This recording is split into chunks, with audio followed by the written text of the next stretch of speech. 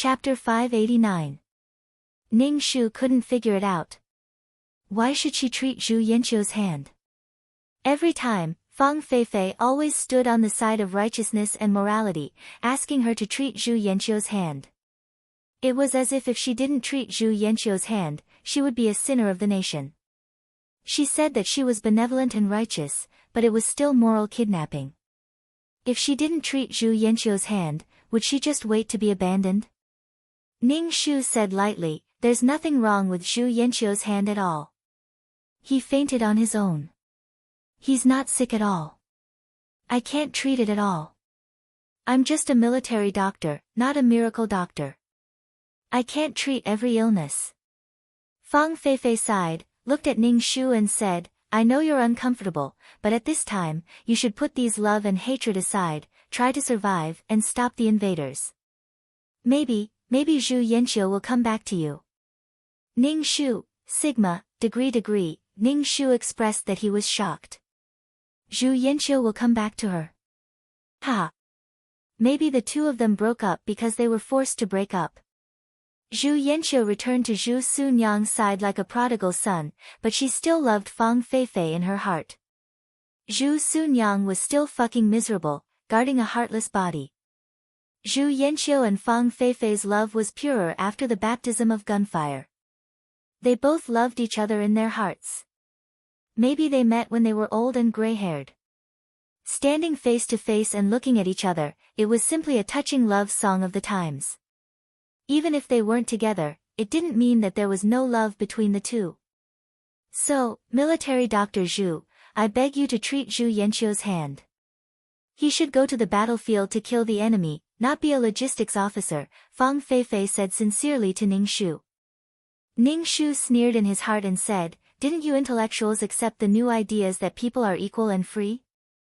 No matter if it's a soldier or a logistics officer, they are all contributing to the resistance against invasion. There's no distinction between high and low. It's just a different division of labor. Isn't this the idea you advocate?" Zhu Yanqiu fainted from gunshot. It's safest for him to stay in the logistics department, and he can also contribute to the whole army. "Miss Fang, do you look down on logistics officers?" Fang Feifei said equality, freedom, and universal love, but in her heart, she divided people into different classes. She used this flag to achieve certain goals and do certain things openly, such as free love and opposing arranged marriage. She said it was to liberate the mind and liberate human nature. If she didn't agree, she was an old-fashioned with old-fashioned. Abandoning one's wife and children, abandoning children. Fang Feifei was stunned by Ning Shu's words. She pursed her lips and said, "I don't look down on logistics officers. Zhu Yanqiu is a college student. His talent shouldn't be wasted. It's not a matter of whether I look down on him or not." Ning Shu was at a loss. He looked at Fang Feifei and said, "What talent? He goes to the battlefield to kill the enemy with a gun. What's the use of his foreign ideas? So what if he's talented? Does he have to recite love poems to the enemy?" Zhu Yanqiu was not someone who graduated from a military academy. Seriously speaking, she was just a weak student. How could she be talented? Fang Feifei's face darkened. She said helplessly, "You hate me and Zhu Yanqiu in your heart, but this is related to Zhu Yanqiu's future, so I beg you. Please, can you treat Zhu Yanqiu?" "Ning Shu, I said that I don't know how to treat at all. I don't know what's wrong with Zhu Yanqiu." Ning Shu stood up from the ground and patted the dust on his butt. "I'm very tired.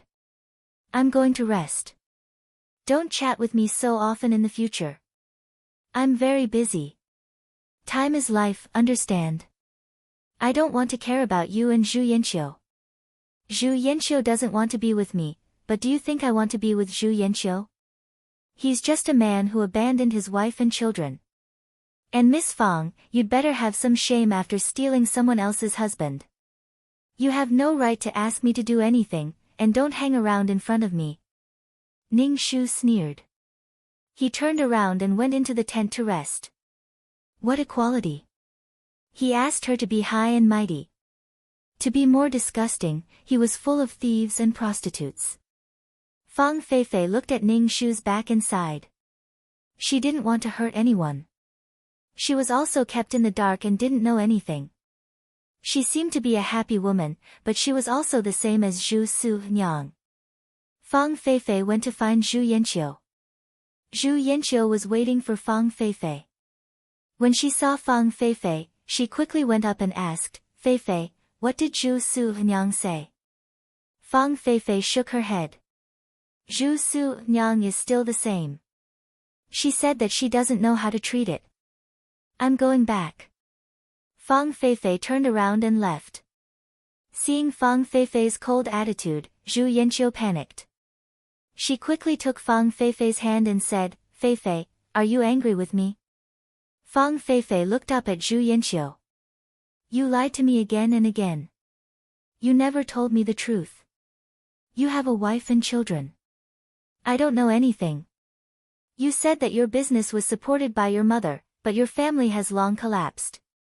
You never told me the truth." I heard these things from Zhu Su Nyang. Wasn't she angry after being insulted by Zhu Su Nyang just now?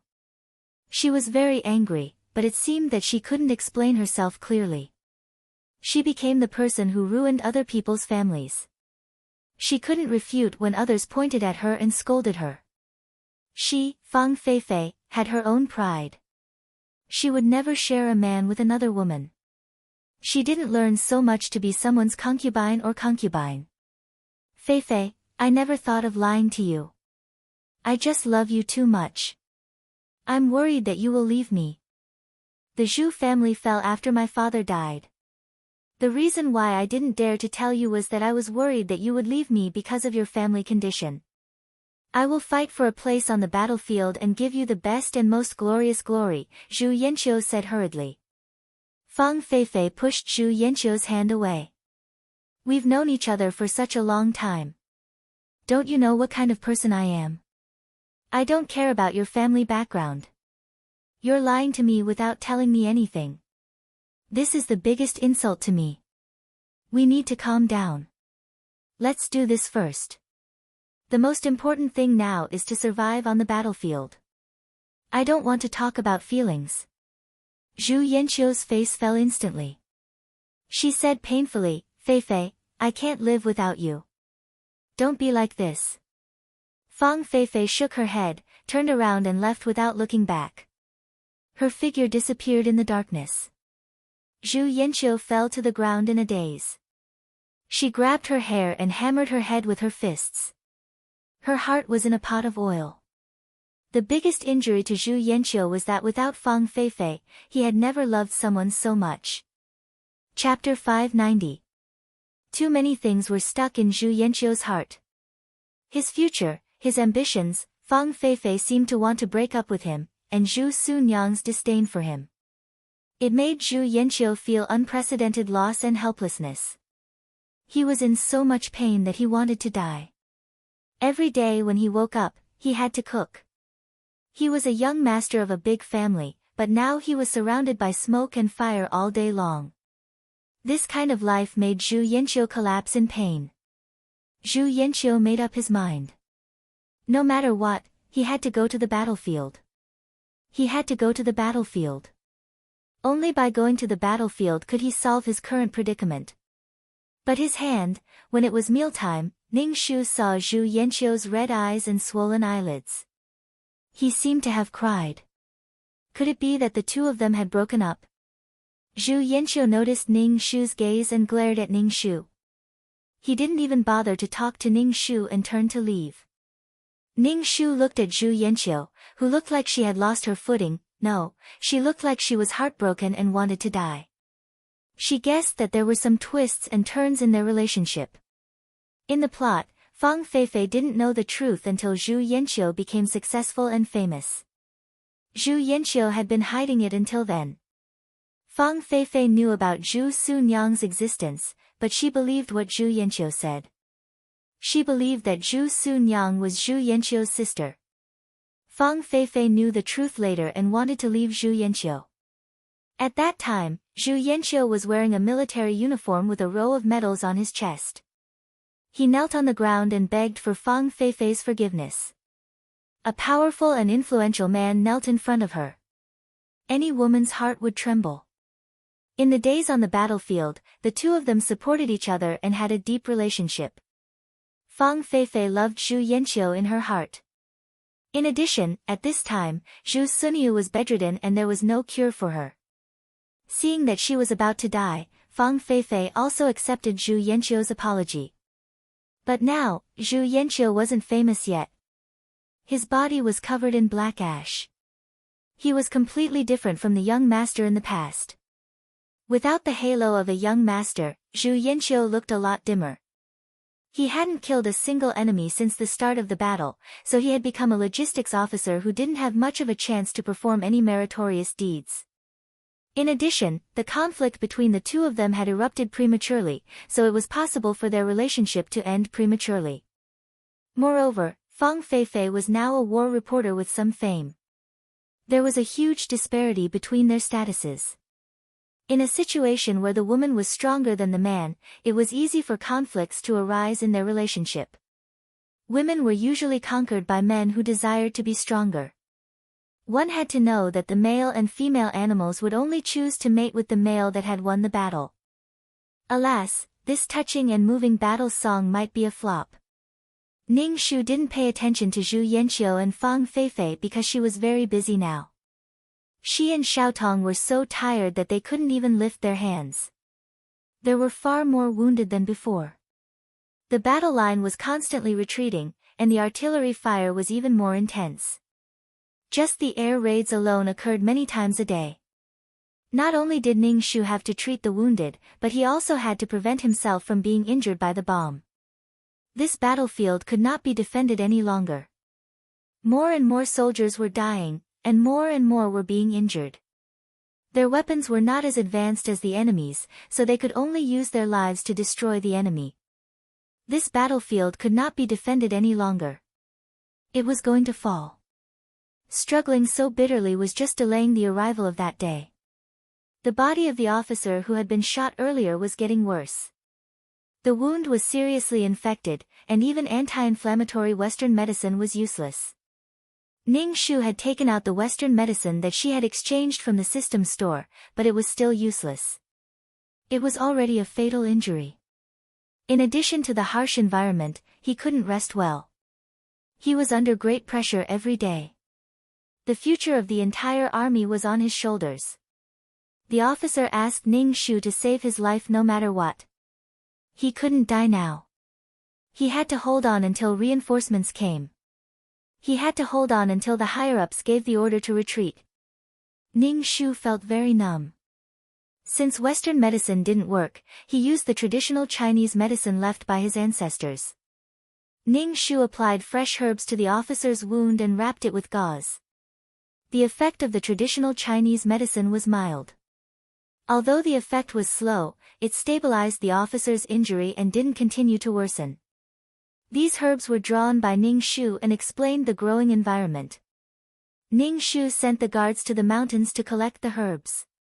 Ning Shu was now very glad that he had learned medical skills from the miracle doctor in a certain dimension. It allowed him to deal with such situations easily. The things he learned would always be of great use. After treating the officer's wound, Ning Shu carried the medicine box back to the tent. There were wounded people everywhere. They had all kinds of wounds on their bodies and their faces were full of pain and despair. Xiaotong was busy alone. Her calves and stomach were trembling, but she gritted her teeth and persevered. There were too many wounded people. Ning Shu and Xiaotong did not stop treating them. Their minds were in a daze. Before they could react to the wounds, they were already holding tools in their hands. They were completely relying on their body's instincts to do things. There was the sound of the Air Force whistling above their heads. They would drop 2 bombs from time to time. Their nerves were highly strung. They were tired, very tired. Under such circumstances, Ning Shu's heart was filled with despair. He didn't know when it would end and what his fate would be in the next moment. War reaped human lives, destroyed civilization, and destroyed people's beliefs. Ning Shu was so busy that his mind was in a daze. He heard someone call him, Zhu Sunyang. Ning Shu ignored him. That voice called him again. Ning Shu only reacted then. He turned his head and saw Zhu Yanqiu lying on the wooden plank. He saw that his leg was really bleeding. It was dripping down his calf to the ground. Zhu Sunyang. Zhu Yanqiu's voice was filled with pain and fear. Ning Shu walked over and touched Zhu Yanqiu's leg. When Zhu Yanqiu was touched by Ning Shu, he was in so much pain that he kept gasping and sweating all over. Zhu Yanqiu's calf bone was broken. There was a neat incision below his knee. He was cut by a knife on his leg. When the skin and flesh were peeled away, one could vaguely see the bone inside. Blood was flowing out from the incision. It looked very scary. Zhu Sunyang, will my leg be okay? Zhu Yanqiu's voice trembled. He was in pain and scared. Ning Shu frowned. What was Zhu Yanqiu doing? How could he get such an injury? Ning Shu took a needle and sewed up the wound. Then he sprinkled some hemostatic powder and bandaged the wound. He used a thin rope to tie a few wooden sticks together with the leg to fix the leg. Zhu Yanqiu asked Ning Shu, will my leg be okay? I don't know. Maybe there will be a problem. Maybe there won't be a problem. Ning Shu turned around and went to work. He didn't even want to know why Zhu Yanqiu was injured. Zhu Yanqiu grabbed his head in pain and looked at his leg. His heart was filled with fear. When the bayonet reflected the sunlight and cut his leg, his heart was filled with fear and despair. His leg and the ambition in his heart. Zhu Sunyang. Zhu Yanqiu shouted at the busy Ning Shu. Ning Shu ignored him. There were so many wounded people waiting to be saved.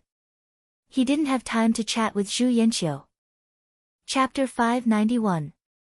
In the end, the battlefield could not be defended. The order to retreat came from the top. The officer sighed and gave the order to retreat. Then, the army quickly retreated. This piece of land fell into enemy hands. The morale of the troops was low. They carried the wounded and retreated. The faces of the soldiers were covered in soot. Their eyes were tired and numb. Ning Shu carried the medicine box and followed the army. It was convenient for him to help when the wounded needed treatment. Xiao Tong followed beside Ning Shu. She was panting. Ning Shu asked her to get into the truck. Xiao Tong shook her head. She looked a little scared. She said to Ning Shu, Master, I don't know where to go. On the battlefield, Xiao Tong felt her value. She was able to follow her master to save people. But now that they were retreating, she did not know where to go. When she walked into the crowd again, Xiao Tong remembered that she was violated. She was afraid that others would mock and despise her. Ning Shu thought for a while and said, Follow me. You can become a military doctor. This invasion would last for a long time. There would be a shortage of military doctors. After he left, Zhu Sunyang and Xiao Tong would be good partners. Thank you, Master. Xiao Tong looked a little relieved. Dr. Zhu, a soldier in front, kept complaining that his leg hurts. He wants you to go and take a look. A soldier ran over to Ning Shu. Okay.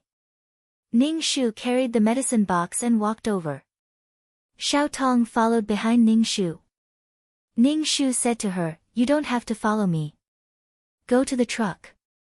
Ning Shu was able to withstand it because he practiced the ultimate martial arts. His physique was strong. However, Xiao Tong was only a weak woman. She could not be compared to him. Master, I can do it. Xiao Tong gritted her teeth. She looked determined. Ning Shu saw her like this and let her follow him. The person who kept complaining of pain was Zhu Yanqiu. Zhu Yanqiu was lying on a stretcher and being carried by two soldiers. What kind of pain is your leg? Ning Shu put down the box and asked Zhu Yanqiu.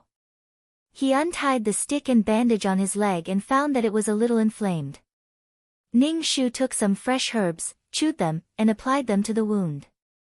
Zhu Yanqiu stared blankly at Ning Shu, watching her meticulously treat her wound. She asked, Zhu Sunyang, when did you learn how to do this? Ning Shu tied a knot on the gauze and coldly said, learn from others. Zhu Yanqiu looked hesitant. She looked at her leg and asked, will my leg recover? I don't know. We will only know when we arrive at the hospital. Don't move. Ning Shu looked at Zhu Yanqiu's leg. He estimated that there would be sequelae. After all, the bone was injured. Zhu Yanqiu looked defeated and uneasy. Obviously, she knew about her injury. That was why she kept asking Ning Shu to confirm it again and again. She just wanted to feel at ease. He gritted his teeth and went to the battlefield. He didn't expect that his leg would be cut by the enemy when he was fighting with a bayonet. At that time, he spent a lot of effort to put the enemy on the ground. As a result, the enemy lying on the ground cut his leg with a bayonet. Zhu Yanqiu didn't go through military training because of her illness. Of course, she was slow to encounter this kind of thing. She didn't grow up slowly on the battlefield like in the plot. Eager for success and instant benefits, it was easy to get into trouble. Zhu Yanqiu also felt a little regretful. Ning Shu looked around and didn't see Fang Feifei. Now that the army had retreated, Fang Feifei, the war reporter, should have retreated with the army. Why didn't he see her? Especially now that Zhu Yanqiu was injured. Zhu Yanqiu had been injured for so long. Did they really break up? Ning Shu was too lazy to care about these two people. However, love was really too fragile. It could die prematurely for various reasons. However, not everything had to give way for love. True love wasn't a reason. When Ning Shu returned to the bustling Shanghai again, he felt as if it was a lifetime ago. He hadn't seen such a peaceful atmosphere for a long time. There was no rain of bullets, no whistling air force in the sky, and no wailing soldiers in pain. These peace and tranquility were all exchanged for by the soldiers on the front line with their lives. Ning Shu brought Xiaotong back to his home. The two of them took a shower and then fell asleep on the comfortable bed. They didn't want to do anything and slept first. When they woke up, it was already a day later. Ning Shu wore his military uniform and the second-class military medal on his chest. He wore military boots and went to the boarding school to see Zhu Siyuan. He hadn't seen Zhu Siyuan for a while. Zhu Siyuan had grown a lot taller and his body was very strong. Mother. Zhu Siyuan ran to Ning Shu. He didn't throw himself into Ning Shu's arms like he did when he was young. His behavior was much more restrained. However, his eyes were a little red when he looked at Ning Shu. Ning Shu smiled and said, Siyuan, mother is back. Let's go home. Zhu Siyuan nodded desperately. He asked Ning Shu all kinds of questions along the way. When he found out that Ning Shu received the second-class military medal, he couldn't take his eyes off the medal. Ning Shu handed the medal to Zhu Siyuan. Zhu Siyuan took the medal carefully and looked at it over and over again. He said to Ning Shu, Mother, I will also go to the battlefield in the future and drive the invaders out of our land. Ning Shu smiled and nodded. When they returned home, Xiaotong had already prepared dinner. When she saw Ning Shu and Zhu Siyuan, she was a little reserved. Ning Shu introduced Xiaotong to Zhu Siyuan. Zhu Siyuan greeted Xiaotong as Sister Xiaotong. At the dining table, Zhu Siyuan kept pestering Ning Shu. He wanted Ning Shu to talk about what happened on the battlefield. When he thought about all kinds of things on the battlefield, Ning Shu lost his appetite. He said to Zhu Siyuan, Siyuan, don't ask Mother. Mother will write down everything later. You can read it yourself. Ning Shu wanted to organize all the injuries he encountered on the battlefield into a book. He wanted to write down all the situations he encountered. Well, the title would be, I am a battlefield military doctor. Ning Shu began to write down what he encountered on the battlefield like a diary. He wrote down how he worked, what injuries the soldiers suffered on the battlefield, and how to treat the wounds. Every time he wrote down a little, Zhu Siyuan would be the first to read it. Every time she finished reading, she would look at Ning Shu with admiration, heartache, and anger. She asked, "Are the invaders really so cruel?" "Well, war is just that cruel," Ning Shu said. After Zhu Xiyuan finished reading it, she even brought it to school to show the other students. Ning Shu did not mind. She would probably be sent to the battlefield soon. This was only a short retreat. This war still had a long, long time to go. When he was free, Ning Shu would teach Xiaotong some military medical knowledge. Xiaotong had been on the battlefield before, so she understood it very quickly. Ning Shu felt that he had been in this world for quite a long time, especially after returning from the battlefield. He felt that he had lived for more than half of his life. There was no other world that could make Ning Shu feel so tired and weary. A newspaper came to Ning Shu and wanted to publish "I Am a Battlefield Military Doctor," written by Ning Shu. Ning Shu agreed without saying anything. It was fine to publish it. Now that the nation was in danger, it was good to let the ordinary people know about the war. The newspaper even gave him some royalties. Ning Shu kept it and saved it for Zhu Xiyuan's marriage. Chapter 592. Ning Shu took the diary to the newspaper office and met Fang Feifei. Fang Feifei wore a camera on her chest and was dressed neatly.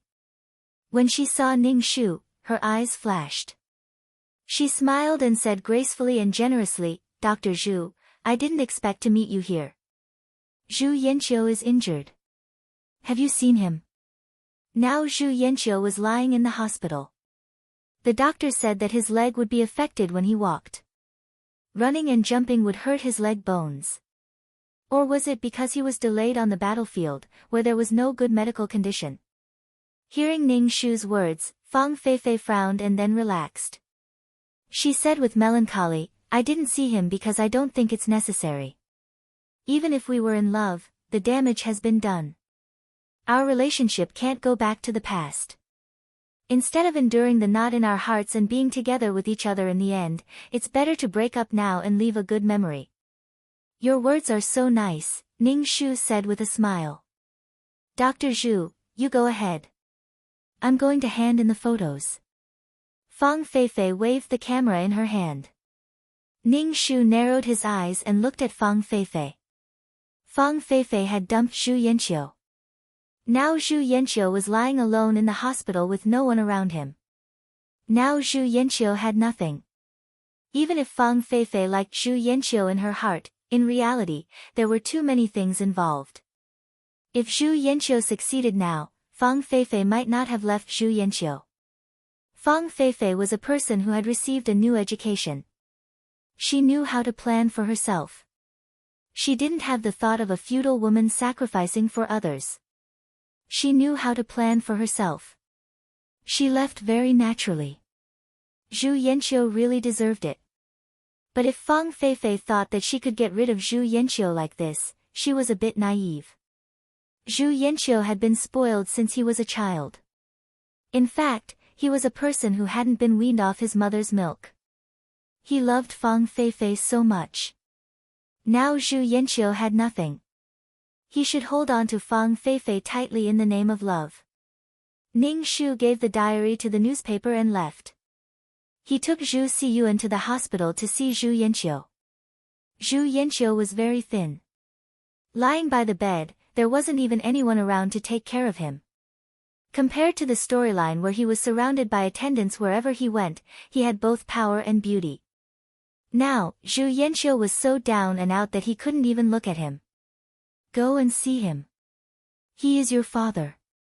Ning Shu Zhu Xiyuan said, "He didn't fulfill his responsibility as a father, but he gave you life. You just need to fulfill your responsibility to him." "Father doesn't like me." Zhu Xiyuan pouted. Zhu Yanqiu turned around and saw the mother and son standing at the door. Her eyes focused on Zhu Xiyuan, and her lips moved. "Xiyuan."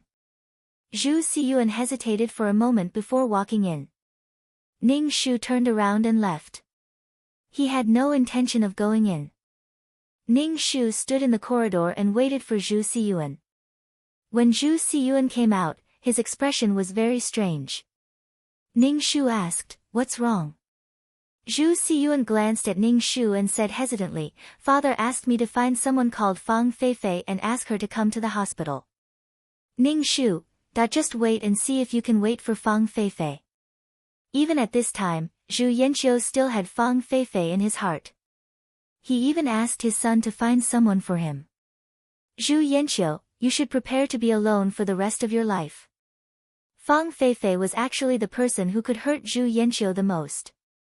Because Zhu Yanqiu loved Fang Feifei, it was just like how Zhu Yanqiu could hurt Zhu Sunyang and hurt people in the name of love.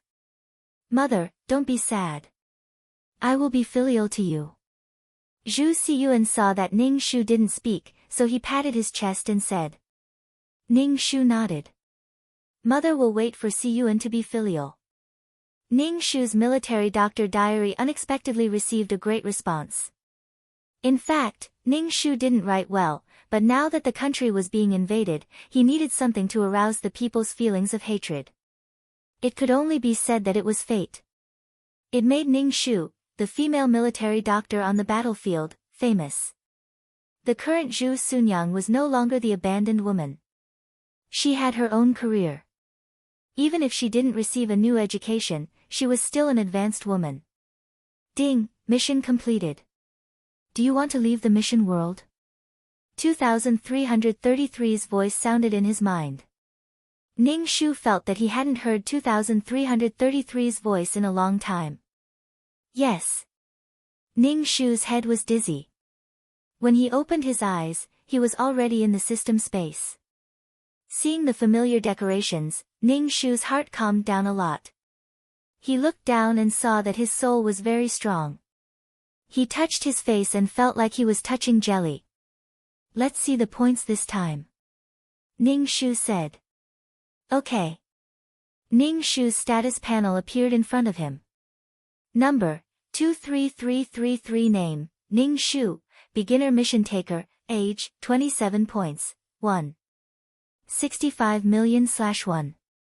5 million Soul, 300 Health, 71 Wisdom, 170 Charm, 4 Luck, 44 Spirit, 120 Faith, 1430 Aptitude, 39 Martial Strength, 112 Merit, 620 Skills, 5th Ring Shooting Technique, Trash Fighting Technique, Beginner Peerless Martial Arts, Beginner Poison Technique, Beginner Business Management Knowledge, Beginner Code Programming, Beginner Lawyer Skills Honorary Title, Goddess of War, Selfless Ancestor Tools, Calm Aura, Amulet Aura, Mother of the World, Queen's Blessing, Model Worker, Qinshi's Blessing, Leader Aura.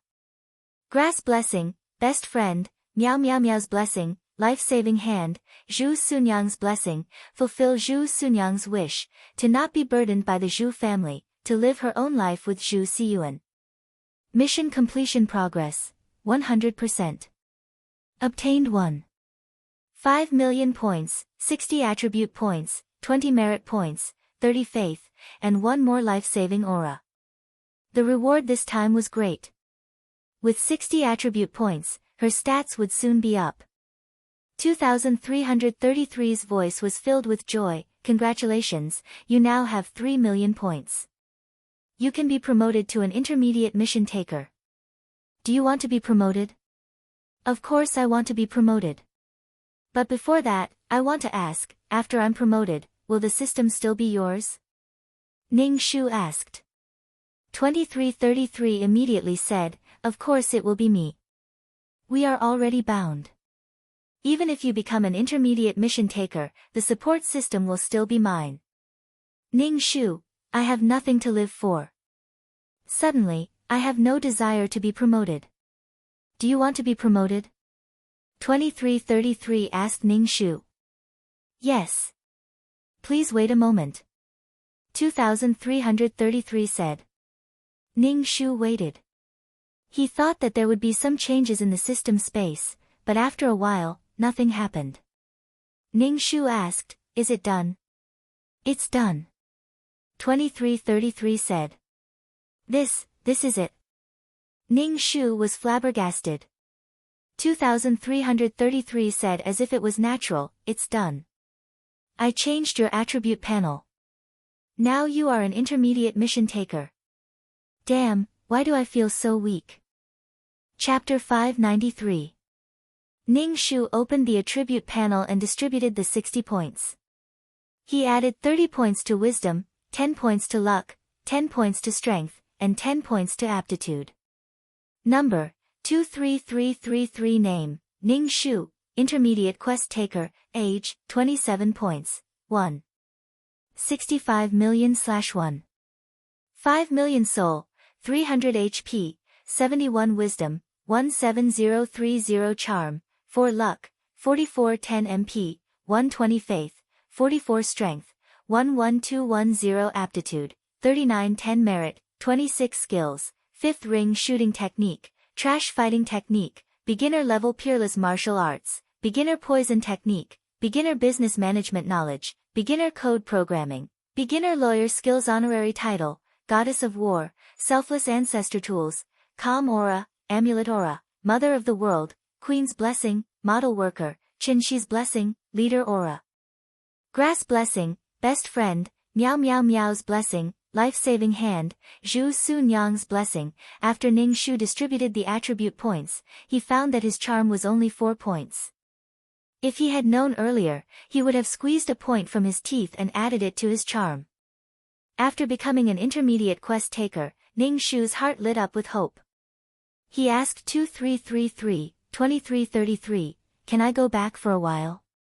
Go back where? 2333 was puzzled. Since I'm an intermediate quest taker, can I go back to the world where I was born? Before, Ning Shu hid these things in his heart because he couldn't control his own fate. Now that he was an intermediate quest taker, he had some rights to speak. Ning Shu wanted to go back to see his parents, and wanted to exchange some body-strengthening pills for them from the system store. Ning Shu had 2 older brothers. To be honest, their relationship was very indifferent.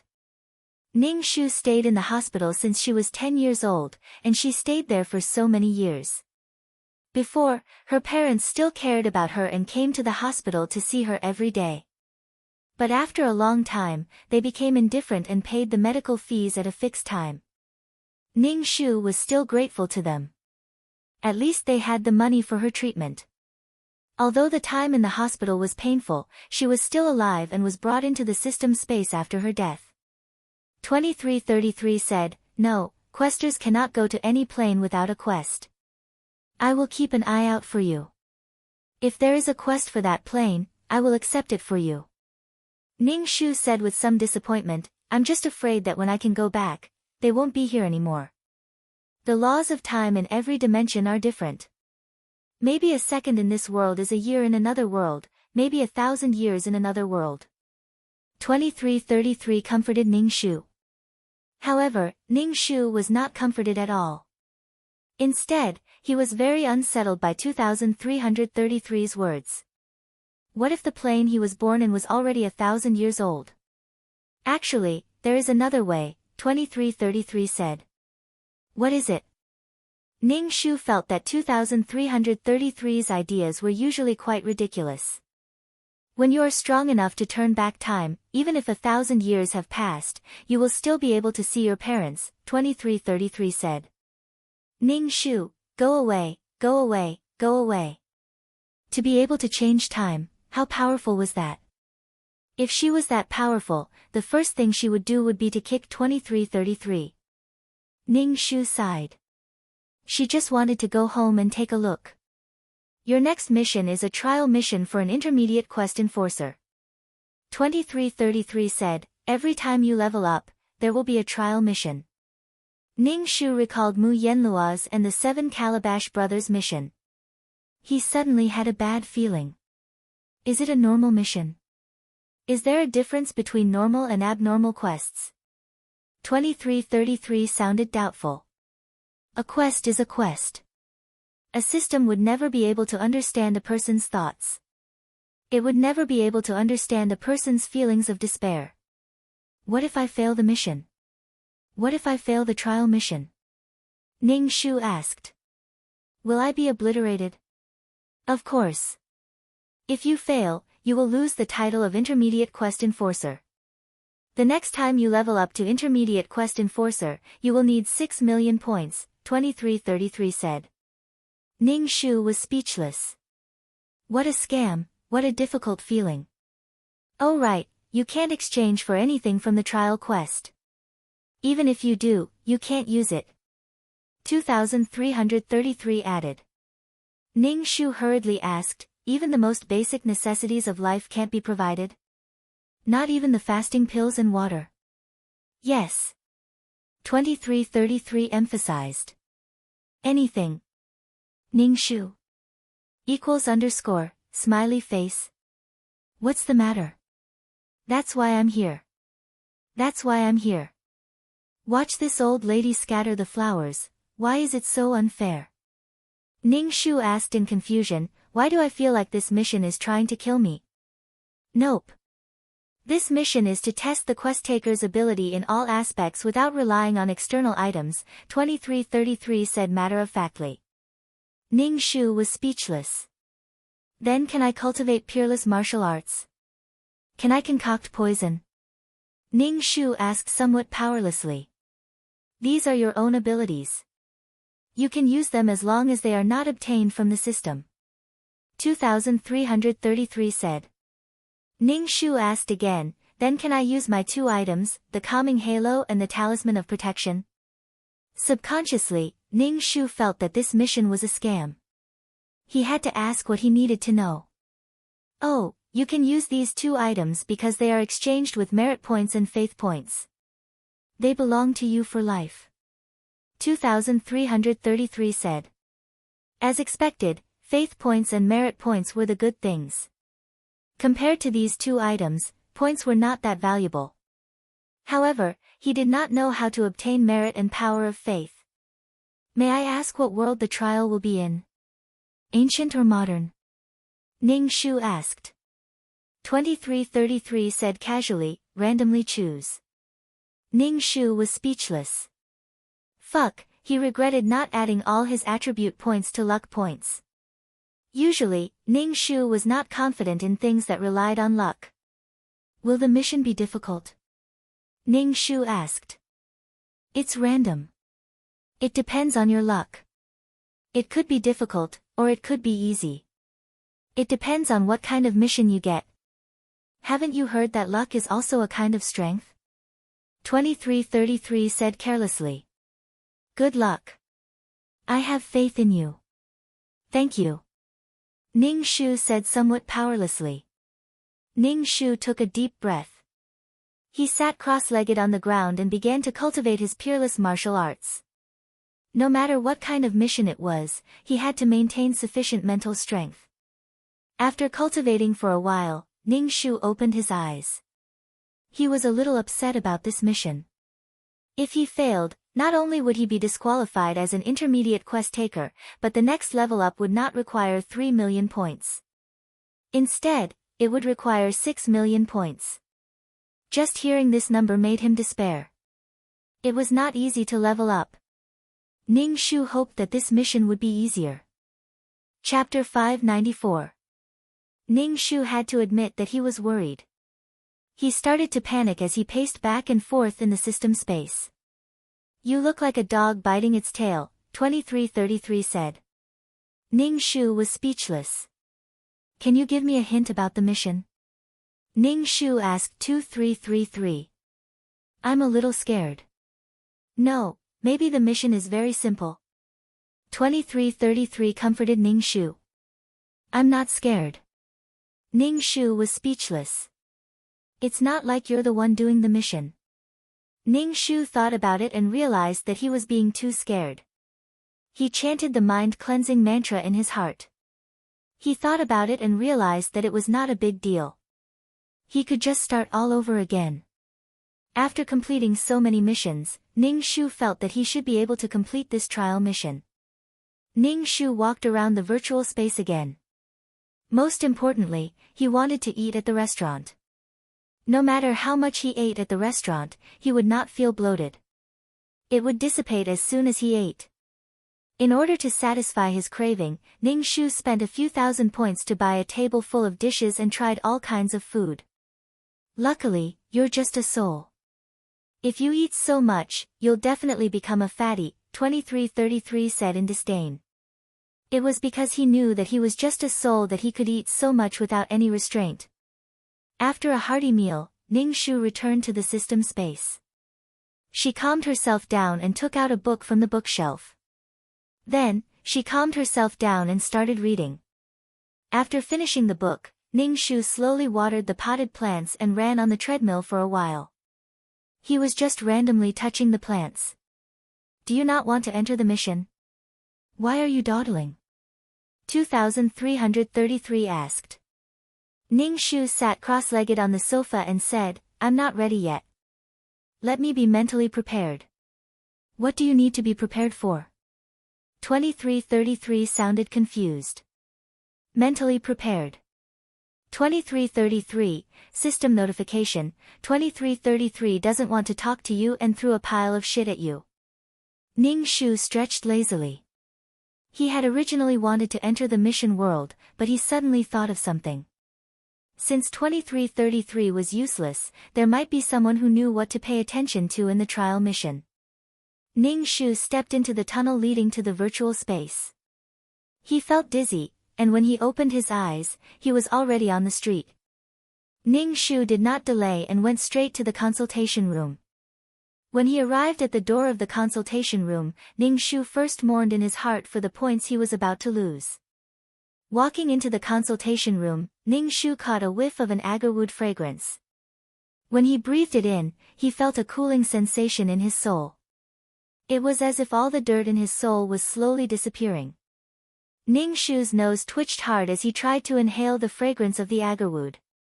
The silver-haired man came out from the inner room, holding a book with a leather cover in his hand. He sat down unhurriedly, his every movement carrying the etiquette of an ancient aristocrat. The silver-haired man placed the book in his hand on the table, opened it, and said to Ning Shu without raising his head, "Please sit." Ning Shu sat across from the silver-haired man, his nose still quietly inhaling the agarwood fragrance. He asked the silver-haired man, "Is there anything I need to pay attention to in the intermediate trial mission?" "No, I want to ask first, how much does this mission cost?" 1,000,000 points, the silver-haired man said calmly. Ning Shu thought, go to hell, go to hell. Ning Shu's face twitched. Last time, it was 300,000. This time, it was 1,000,000. Why is it so expensive? Fortunately, he had asked before. Otherwise, if he had asked for 1,000,000 points, Ning Shu would have been scared out of his wits. You can also choose not to ask. Pay 200,000 points and you can go, the silver-haired man said calmly, his bony fingers flipping the pages of the book. Ning Shu was almost stunned by the pair of hands, but he quickly reacted and asked, "Why do I have to pay 200,000 points if I don't ask?" How black-hearted. He could have just casually asked for 1,000,000 points. You can just go and rob me. I've never seen such a black-hearted person. Unfortunately, I can only find this person. The silver-haired man looked up at Ning Shu. From the moment you enter this consultation room, you will be charged. The agarwood you smell is a very precious item. Its value cannot be estimated. Ning Shu immediately held his breath. I'm not inhaling. Not asking would waste 200,000 points, so he might as well ask questions. Ning Shu asked, I want to know what I need to pay attention to in the trial mission. It's not only the beginner trial mission, but also the intermediate trial mission and the advanced trial mission. There are even higher levels above. Let's not talk about whether or not you can complete the trial mission. The most important thing is to protect your own life and not die during the mission. As long as you wait for the auxiliary system to notify you that you can leave the mission world, the mission will be considered completed. The mission completion rate will be 60%, and you will pass the trial, the silver-haired man said slowly, and Ning Shu heard it very clearly. Ning Shu felt a little more confident. At the same time, he felt a chill in his heart. He asked, the trial mission is life-threatening? Of course. The higher you go, the more dangerous the trial mission is, the silver-haired man said. No matter what the trial is, you can continue the mission as long as you protect your own life and don't die during the mission. Ning Shu nodded to show that he understood. He should have asked the experts. However, when he thought of the consultation fee, Ning Shu's liver hurt. No, his liver was bursting. Ning Shu trembled as he took out his points card and paid 1,000,000 points. When he left the consultation room, Ning Shu walked very slowly and inhaled the agarwood. Every time he breathed in, he felt a chill in his soul. His heart was very calm. It was really good stuff. Ning Shu looked at the consultation room signboard. He was cheated again. His heart was tired. Ning Shu could feel that this silver-haired man was very strong. At least in this virtual world, no one could mess with him. Ning Shu wanted to go back on his words, but he didn't dare. Ning Shu could see that 2333 might or might not know the rules of the trial, but 2333 couldn't say these things out loud. Sigh, I'm so weak. I'm just an ant. Back in the system space, Ning Shu asked 2333, am I very weak? Very weak, 2333 said. But everyone starts from weak to strong. I thought you wouldn't be able to hold on for so long, but you are now an intermediate mission taker. You will get stronger in the future. Don't worry about the 1,000,000 points. It's worth it to use the points to exchange for the senior's guidance. 2333 looked at Ning Shu's pained face. Don't be petty. Be generous. Ning Shu, hee, all you know is to play dead and say useless things. I'm really speechless. However, 2333 wasn't as sure that he couldn't go on like before. He was encouraging him now. Before, he was indifferent and didn't think much of him as a mission taker. Chapter 595. Zhu Siyuan went to the hospital to see Zhu Yanqiu with the chicken soup made by Sister Xiaotong. But his nominal father asked him when he saw him, Siyuan, can you help me find Fang Feifei? Ask her to come and see me. Zhu Siyuan was only a child less than 10 years old. It was not easy for him to come to the hospital alone to see Zhu Yanqiu. The world was so big. Where could he find this woman called Fang Feifei? He had only seen her twice and didn't know her at all. Zhu Siyuan was speechless. His mother said that she would do her duty to his father, but Zhu Siyuan didn't even want to see his father like this. He kept muttering the name of another woman. His mother was his wife. Why did he keep muttering the name of another woman? Zhu Siyuan put down the chicken soup and turned to leave. Zhu Yanqiu shouted at Zhu Siyuan's back, Siyuan, you must help me. Zhu Siyuan wanted to say that he couldn't do it. What kind of father was he? Zhu Siyuan went back home and told Zhu Sunyang about this. Zhu Sunyang was a little absent-minded. Now all kinds of images flashed through her mind, frame by frame. Zhu Sunyang looked at her hand and reached out to hold the scalpel in the box. She instantly felt that the scalpel was like her own hand. Mother, I don't want to see father. Zhu Siyuan frowned and said to Zhu Sunyang. He felt that his father's mind was not clear. Zhu Sunyang said carelessly, then don't go. Zhu Sunyang was touching all kinds of medical equipment over and over again. He wants to see Fang Feifei. Every time he went to see his father, he would only talk about Fang Feifei.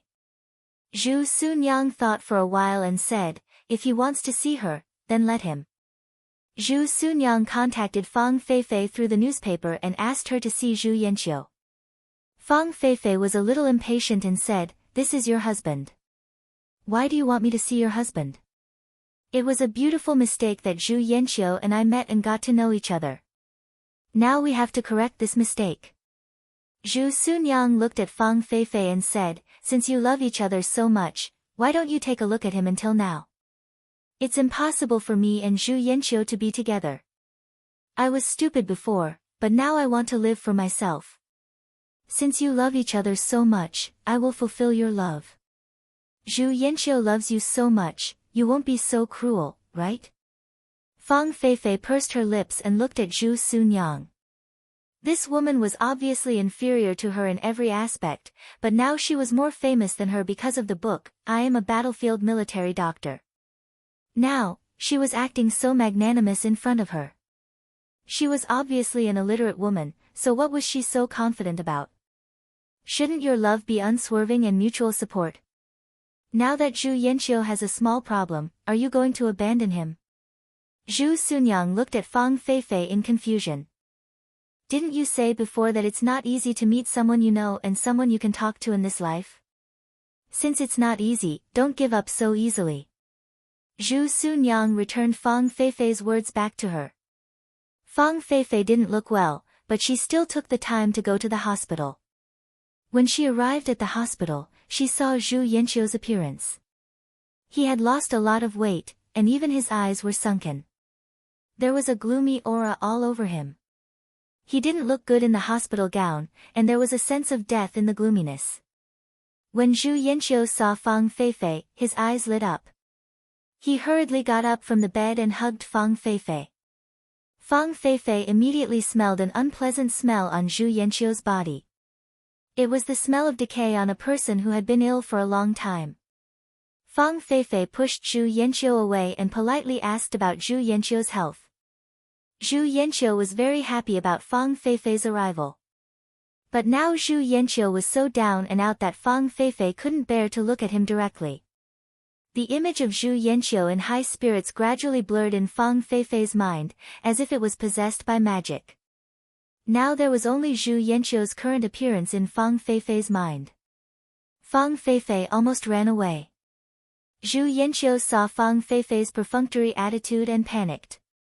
After Zhu Yanqiu was discharged from the hospital, she looked for Fang Feifei everywhere. She even found the place where Fang Feifei lived. She waited for Fang Feifei every day and pestered Fang Feifei. Zhu Yanqiu had a criminal record. Just like how she went to the hospital every day to block Ning Shu, she was used to this kind of pestering trick. Fang Feifei was annoyed by Zhu Yanqiu. She felt a little guilty before, but this little bit of guilt was consumed by Zhu Yanqiu's pestering. Now Fang Feifei just wanted Zhu Yanqiu to get lost. If Zhu Yanqiu was so obsessed with Fang Feifei after she became successful, Fang Feifei wouldn't be so disgusted. The nature of the two was completely different. One was pursuing, the other was sexual harassment. Especially now, Zhu Yanqiu's legs still had problems. It couldn't be seen when she walked slowly, but it could be seen when she ran or walked a little faster. Fang Feifei tried to get rid of Zhu Yanqiu. The more Fang Feifei was like this, the more Zhu Yanqiu wanted to hold on to Fang Feifei. Now Zhu Yanqiu had nothing. She just wanted to hold on to the woman she loved deeply. In a fit of anger, Fang Feifei ran to the front line with her camera. Zhu Yanqiu also ran to the battlefield. However, because of Zhu Yanqiu's health, and because she couldn't hold a gun, she did her old job, which was being a logistics officer. She always tried to give Fang Feifei special treatment, but Fang Feifei didn't appreciate it at all. Every time, Fang Feifei threw the bowl on the ground very rudely and told Zhu Yanqiu not to follow her. Zhu Yanqiu was very angry. She said that Fang Feifei was cruel, but the next day, she still served food to Fang Feifei. Fang Feifei didn't throw the bowl at random. Fang Feifei had an ambiguous relationship with a young officer in the army. Zhu Yanqiu knew about it and was very excited. She even wanted to hit the officer. However, the officer took out a gun and pointed it at Zhu Yanqiu's forehead. Zhu Yanqiu didn't dare to make trouble at once. But because of this, the officer's attitude towards Fang Feifei also became cold. Fang Feifei was beautiful and did things quickly. She was very popular with men. But now it was a special time. As the upper class of the army, the officer had to ensure the harmony of the army. He couldn't take the lead to do such a thing. Fang Feifei was very angry. She was sick of Zhu Yanqiu. Her eyes were full of disgust when she looked at Zhu Yanqiu. Zhu Yanqiu was very happy in her heart. She even told Fang Feifei that the person was playing with her and she shouldn't be fooled. Fang Feifei was so angry that she almost wanted to kill Zhu Yanqiu. Zhu Sunyang and Xiaotong were also sent to the battlefield. They still followed the officer. The officer appointed Zhu Sunyang to be his military doctor. Obviously, he trusted Zhu Sunyang more. Zhu Sunyang's reputation was much better than Fang Feifei's, a small reporter. Every time Zhu Yanqiu heard others talking about the female military doctor on the battlefield, she felt very complicated. Once, she couldn't help but say that Zhu Sunyang was his wife. But she received disdainful looks from the people around her. The whole army knew that Zhu Yanqiu liked the war reporter. Now, she said that the military doctor on the battlefield was his wife. She was crazy. Zhu Yanqiu's behavior of being obsessed with Fang Feifei was not crazy in the eyes of others. Chapter 596. 2333, Enter the Quest, Ning Shu said to 2333. Okay. Ning Shu suddenly felt a little dizzy. When his soul and soul merged, Ning Shu opened his eyes and felt that his body was sticky. Even though there was a mat under him, he still felt very hot. The sky was a little dark. There was an oil lamp on the table. There were 4 beds in the room. Some people were sleeping on the beds, and occasionally, someone would turn over. In the middle of the night, there were occasional cicadas chirping. Ning Shu felt a little thirsty. He got up from the bed and poured a glass of water to drink from the table. The water was very cold, but it was refreshing to drink it in his mouth. It was cool. After drinking enough water, Ning Shu quickly climbed onto the bed to receive the plot. Ning Shu's identity this time was a maidservant named Miaoling. Her master was Injin's concubine, Song Gij. For various reasons, she died in the fight in the house. Then, Ning Shu realized that this world was very chaotic. This was the Qing dynasty that had been transmigrated into a sieve. It had fallen into the magnificent 9 dragons' fight for the throne. There were also princes with different temperaments. Everyone was a dragon and phoenix among men. Most of the girls were here for the 4th prince. Injin was the future emperor. He was unpredictable, suspicious, and even treacherous and cruel. All of them wanted to conquer the famous cold-faced king in history. It was too challenging to conquer such an iceberg. It melted the iceberg and watched the cold person fall into a passionate love. He was cold to others, but he was different to himself. It was too fulfilling. It was great to obtain the emperor's favor and fall in love with the emperor. They could even enter the palace and become a concubine and empress. There were transmigrators, reborn people, and even rebels in the backyard of the 4th master. There were 2 in the Neohuru clan alone. It was as if they had taken on the surname of Neohuru. They were the ones in history who had stood tall for 3 dynasties. From concubines to imperial concubines to empresses, and finally, the Empress Dowager who was raised by Qianlong. It was like a group of demons dancing wildly. All of them had their eyes on Injin as the final victor of the 9 dragons' fight for the throne. Or they used their historical knowledge to help Injin fight for the throne. He felt that Injin was also quite miserable.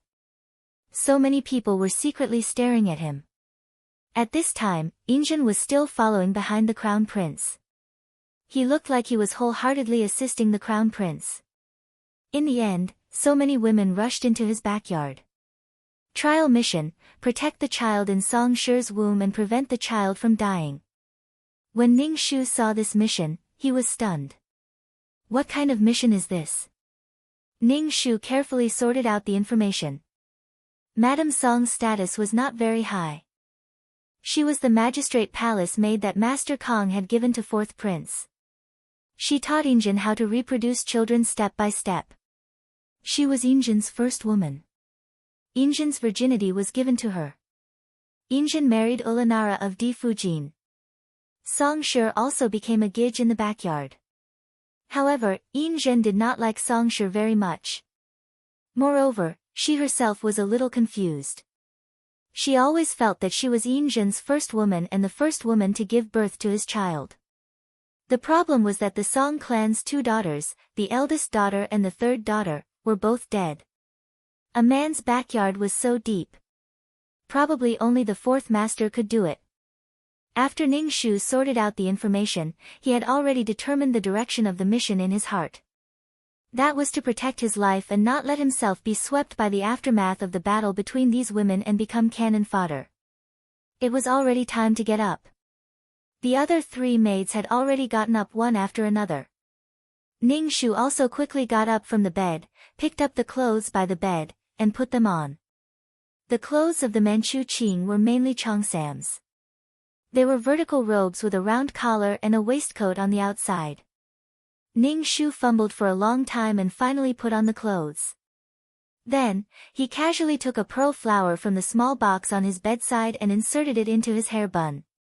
Then, he went to serve Gij Song, who was about to get up. Ning Shu went to the kitchen and brought warm water to Gij Song's courtyard. He walked into the room. At this time, Song Gij had just gotten up, put on her clothes, and rinsed her mouth. Ning Shu's duty was to clean Song Gij Song's face. Ning Shu wrung the handkerchief dry and gently cleaned Song Gij Song's face. He looked at Song Gij Song up close. She had a good appearance, a round face, and a full forehead. She looked like a blessed person. Otherwise, Master Kong would not have betrothed her to Injin.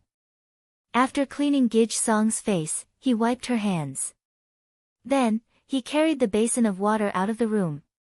Gij Song suddenly called out to Ning Shu. Ning Shu suspiciously turned his head to Song Gij Song and asked, "Gij Song, why did you call this servant? The pearl flower on your head is very beautiful." Song Gij Song said. Ning Shu was stunned.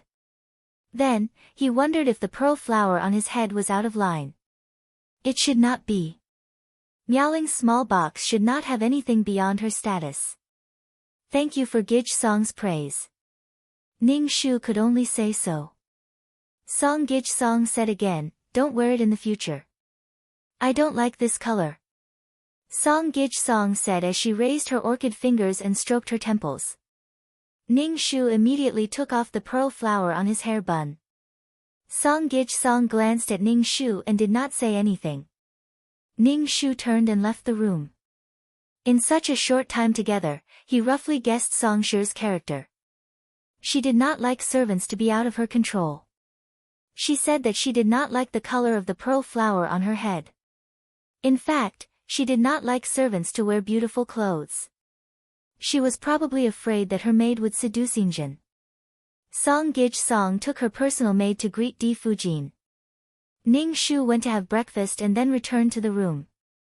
He put the pearl flower in the small box beside the bed and only took a silver hairpin to plug it in. For this task, Ning Shu was very careful. Song Gij Song was just a Gij Song, but her attitude towards servants was very arrogant. Therefore, as an involuntary maid, it was easy for her to become a sacrifice in the fight between big people. Moreover, part of the reason for the death of the original Miaoling was because of Song Gij Song. Sure enough, as the silver-haired man said, the most important thing was to save one's life. But he did not know whether Song Gij Song was pregnant now. The 3 maids in the same room returned to the room one after another. However, these 3 maids did not have the same master as Ning Shu, but they lived in a room with 4 people. Basically, their status was not high.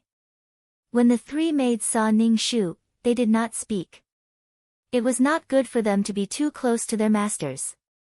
Ning Shu observed the 3 people in the same room. They were dressed very plainly and very low-key. Sure enough, the pearl flower she just wore was a bit out of place. "Miaoling, you still stay here." Gij Song fainted. "Quickly get water." A maid rushed into the room. Ning Shu anxiously said, and then hurriedly left.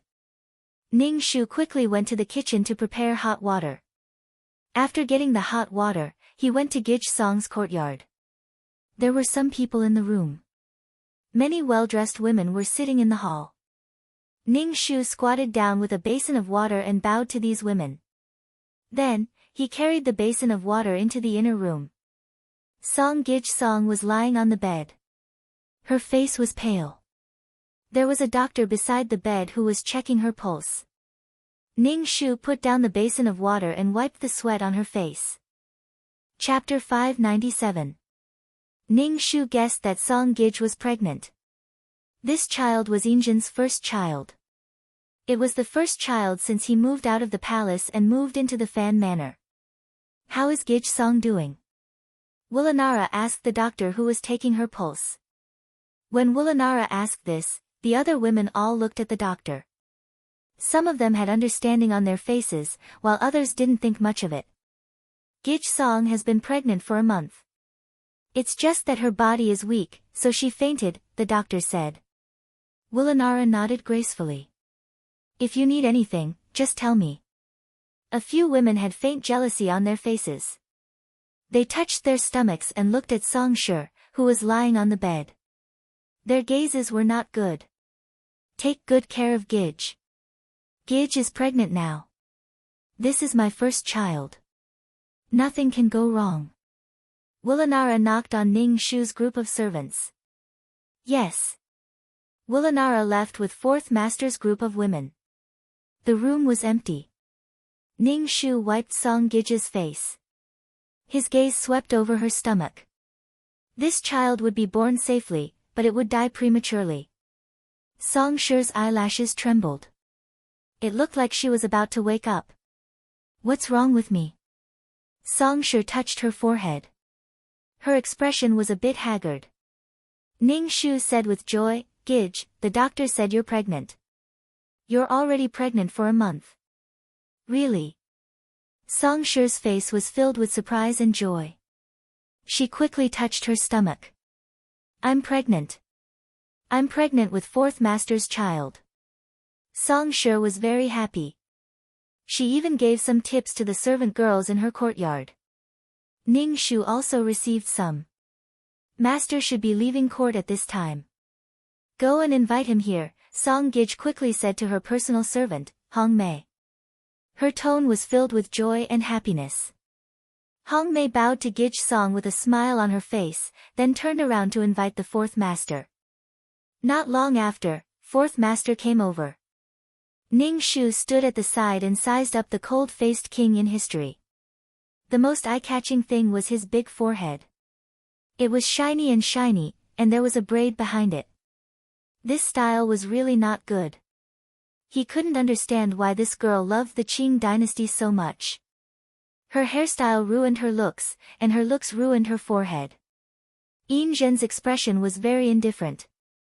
There was a hint of joy on his brows, which made people know that he was very happy in his heart. He sat by the bed and held Song Gij's hand, letting her take good care of the baby. Song Gij's expression was shy and happy. She asked Yin Zhen to stay for lunch, but Yin Zhen directly said that she wanted to eat at Fujin's place. Song Gij couldn't keep a straight face at that time. However, when Yin Zhen agreed to come over for dinner, a smile appeared on her face. When Ning Shu saw Yin Zhen leave, he didn't look as happy as before. Then, he glanced at Song Gij, who was sitting on the bed and stroking her belly with a happy look on her face. Ning Shu finally knew why Song Gij wasn't favored. When she was pregnant, she took the opportunity to seek favor. How could this last long? After Yin Zhen ascended the throne, she was still a concubine until she died. She also didn't protect her two daughters. Logically speaking, so many firsts happened to Song Gij, but Song Gij didn't grasp such an advantage at all. She didn't know when to advance or retreat. All kinds of thoughts flashed through Ning Shu's mind. The battle between the women in the harem was a battlefield without gunpowder.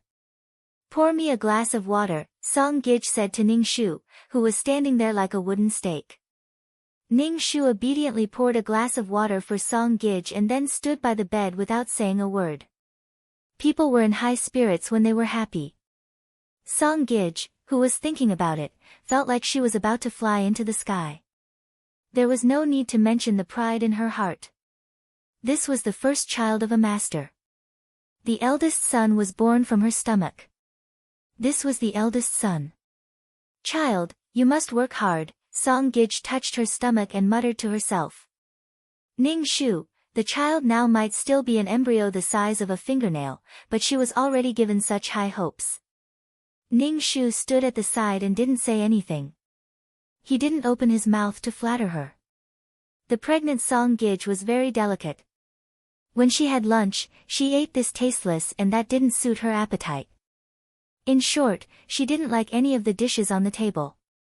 She was all kinds of picky and asked the kitchen to make a new table. She didn't specifically say what she wanted to eat, and she wasn't satisfied with the dishes. Ning Shu's mouth twitched as he watched from the side. She was too pretentious.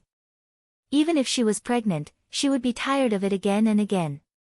It was not easy to give birth to a child safely in the backyard. At this time, she should keep a low profile. If the Song family did this, everyone in the yard would know. Even if she was delicate, she shouldn't be so delicate. Song Gij forced herself to eat a little and then cleared the table. She gave the rest of the food to the servants. Even Ning Shu got a share. Ning Shu didn't eat it. Instead, he ate the food that the servant girls should eat. At dinner, Injin came over to eat and made a table of dishes. When Injin saw these dishes, he frowned. Obviously, he was dissatisfied with the sumptuous dishes on the table. To be honest, Injin was just a bailiff who had just left the palace. His salary wasn't much. Moreover, he had such a big family to support. The two of them couldn't finish such a table of dishes. Injin was a more thrifty person. He was even more thrifty when he ascended the throne. However, Song Gij didn't notice it at all. She even eagerly picked up food for Injin. The two of them couldn't finish the table of dishes, so they gave the rest of the dishes to the servants. Then Ning Shu got another plate of dishes.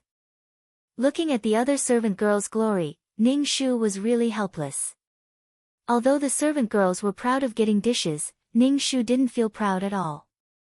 After Song Gij went to bed, Ning Shu returned to the room to sleep. He sat on the bed and hung his stiff legs. After standing for a whole day, his legs and stomach were stiff. After today's situation, Ning Shu also knew how to be a servant girl. In addition, she was actually a servant girl with no status. She only did some cleaning, wiping the table, and carrying water. She couldn't get a word in when she was beside Song Gij. When Ning Shu was rubbing his legs, the other three servant girls came back. When they saw Ning Shu, they said, "Your master is really troublesome. The whole bailiff mansion knows that she is pregnant. She still let the bailiff stay in her yard when she is pregnant." Ning Shu could only sigh in his heart. It was really tiring to stay in this backyard. It was such a big place. There were many people and many disputes. Moreover, they were all fighting for a man and fighting for the only resource. This task was so deceptive. She had to save the child who would have died young. How could it be possible? The Song family's child was still weak when he was born.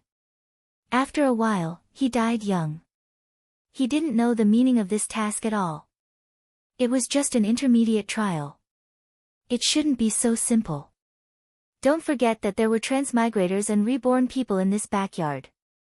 Moreover, he didn't know who was a transmigrator and who was reborn. One by one, they stayed in this backyard with a purpose, waiting for an opportunity to act. Chapter 598.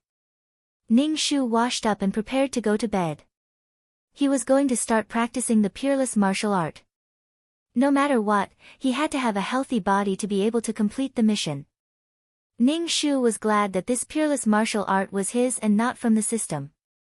Otherwise, he wouldn't be able to practice it. Sure enough, he had to learn everything by himself. The system's things were always unpredictable. It didn't care about the life and death of others. The three maids in the same room had also fallen asleep. Ning Shu silently recited the formula of the peerless martial art. Knock, knock, knock. At this moment, there was a rhythmic knocking on the door, as if knocking on one's heart. "Oh, who's going to open the door?"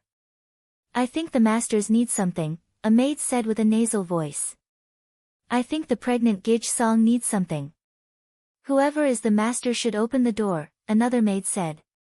Although they said so, the three maids all got up from their beds. When Ning Shu heard the knocking on the door, she felt a little irritated. She suddenly felt a little scared. "I'll go open it." Seeing that Ning Shu didn't move, one of the maids rolled her eyes at Ning Shu. She put on her shoes and flicked the wick of the oil lamp to make it brighter. Then, she went to open the door. Hearing the door open, Ning Shu looked at the door and saw that the maid who opened the door was lying on the ground. She didn't struggle, nor did she cry out in pain. She just lay there on the ground without any signs of life. Ning Shu's heart skipped a beat. He hurriedly got off the bed and ran to the door without even putting on his shoes. When he reached the door, Ning Shu immediately retreated into the room. This was because she saw a black gun barrel pointing at her. Gun. Following that, a man in a black windbreaker walked in. The corners of his clothes fluttered slightly. His whole body exuded an indifferent aura. At this moment, he was holding a gun and pointing it at Ning Shu's head. Ning Shu, Uncle. The uncle was wearing a black windbreaker. At this moment, the outside of the house was pitch black, which made him look like a ghost, incomparably cold. With the black muzzle pointed at him, Ning Shu felt goosebumps all over his body. Even his soul was trembling, as if he was facing something extremely terrifying. Ning Shu's face trembled and cold sweat appeared on his forehead. With his head pointed at, Ning Shu found it difficult to even speak. It was like a frog that had been targeted by a poisonous snake, facing its natural enemy. Ning Shu raised his hands in surrender. This is the Qing dynasty, and it is against the law for you to be so willful. Ning Shu dared to guarantee that if he moved, he would be killed immediately. The school doctor adjusted his glasses and raised his eyebrows at Ning Shu. Mid-level taskmaster. Although it was a question, his tone was very calm and even indifferent. The school doctor moved his gun away from Ning Shu's head and aimed it at the other two maids in the room. Please, let me go. I will leave this world immediately. I was wrong. One of the maids knelt on the ground and kowtowed to the school doctor. She looked regretful, tears and snot covering her face. Ning Shu, dumbfounded, the school doctor raised his eyebrows and said, "Okay. Thank you." The maid cried and laughed, but the next second, her expression froze. Her body fell to the ground.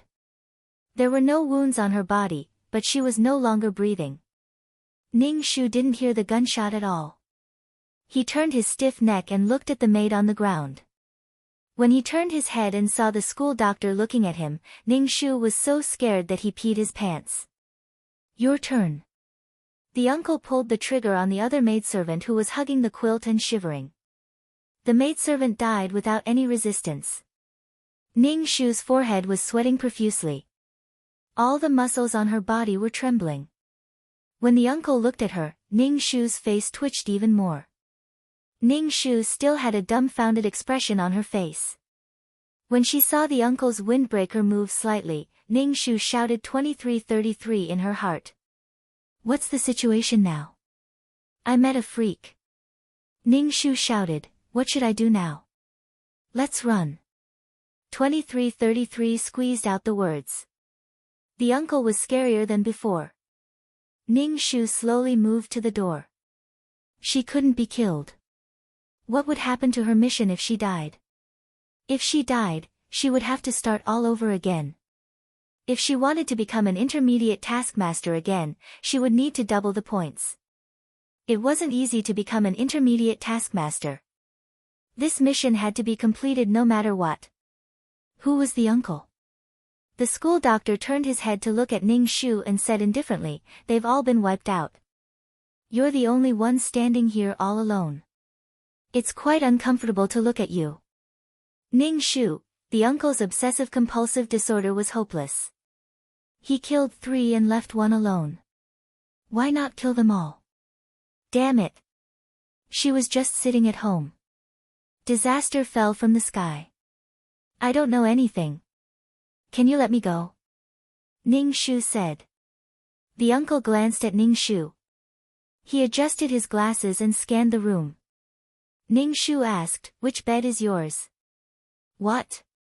Ning Shu stared at the school doctor. What did you say? He must want you to give yourself to him. That's why he asked you which bed you sleep on. 2333's voice sounded in Ning Shu's head. The school doctor curled his lips. A cold light flashed through his glasses, making him look very creepy. Especially when he stood in the room with his long legs, the room seemed a lot shorter. Ning Shu had a feeling that the uncle had heard 2333's words. The curve of his lips was so creepy. Ning Shu quickly pointed at a bed. "I'll sleep here." "Shake the dust off the bed," the uncle said indifferently. Ning Shu, what was he doing? Under the uncle's gaze, Ning Shu bent down and brushed the dust off the bed. The school doctor took a few steps back and looked at Ning Shu, who was tidying the bed indifferently. Okay. Ning Shu said to the uncle who was playing with the gun. Only then did the uncle sit down. He crossed his legs, which made his legs look very long.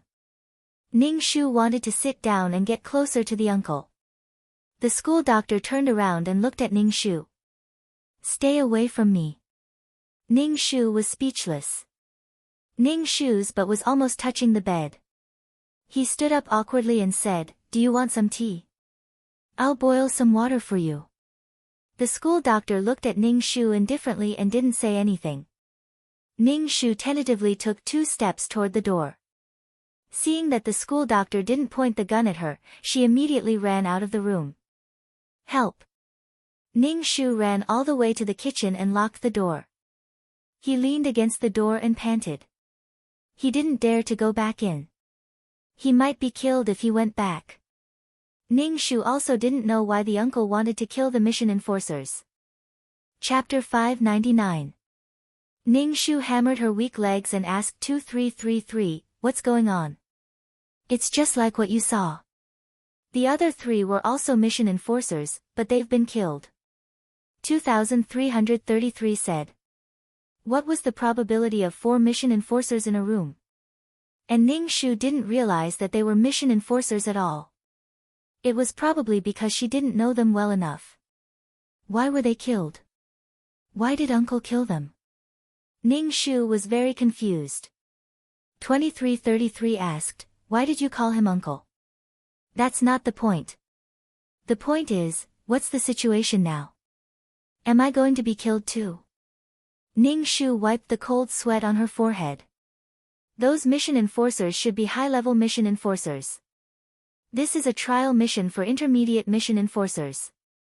They shouldn't be here to cause trouble. 2333 said, "Otherwise, I can't think of any other reason." Ning Shu smacked her lips. "You killed high-level mission enforcers just like that." It wasn't easy to become a high-level mission enforcer. She was only an intermediate mission enforcer, but she already felt that it was very, very difficult. They said there was a lack of mission enforcers, but they didn't hesitate to kill them. They're just high-level mission enforcers. They've violated the rules set by the higher-ups. They don't have the ability to jump out of the rules. If they jump out of the rules, they'll die. High-level mission enforcers are just ants, slightly bigger ants, slightly stronger ants. 2333's voice was cold. Ning Shu's heart was cold. Why would high-level mission enforcers come to an intermediate trial mission? There must be a benefit. You'll know the benefit later. And this benefit can make these high-level mission enforcers risk being killed to enter the trial mission. If not kill them, who would be killed? 2333 said without much care.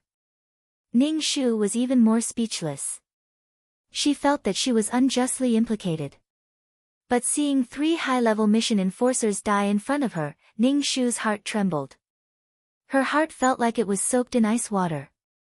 Why was the world so dangerous? Missions were dangerous, and there were stronger people who could kill her in one move. People's hearts were not what they used to be, and the world was difficult. Ning Shu stayed in the kitchen and didn't dare to go back. He didn't know if the school doctor would kill everyone because of his obsessive-compulsive disorder. He didn't dare to take the risk. She was an honest middle-level mission enforcer. She couldn't let the uncle kill her by mistake. Every time Ning Shu made a step forward, he would discover that there was someone even better than him. It was so tiring. The fact that the school doctor could kill a mission enforcer meant that he had a very high status. How could he have met him in a low-level dimension before? Ning Shu, I don't dare to go back. Ning Shu felt a little hungry. He found some cold pastries in the kitchen and ate 2 pieces. He choked and burped, then stopped eating. After staying in the kitchen for a long time, Ning Shu decided to go back to see if he had left. He couldn't play with this kind of people. Ning Shu carefully peeked into the room through the window. The school doctor who was supposed to be sitting on the bed was gone, and the person who had been killed earlier had come back to life and was walking around the room. Are these the souls of the original owner? Ning Shu asked. 2333 nodded. Ning Shu let out a sigh of relief. He walked into the room. The 3 maids saw Ning Shu and asked, "Where did you go in the middle of the night? Don't tell me you went to meet someone in private?" Another maid said with a look of disdain. Ning Shu didn't say anything. He lay on the bed and felt that the school doctor had sat on the bed. It was cold, and the hair on his body stood on end. His mind was full of the black windbreaker. The mirror reflected the cold white light. The abstinence and coldness. I'm so scared. Ning Shu didn't sleep well that night. When he woke up the next morning, his head hurt. Especially when he saw the 3 maids walking around in front of him, Ning Shu thought of the mission enforcers who had been in their bodies and disappeared. He felt cold all over. He felt that the world was full of danger. Ning Shu felt a little dispirited. He was really scared last night. He asked 2333, I suddenly feel that there's no meaning. What meaning do you have? 2333 asked back. There's a price to pay for everything. Mortals, you want to live forever, but you can't do it. Some people want to live forever, to be strong enough to control their own destiny. There's no such thing as a free lunch in this world. You're scared because you're not strong enough. 2333 said, if you want to give up, I can remove the binding between us. What will happen to me if I remove the binding? Ning Shu asked.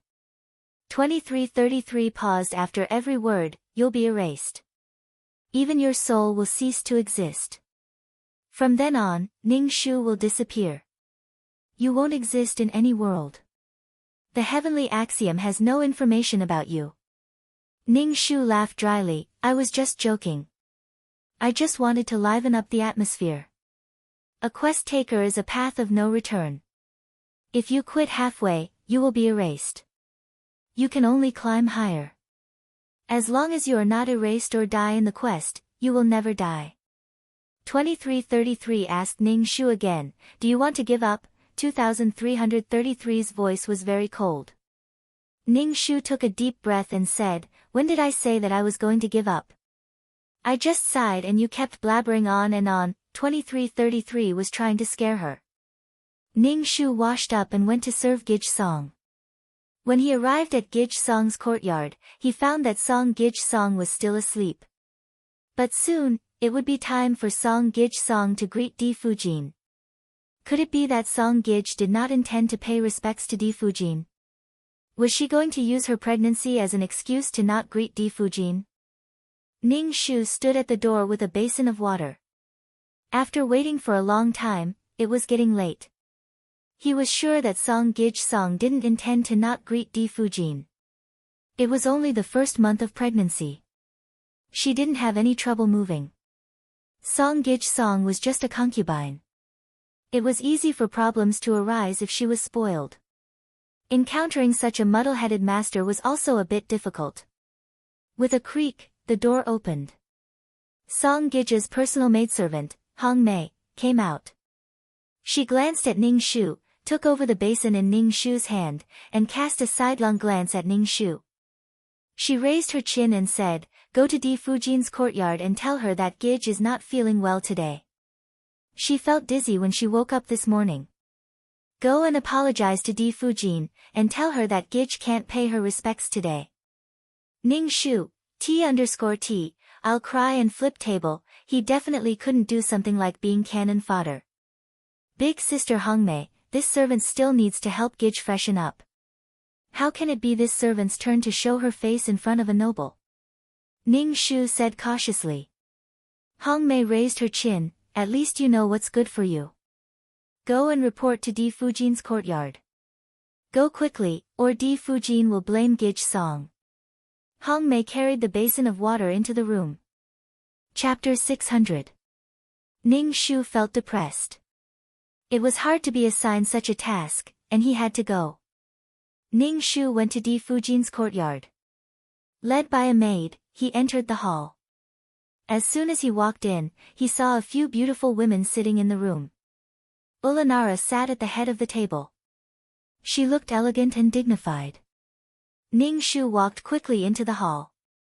He bowed to Ulanara and said respectfully, "Greetings to Di Fujin." Before Di Fujin could say anything, a woman sitting below said, "Why hasn't your Gij come to greet Fujin yet?" Ning Shu looked at the concubine who spoke. It was Injin's concubine, Gung. He bowed and said, "Gij Gung, my Gij didn't get up in the morning. Gij felt uneasy and asked me to come and apologize to Fujin." Ning Shu said again and again. When he bowed, he was almost half squatting. His attitude was very respectful and humble. Ulanara smiled faintly and said, "It's okay. Since Gij Song isn't feeling well, have you found a doctor?" Ning Shu quickly said, "Gij said to just bear with it. There's no need to make a big fuss. She can't do anything beyond her status." Ulanara had a smile on her face. It was hard to tell if she was angry or not. She told Ning Shu, "Take good care of your Gij. If you need anything, tell me."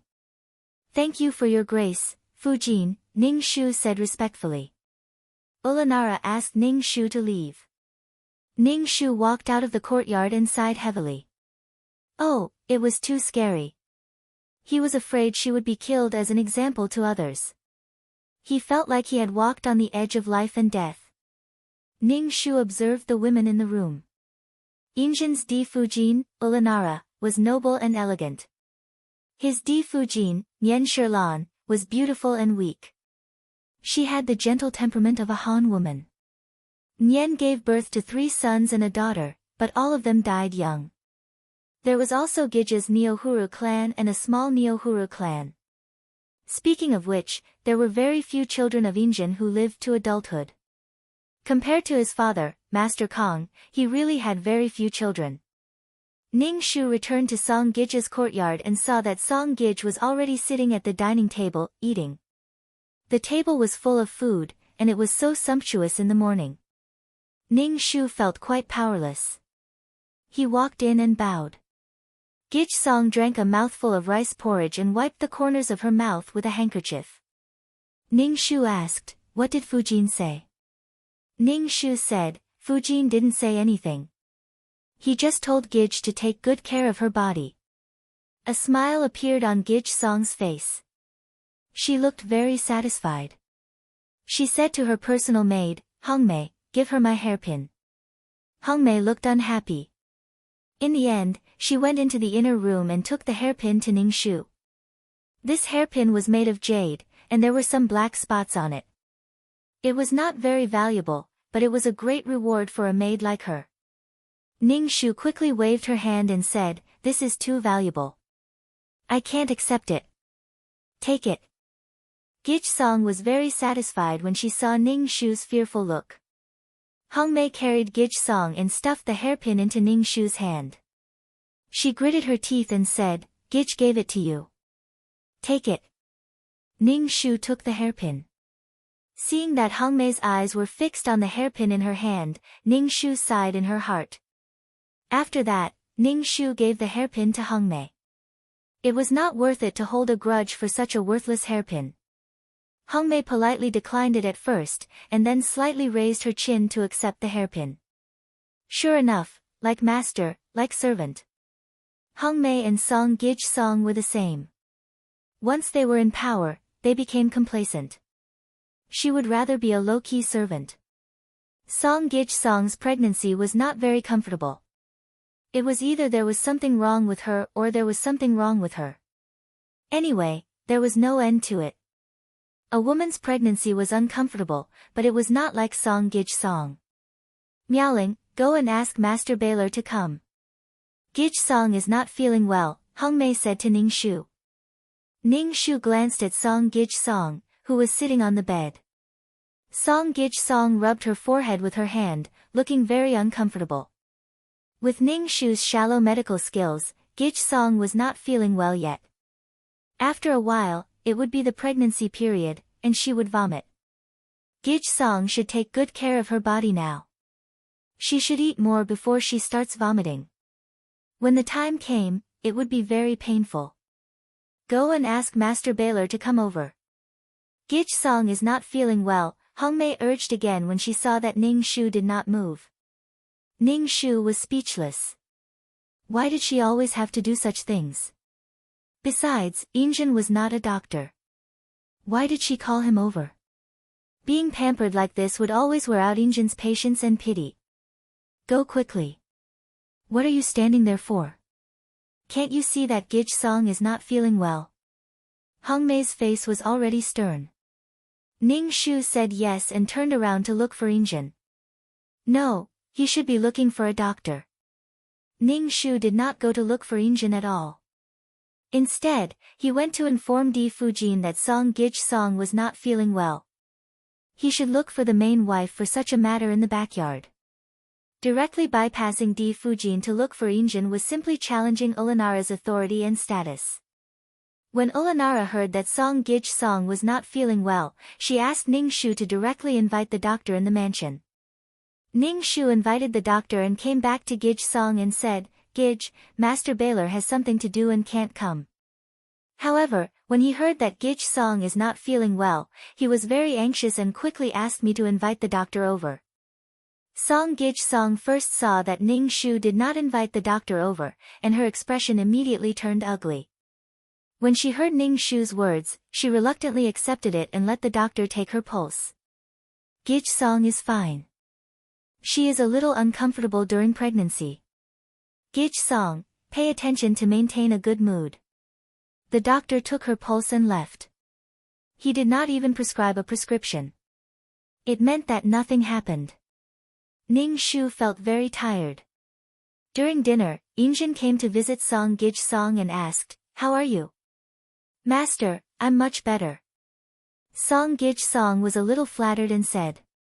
She clearly felt that her master's attitude towards her was much better today. He was more gentle than usual. Song Gij Song could only attribute it to her being pregnant. Her master treated her well. Injin said to Song Shi, You are a sensible person. Injin was praising Song Shi for not looking for him directly today. Instead, she went to look for Di Fujin. Song Gij Song was a little confused, but she felt a little tenderness from Injin. She was overjoyed and did not think about the meaning of Injin's words. After dinner, Injin planned to leave, but Song Shi asked him to stay. Injin frowned and asked Song Shi to take good care of the fetus. Then, he left. Song Gij Song was a little confused. Her master was fine before, but why did she feel that he was cold again? Ning Shu watched from the side and didn't know what to say. Chapter 601. Until Injin left, Song Gij still had a blank look on her face. Obviously, she did not understand what she had done to make her master unhappy. Ning Shu, on the other hand, understood very well. Injin had just praised Song Gij for being sensible, but in the next moment, Song Gij asked him to stay. A concubine was pregnant, but she still asked a man to stay for the night. When the main wife was pregnant and could not serve her husband, she had to find a woman for her husband to relieve him. A concubine actually asked a man to stay for the night when she was pregnant. How unruly was this? Moreover, Song Gij was not favored at all. Song Gij was a little angry. She threw all the food on the table to the ground. The plate fell to the ground with a crisp sound. The oil and debris mixed together, making a mess on the ground. Song Gij was annoyed by Injin's erratic attitude. In addition, she was annoyed by her pregnancy, which made Song Gij act so aggressively. Song Gij, who had vented her anger, saw the mess on the ground. A look of annoyance flashed across her face. She said to Hong Mei, "Deal with the things on the ground. Don't let anyone notice." Miaoling, "Quickly clean up the ground," Hong Mei instructed Ning Shu. Ning Shu was speechless. He was speechless. Ning Shu could only start to clean up the things on the ground. It was greasy. He wiped the ground many times before it was clean. "Ouch!" Song Gij suddenly cried out with a panicked look. "My stomach hurts. My stomach hurts a little." "Gij, Gij." Hong Mei looked panicked. "Gij, Gij, are you okay?" Ning Shu threw away the handkerchief in his hand and walked over to check Song Gij's pulse. Actually, there was nothing serious. Ning Shu was a little speechless when he saw Song Gij in great pain. This was too exaggerated. In the early stages of pregnancy, it was normal for her lower abdomen to feel some pain. Now, it was because her body had not adapted to the pregnancy. It would be fine after a while. "Gij, it's okay," Ning Shu said to Gij. Song Gij's face turned pale. "But my stomach hurts." "Miaoling, you're not a doctor. Do you think you can tell by feeling the pulse like a doctor? Go get a doctor." Hong Mei said to Ning Shu, who was in a bad mood. "I'm a little scared." "Go and call Grandpa." Song Gij, Ning Shu said weakly. Ning Shu was speechless. It was already so dark, and they had already called for a doctor during the day. It hadn't been long since they called for another doctor. Ning Shu was really annoyed. There was clearly nothing going on, so why did he have to seek attention and attract attention? Ning Shu bowed and said, "I've learned medicine from Barefoot Doctor. I know some medical skills. Gij's body is priceless." She thinks she's a miracle doctor after learning from Barefoot Doctor. "If Gij is delayed, can you be responsible? The child in Gij's stomach is Master Baylor's eldest son. Nothing can happen." Hong Mei pointed at Ning Shu. "I asked you to call Master Baylor over. Why are you refusing?" Ning Shu was helpless. "Hurry up. Can't you see that Gij is in pain?" Hong Mei pushed Ning Shu. "Hurry up and call Master Baylor." Ning Shu heaved a sigh of relief and turned to head to the courtyard of the Ulanara clan's Fujin. At this time, Ulanara was preparing to sleep. When she heard Ning Shu coming over and saw Ning Shu, she said in a bad tone, "What's wrong with your master?" Ning Shu heard Ulanara's helpless tone. He bowed and said, "Fujin, Gij said that she has a lot of abdominal pain and wants to call a doctor." Ulanara rubbed her forehead. "You go find the doctor first. I'll go find Master." Ning Shu nodded and turned to find the doctor. The doctor saw Ning Shu and was quite helpless. He carried the medicine box and followed Ning Shu to Song Gij's courtyard. "I asked you to call Master. Where's Master?"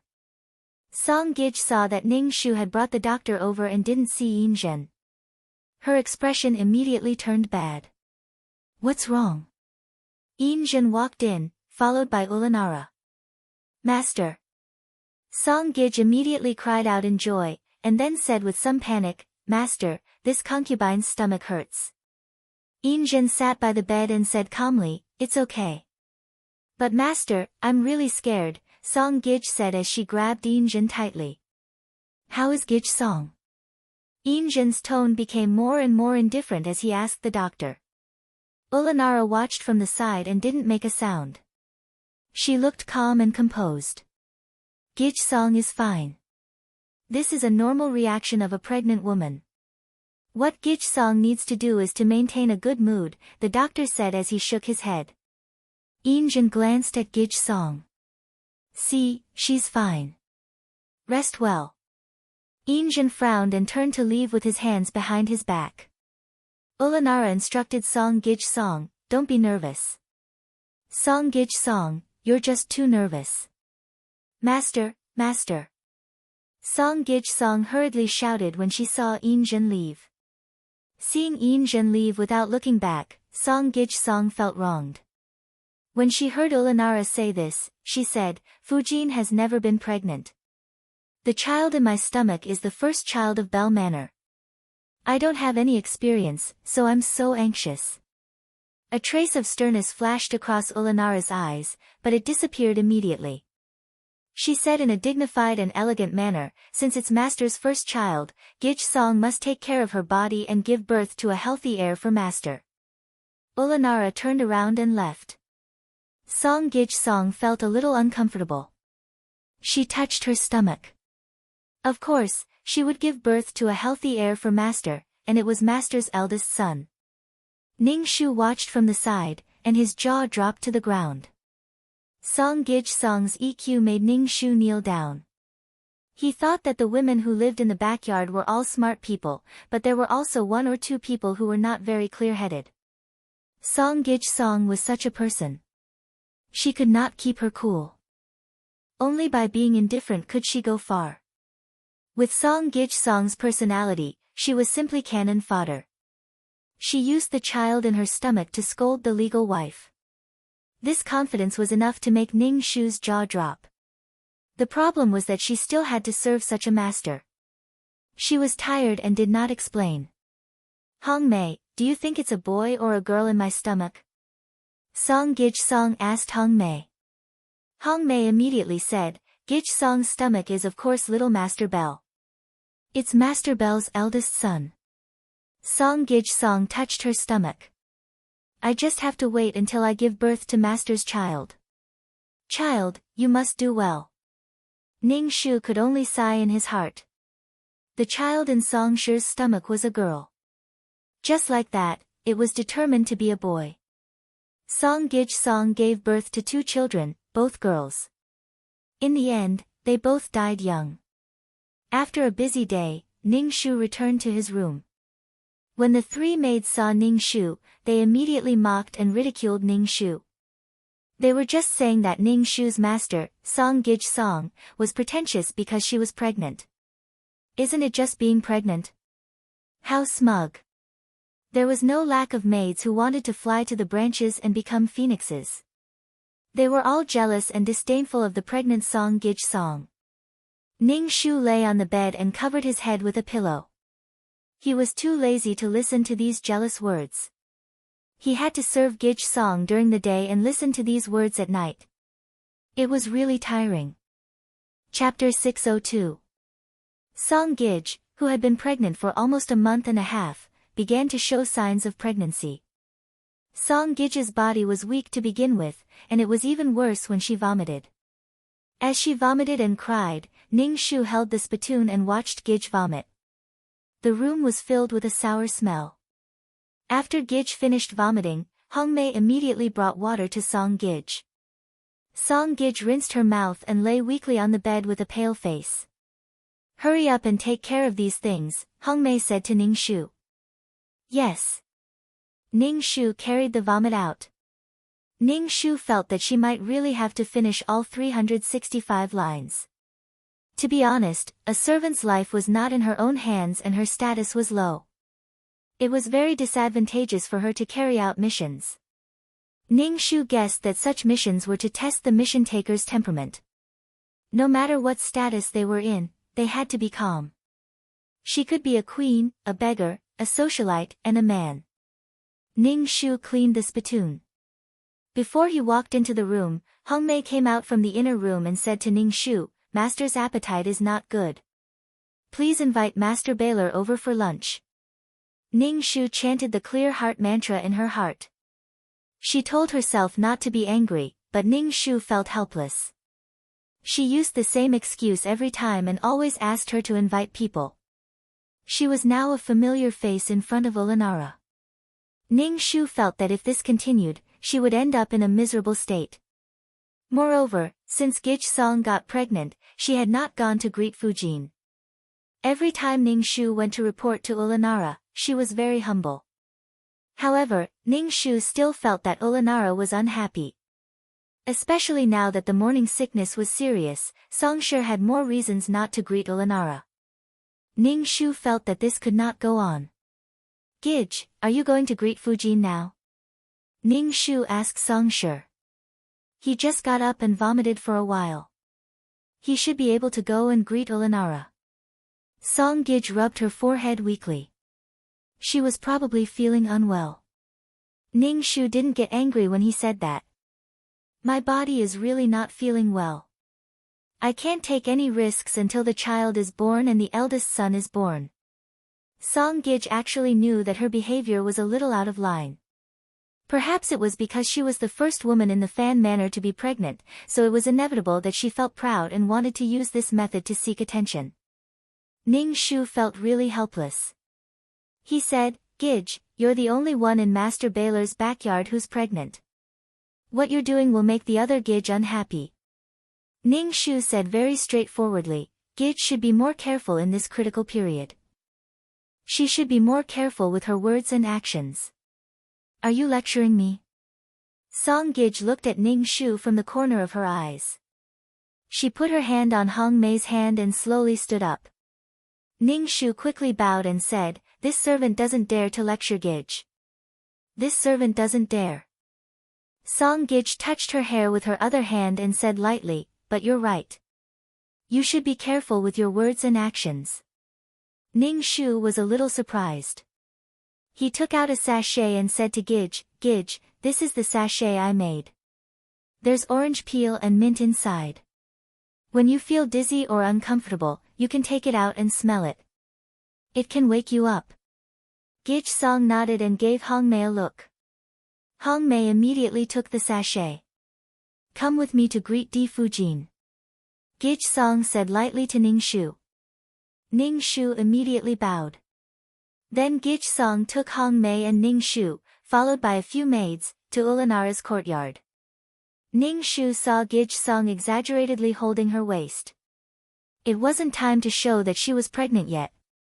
Why was she holding her waist like this? Ning Shu had a bad feeling in his heart.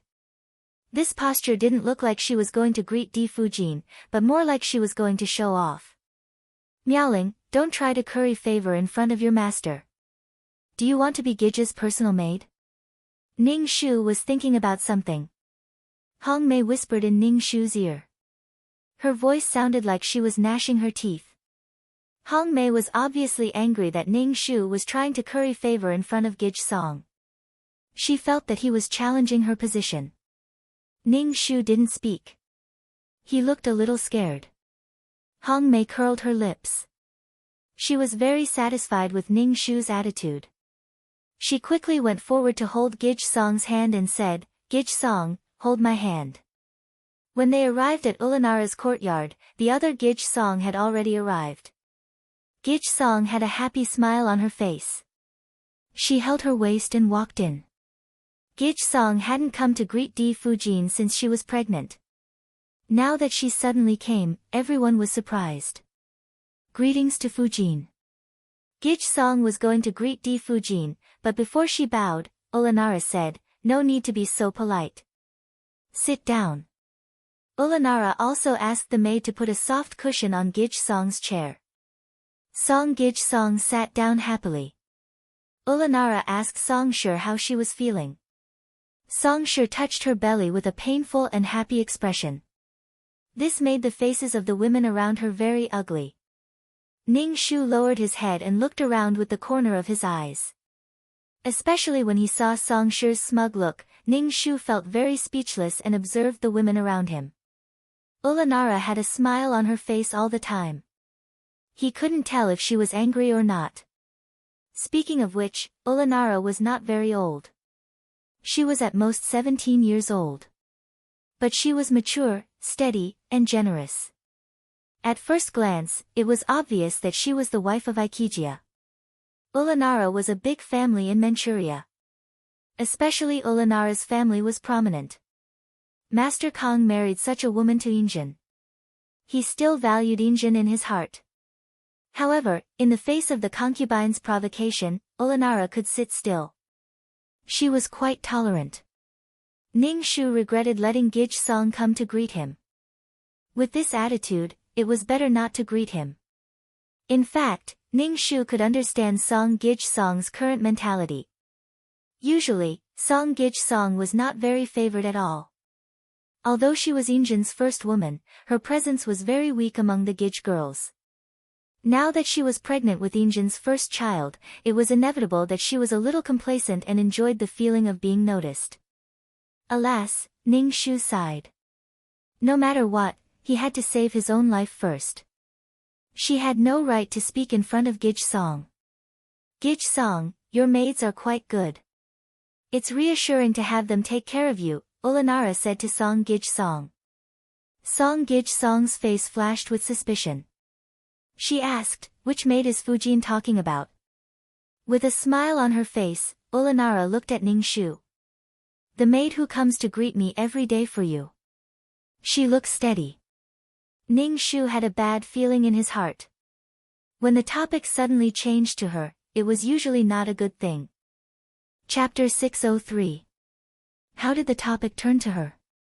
Ning Shu hurriedly bowed and said in fear and trepidation, "Thank you, Fujin, for your praise. I don't deserve it." Gij Song glared at Ning Shu and said to Olanara, "She's just a little girl. How can she deserve such praise from Fujin?" Olanara touched the white jade bracelet on her wrist and smiled. "I think this girl is good. She comes to greet me on time every day." Ning Shu hurriedly said, "Gij Song ordered me to do this. I'm just following Gij Song's orders." Damn, was he going to become a chicken and be punished as an example to others? "See, I like people who know when to back off," Olanara said with a smile. Song Shi's expression was not good. She looked at Ning Shu with suspicion. Ning Shu, what was going on? Had he done something out of line to attract Olanara's attention? Or did she just want to warn Gij Song? Gij Song forced a smile and said, "Since Fujin likes this girl so much, I'll give this girl to Fujin. I'll do something for Fujin and let this girl serve him." Ning Shu was dazed and looked at Gij Song. Was she going to give him to Olanara? "Gij Song." Ning Shu called Gij Song. Gij Song frowned and looked at Ning Shu. Then she said to Olanara, "Let this girl serve Fujin." Olanara smiled and said, "Although I like this girl, I can't take away someone else's love. It's reassuring to have such a mature girl by your side to take care of you." Brother Song heard Olanara's words and looked at Ning Shu. He didn't want to keep Ning Shu by his side anymore. He took off the sachet hanging on his waist and handed it to Hong Mei. Ning Shu gave this sachet to Gij Song. Now that he took it off, it meant that he didn't trust Ning Shu. "Fujin, please accept this little girl." Song Gij had a smile on her face. "Take it as this concubine's thanks for Fujin's concern for this concubine." Ning Shu really didn't know what to say. The people in the room didn't care. No one came out to say a word for Ning Shu. Everyone could see that Ning Shu was abandoned by her master Gij Song. Olanara used Ning Shu to attack Gij Song. After all this time, she was still cannon fodder. She became cannon fodder in the fight between the big shots. Only then did Ning Shu realize the difficulty of this mission. As a slave whose life was not in her own hands, living was a huge challenge. Especially the fight between women, it was really killing without spilling blood. Ning Shu stood still. Anyway, she was already like this. If her life was really in danger, she could definitely escape with her skills. Olanara and Gij Song smiled at each other. Olanara's smile was dignified and graceful. Song Gij's smile was a bit stiff. "Fujin, I think this servant girl is quite likable. Why don't you give her to me?" "I lack a servant girl to run errands," a woman said. Ning Shu looked at the woman. She was from the Neohuru clan. The Neohuru clan wanted to break the deadlock. Olanara, as the main wife, definitely wouldn't want a servant girl to serve as a concubine. On the other hand, the Song clan couldn't keep Ning Shu. One didn't want it, while the other was forcing it. "This depends on Gij Song." "This servant girl belongs to Gij Song," Olanara said calmly. Ning Shu could feel that Olanara's tone was cold when she spoke to the Neohuru clan. "Sister is so kind. Or do you really like this servant girl?" The beautiful woman sitting next to the Neohuru clan looked at Ning Shu. What's your name? My name is Miaoling. Greetings to Gij Song. Ning Shu greeted the young Neohuru clan. It was said that this woman was the younger sister of the Neohuru clan. Not long after the Neohuru clan entered the Fan Mansion, the young Neohuru clan followed. That meant that there were two Neohuru clan in the Fan Mansion. Alright, it's just a matter of a servant girl. Song Gij is your servant girl, so let her serve you. She's your servant after all. If you let her go around like this, she'll feel bad, Olanara said with a smile. Gij Song's expression became worse. She looked at the Neohuru clan and said, since my younger sister likes this servant girl, I'll give her to you. Gij Song used the fact that she was Injin's first woman to call the other women who entered the Fan Mansion later her younger sister, Gij Song. The Neohuru clan was surprised. Obviously, they didn't expect that the Song family really didn't want this servant girl anymore. Their attitude was so firm. Ning Shu felt helpless. He glanced at Gij Song. Obviously, he couldn't go back to Gij Song's side in the future. Olanara said a few words casually and made the Song family treat him as a spy and not let him go back. Thank you, sister.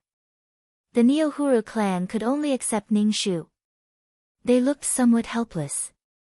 Thank you, Gij Song. Ning Shu saluted the Neohuru clan. Ning Shu of the Neohuru clan nodded. Ning Shu stood beside the Neohuru clan obediently. He lowered his head and didn't say anything. Congratulations, sister, for getting the servant girl you love. The young girl of the Neohuru clan next to her said to her sister. The Neohuru clan smiled and didn't say anything.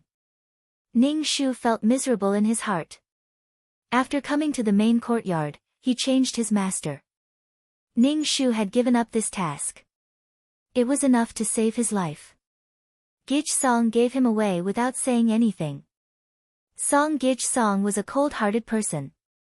Ning Shu had tried to let the Song family trust him, but the Song family didn't care about him at all. Now it was a little difficult. Even if he went to the Neohuru clan's courtyard, he was still a person who was not trusted. Forget it. It was enough to save his life in the backyard. He didn't want to take care of Gij Song's affairs. Even if the task failed, as long as he kept his life, the task progress would be 60%. There was no reason for him to go back and worry about Song Gij Song. Even if he worried about her, Song Gij Song might not accept it. Ning Shu glanced at Gij Song, who was relieved of a burden. He pursed his lips and didn't want to look at her. Ulanara had a smile on her face. Alright, let's go back. Several Gij Song saluted to Ulanara Law and went out of the courtyard. Ning Shu followed the Neohuru clan at the end of the team. He lowered his head and didn't speak. The Neohuru clan in the front stopped and turned to Ning Shu, come here. Ning Shu lowered his head and walked to the Neohuru clan. He bowed, Gij Song. I don't care who you were before. Now that you're with me, you're naturally mine. As long as you're loyal, I'll treat you well. Ning Shu of the Neohuru clan said. There was no helpless expression on his face. Ning Shu said, I know. I will do my duty. Chapter 604. I don't like people who are half-hearted. From now on, you are mine. I will naturally take good care of you, the Neohuru clan said faintly. Ning Shu knew that the Neohuru clan was warning her. She bowed and said, I understand. The Neohuru clan smiled and took off the jade bracelet from her wrist. She pulled Ning Shu's hand and put the bracelet in Ning Shu's hand. She said, this is my gift to you. Ning Shu looked at the bracelet. It was a finely made imperial concubine bracelet. At first glance, she could tell that it was a good thing. Ning Shu quickly said, I can't accept it. The Neohuru clan didn't care and said, take it. Such a valuable bracelet was really not for someone of her status to wear. My status is lowly. I really can't accept such a valuable reward from Gij. Ning Shu didn't want to accept the bracelet. Nyehyalu's face was filled with displeasure. Now that I'm your master, you can accept my reward without worry. I thank Gij for the reward. Ning Shu accepted the bracelet. The Neohuru clan curled their lips and turned to leave. Ning Shu looked at the bracelet in her hand and sighed in her heart. She was a woman who had stood for 3 dynasties in history. From Gij to the imperial concubine, then to the empress, and then to the empress dowager. She died at the age of 86. She became the empress dowager after the death of her legal wife. She became the empress dowager after the death of Injin's beloved wife. She became one of the most important women in Injin's life. Finally, she became the empress dowager after the death of Injin. It was an inspirational story.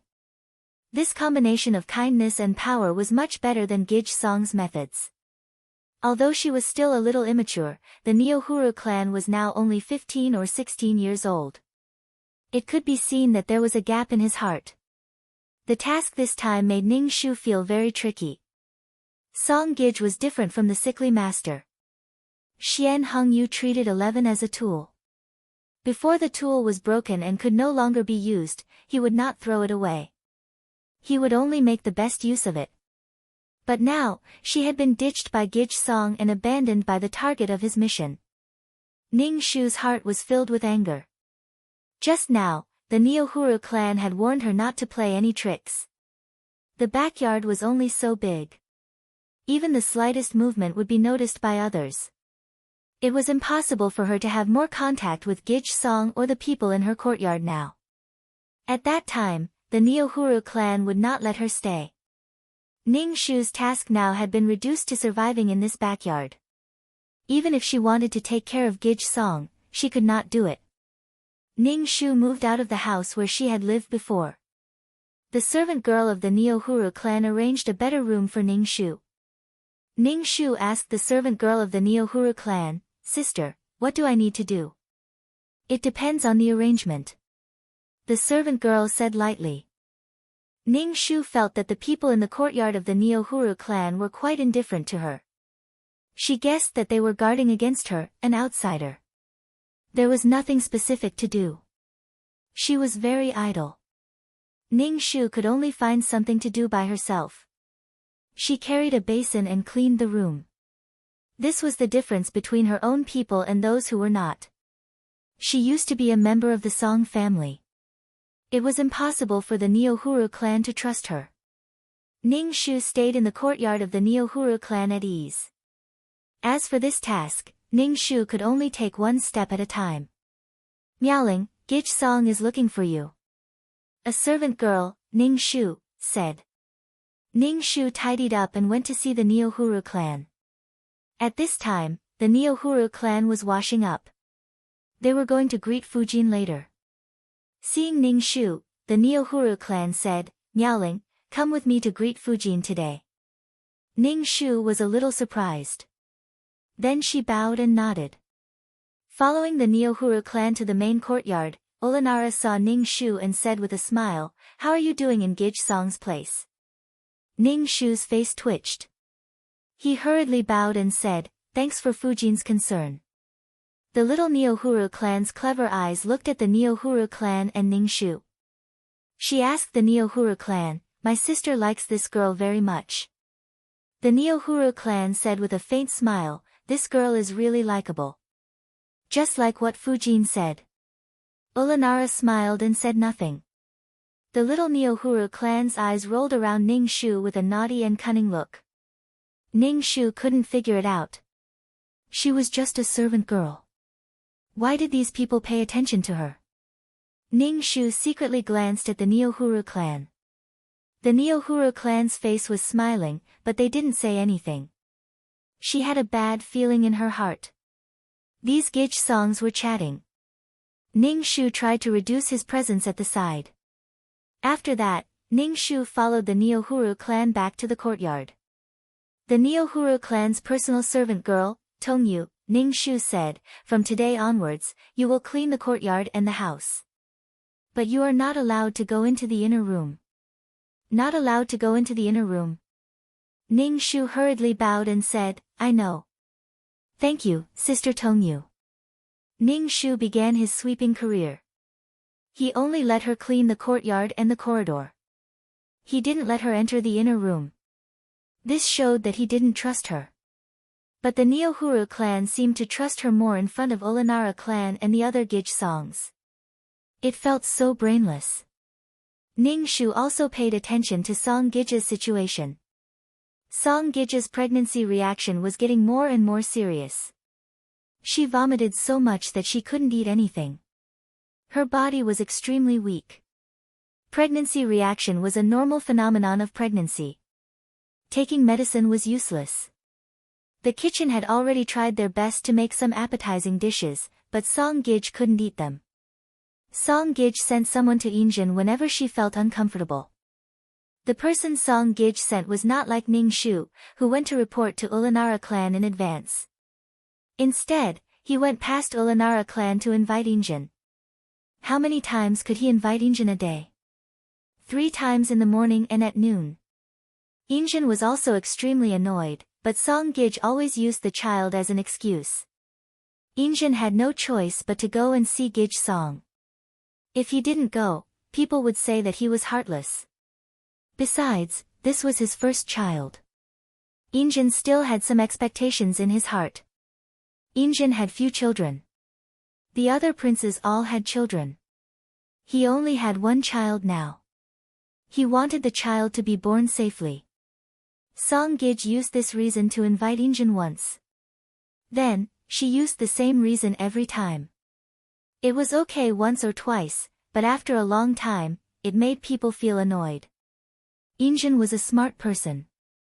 How could he not know that Song Shi was using the child to gain favor? He was annoyed. Song Shi sent someone to find Injin again. Injin directly asked Song Shi's maid to find a doctor. He was not a doctor, so it was useless for him to go. Song Shi was angry that she could not invite Injin. In addition, the suffering of pregnancy made Song Shi feel extremely wronged. She vomited and cried. Anyway, Song Shi had made a lot of noise since she was pregnant. The entire Baylor Manor knew about it. Some people were secretly mocking Song Gij, saying that they wanted to see what kind of golden nugget she could give birth to. However, Song Shi had always felt that she was pregnant with a son, the eldest son of Injin. Chapter 605. Ning Shu's presence in the courtyard of the Neohuru clan was very weak. Even so, Ning Shu still felt that someone was watching her. No, to be precise, they were observing her. They were probably observing whether she was honest or not. Ning Shu didn't care about these gazes. She just did what she should do. She didn't want to do anything at all now. Song Shi had been tossing and turning for a long time. Finally, she was about to give birth. Moreover, it happened in the middle of the night.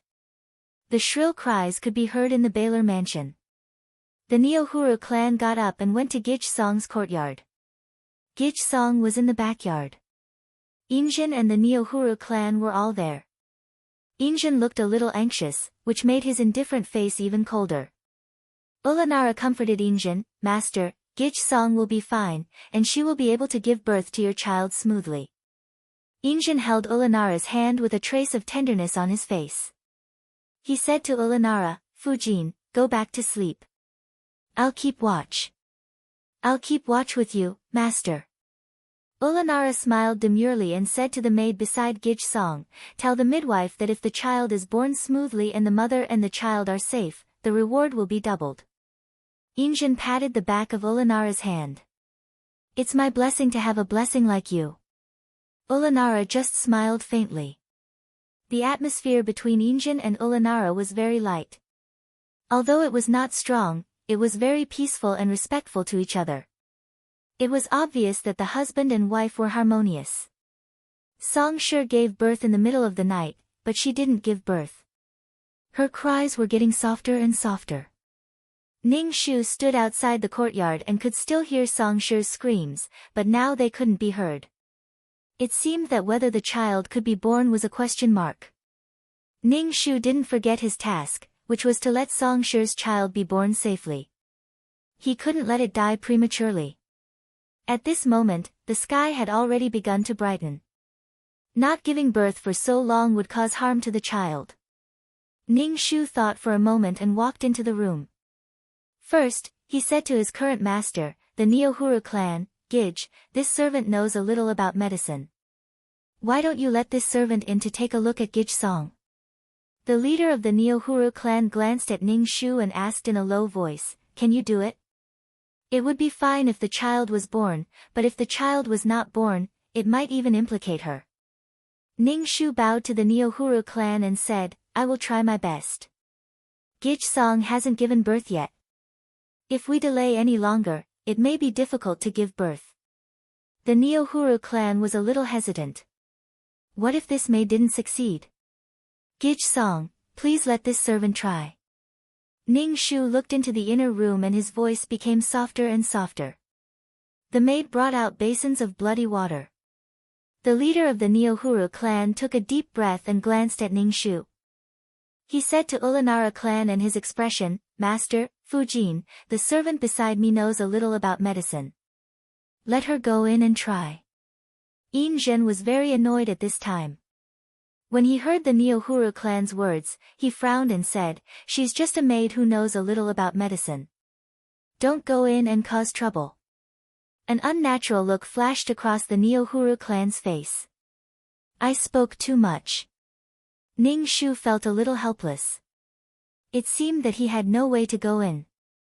The midwife lifted the curtain and hurriedly came out of the inner room. She knelt in front of Yin Zhen and said in fear, Master Baylor, Gij Song has a difficult birth. The child's foot is out. When Yin Zhen heard this, he was stunned for a moment. He wiped his face and said coldly, try your best to save the child. Gij Song, let this servant try. Ning Shu was very anxious. The leader of the Neohuru clan said in a low voice, you heard it too. It's a difficult birth now. Ning Shu listened to Gij Song's soft moans in the inner room. Her breathing seemed to be very weak. The leader of the Neohuru clan rubbed his forehead in annoyance. Chao Yinjin said, Master, let my maid try. Yinjin waved his hand without raising his head and let Ning Shu go in. It was obvious that he was treating a dead horse as a living horse. Ning Shu lifted the curtain and asked. There was a strong smell of blood. Song Shi was lying on the bed with a pale face. Her hair was already out of her mouth and she was making weak sounds. Ning Shu lowered his head and saw that the child's foot had come out first. If the position of the fetus was not correct, there would be no way to give birth. In ancient times, there was no technology for cesarean section. There was no anesthesia. If a person's stomach was cut open, it would be very painful. Ning Shu picked up the ginseng in the box, cut a piece, and put it in Gij Song's mouth. He then found an embroidery needle to prick the child's foot. Before he could do it, the midwife next to him grabbed Ning Shu's hand and asked, What are you doing? Ning Shu shook off the midwife's hand and took the needle to prick the child's foot. The child's foot suddenly appeared with beads of blood, and then the foot retracted. When the child retracted her foot, Gij Song groaned in pain. Her face was even paler, and large drops of sweat appeared on her forehead. Song Gij Song's personal maid, Hong Mei, was wiping her sweat. The foot that was still there retracted back into the stomach. Ning Shu let out a sigh of relief. His hands felt around the stomach to find the position of the fetus. This was the first time Ning Shu had helped a woman give birth. He felt uneasy. The other midwives were also helping. Ah! Song Shi let out a cry of pain. Ning Shu was so busy that his body was covered in sweat. The candles in the room had already burned out, and the sky was already bright. Fortunately, Gij Song's child was born. It was a very thin girl. After being born, she cried a few times and closed her eyes to sleep. Ning Shu wiped the blood on the child's body and wrapped the child up. The midwife took the child from Ning Shu's hands and opened the curtain to go out to announce the good news. Ning Shu took the silver needles from the doctor's medicine box and pricked Gij Song. Then he opened the curtain and walked to the Neohuru clan's side. The Neohuru clan looked at Ning Shu with some surprise and asked in a low voice, "Is Gij Song okay?" "She's fine." Knowing that she had given birth to a girl, Injin was a little disappointed. Especially when she saw the extremely thin child, she frowned tightly. This child was very thin and weak. In addition, Songshur didn't take good care of her when she was pregnant. It was extremely torturous. The child was born with some congenital defects. Especially when she heard the doctor say that the child needed to be well nourished. Injin rubbed her forehead. She didn't sleep all night. Now she was disappointed again. Injin turned around and left. Ulanara asked the people in the room to take good care of Gij Song. After Ulanara left, the other concubines also left. The Neohuru clan glanced at Ning Shu and also left Gij Song's courtyard. "Miaoling, you also know medicine. How did you do it?" Ning Shu of the Neohuru clan asked. Ning Shu just said that he pricked the child's foot with a needle. The Neohuru clan looked at Ning Shu meaningfully. "You have this ability. Why did Gij Song give you away?" Speaking of this matter, Ning Shu was more helpless and said, "Gij Song doesn't like me." The Neohuru clan smiled and didn't say anything. After returning to the courtyard, they didn't go to bed. Instead, they washed up and went to greet Ulanara. Ulanara directly asked the people who came to greet to go back. After all, everyone stayed up all night. Chapter 606. When Song Gij woke up, she wanted to see her baby. When she learned that the baby was a girl, she was stunned. She grabbed Hong Mei's hand and said, "How can it be a girl? Isn't it a boy?" Gij Song always thought that it was a boy in her belly, the eldest son of Master Baylor. But now it was a girl. How could it be? It was impossible. The nanny carried little Gij over. When Songshur saw the thin and weak child in the swaddling clothes and that the child was very ugly, she panicked and untied the swaddling clothes. Seeing that it was a girl's characteristics, Songshur's body collapsed. Gij, flowers first and bears fruit later. Gij will definitely give birth to a little Master Baylor. Hong Mei saw Songshur's desperate face and said quickly, "What Gij needs to do now is to take care of her body and give birth to a son for Master Baylor. Take the baby away." Songshur said to the nanny and turned over in bed. Songshur was extremely disappointed. It was so painful. She almost lost half of her life, but she gave birth to a girl. Lying in bed, Songshur could hear the maids whispering outside the room. They were all saying that she was so delicate, but she gave birth to a girl. During the confinement period, Songshur didn't go to see her baby. She threw the baby to the nanny. Songshur was angry with the baby. She also hated why she couldn't give birth to a son. Maybe because Songshur started it, women in the backyard began to get pregnant. This time, it was found that Ulanara was pregnant. Injin knew about it. He sent the supplements in his warehouse to Ulanara's yard. The doctor checked her pulse every 3 days. Ulanara was pregnant with a legitimate son. Injin naturally cared about it. When Songshur knew about it, she was so angry. When she was pregnant, she didn't see Master Baylor being so good. It was because the baby in her belly was not a son. Ulanara attached great importance to the baby in her belly. She handed over the housekeeping authority to Nyen, the concubine. Gij in the backyard didn't have to go to pay respects. She focused on taking care of the baby and didn't care about anything else. She was quite bold. She directly handed over the housekeeping authority. It was very bold. However, Ning Shu now had a new task. In the middle of the night, when everyone was asleep, Ning Shu went to the kitchen to boil goat milk. Then he took the goat milk to Gij's room. The nanny was sleeping soundly on the bed, and Gij was moving in the cradle. Ning Shu quietly put the goat's milk on the table to cool down. He then fetched some water to wipe the child's body. It was summer now, and the child's body was covered with heat rashes. Song didn't care about her child. Even the nanny didn't care about this child. Now Song was jealous and sullen. She stared at the pregnant Ulanara all day long. She hated herself for not giving birth to a boy. After wiping the child's body, Ning Shu applied some medicinal powder on the child's body. Heat rash was very itchy and the child would feel very uncomfortable. Then, he took a small spoon and fed the child goat's milk.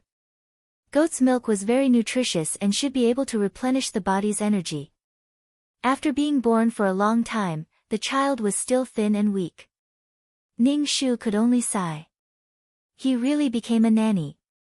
For the sake of the goat's milk, Ning Shu picked up the child and patted the child's back gently to prevent the child from vomiting milk. When the child fell asleep, Ning Shu put the child down and put it in the cradle.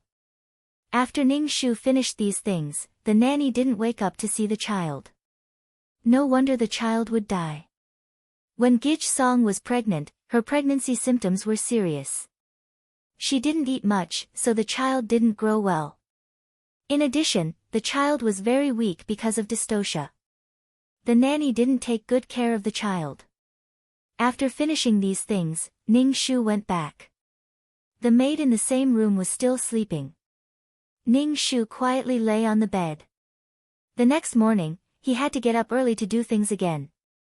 Ning Shu felt that his day was very fulfilling. Holding a broom to sweep the fallen leaves in the courtyard, Tongyu came out of the house and said to Ning Shu, "Miaoling, Gij wants to talk to you. Come in." Ning Shu put down the broom, tidied up his clothes and walked into the house. The Neohuru clan was sitting on a chair.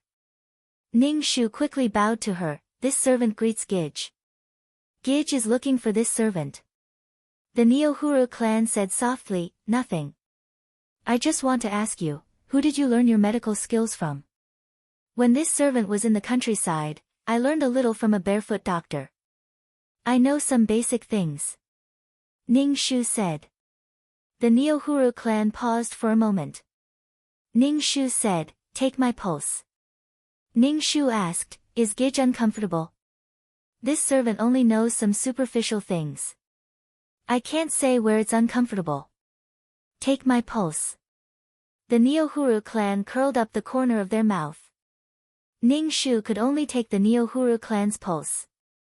He withdrew his hand and said, "Gij's body is very good." The Neohuru clan nodded, "You can go back to work." Ning Shu was somewhat confused. He could only bow and retreat. Then he began to sweep and wipe the floor. Ning Shu was keenly aware that someone was looking at him. He turned his head and saw the Neohuru clan's personal maid, Tongyu, looking at him. Ning Shu put down the rag in his hand, walked over and bowed. He asked, "Sister Tongyu, what's the matter?" Tongyu looked at Ning Shu and asked, "You just took Gij's pulse. How is Gij's body?" Ning Shu said, "Gij's body is very good." The Neohuru clan's body was indeed very good. She also paid attention to maintaining her health. Otherwise, she wouldn't have lived to the age of 80 and lived through 3 dynasties. Then why isn't Gij pregnant? Tongyu whispered in Ning Shu's ear. It turned out that she was worried about this matter. Ning Shu felt that there was no need to worry about the Neohuru clan at all. If there were no accidents, the future Qianlong emperor, Hongli, would be born from the Neohuru clan's belly. "Gij, don't worry. Gij's body is very good. She will be pregnant soon." Ning Shu said with a smile, "Gij will definitely be pregnant. There is no problem with her body." Tongyu said, "Oh, do your job well." Ning Shu's job every day was to clean the entire courtyard. He only needed to clean the entire courtyard once a day. The rest of the time was up to him.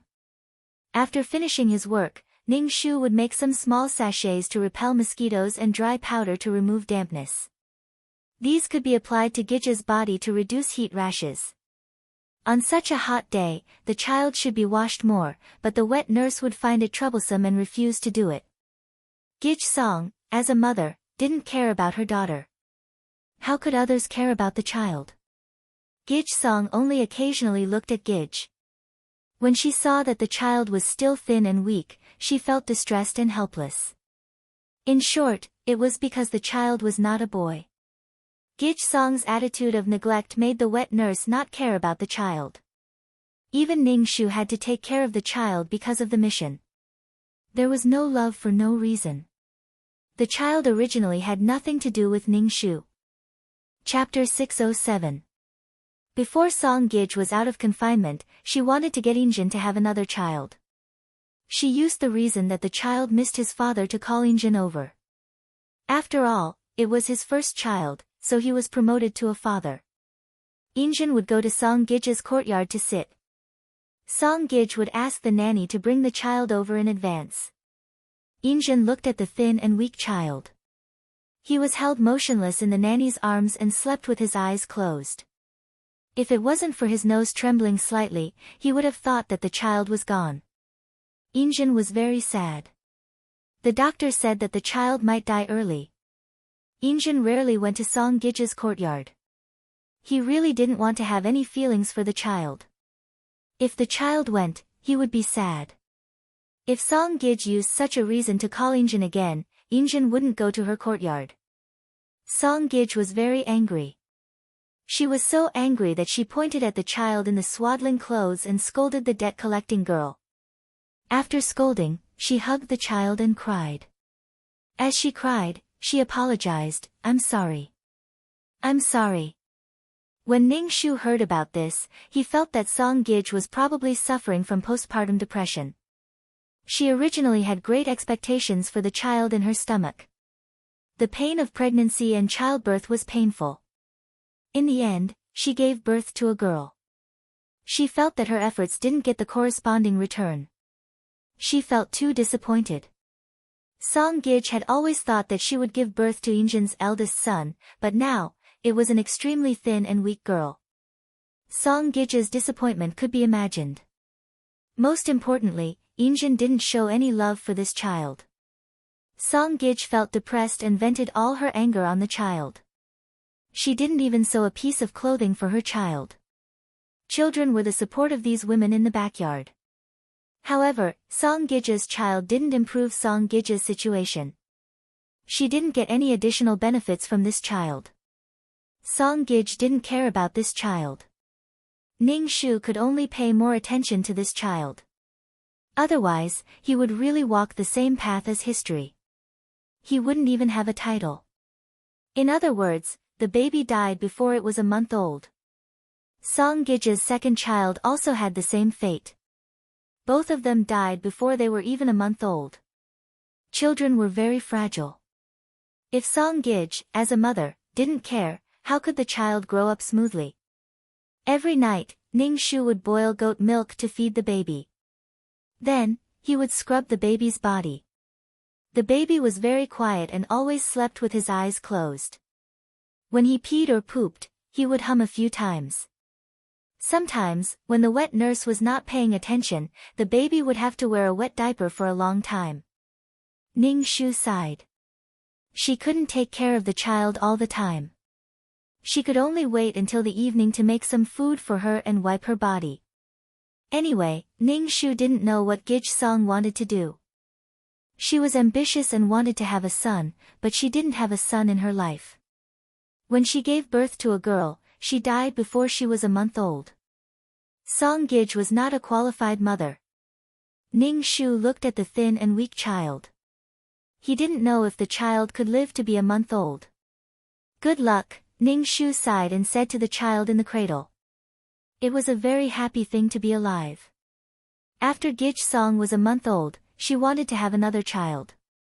She used the reason that the child should be named after a month old to find Injin. Injin didn't give the child a name. He said that he would wait until the child was a year old. Injin was worried that the child wouldn't be able to survive. It would be a blessing to give the child a name. Ning Shu thought to himself, damn it. Even if he dies, he won't be a nameless brat. Injin was really cold and heartless in some aspects. He was mean and ungrateful. He killed his brother and even gave his brother the nickname of pig and dog. Because his mother was biased towards her brother, she harbored resentment. Ning Shu really couldn't figure out how such a cold-faced emperor could attract women. Could it be that although the iceberg was cold, it was charming after melting, causing transmigrated girls to fall in love with him? After Ulanara was pregnant, Li Gij, who was the future consort Chi, was also found to be a month pregnant. Song Gij Song felt very uncomfortable when she saw that Ulanara was pregnant. Now that another person was pregnant, she became even more anxious. She wanted to give birth to a son. Yin Zhen was quite happy. It was a blessing to have more children. However, he was afraid that he would be as weak as his first child. He gave the supplements in his warehouse to the two pregnant women. Song Gij Song was so angry that her head was dizzy. Previously, when she was pregnant, she only received some supplements from Di Fujin. She didn't receive any supplements from Di Fujin at all. She was Di Fujin's first woman and gave birth to Di Fujin's first child. Song Gij Song had lost her composure ever since she was pregnant. Ning Shu didn't care about Gij Song. At least now, Gij Song was a month old. When she was a month old, she would occasionally open her eyes. At other times, she would close her eyes. She didn't even bother to move her hands and feet. Ning Shu would sometimes gently pinch her small arms and legs. This backyard was really a place where women were buried. In order to pursue benefits and glory, even the nature of mother and child could be distorted.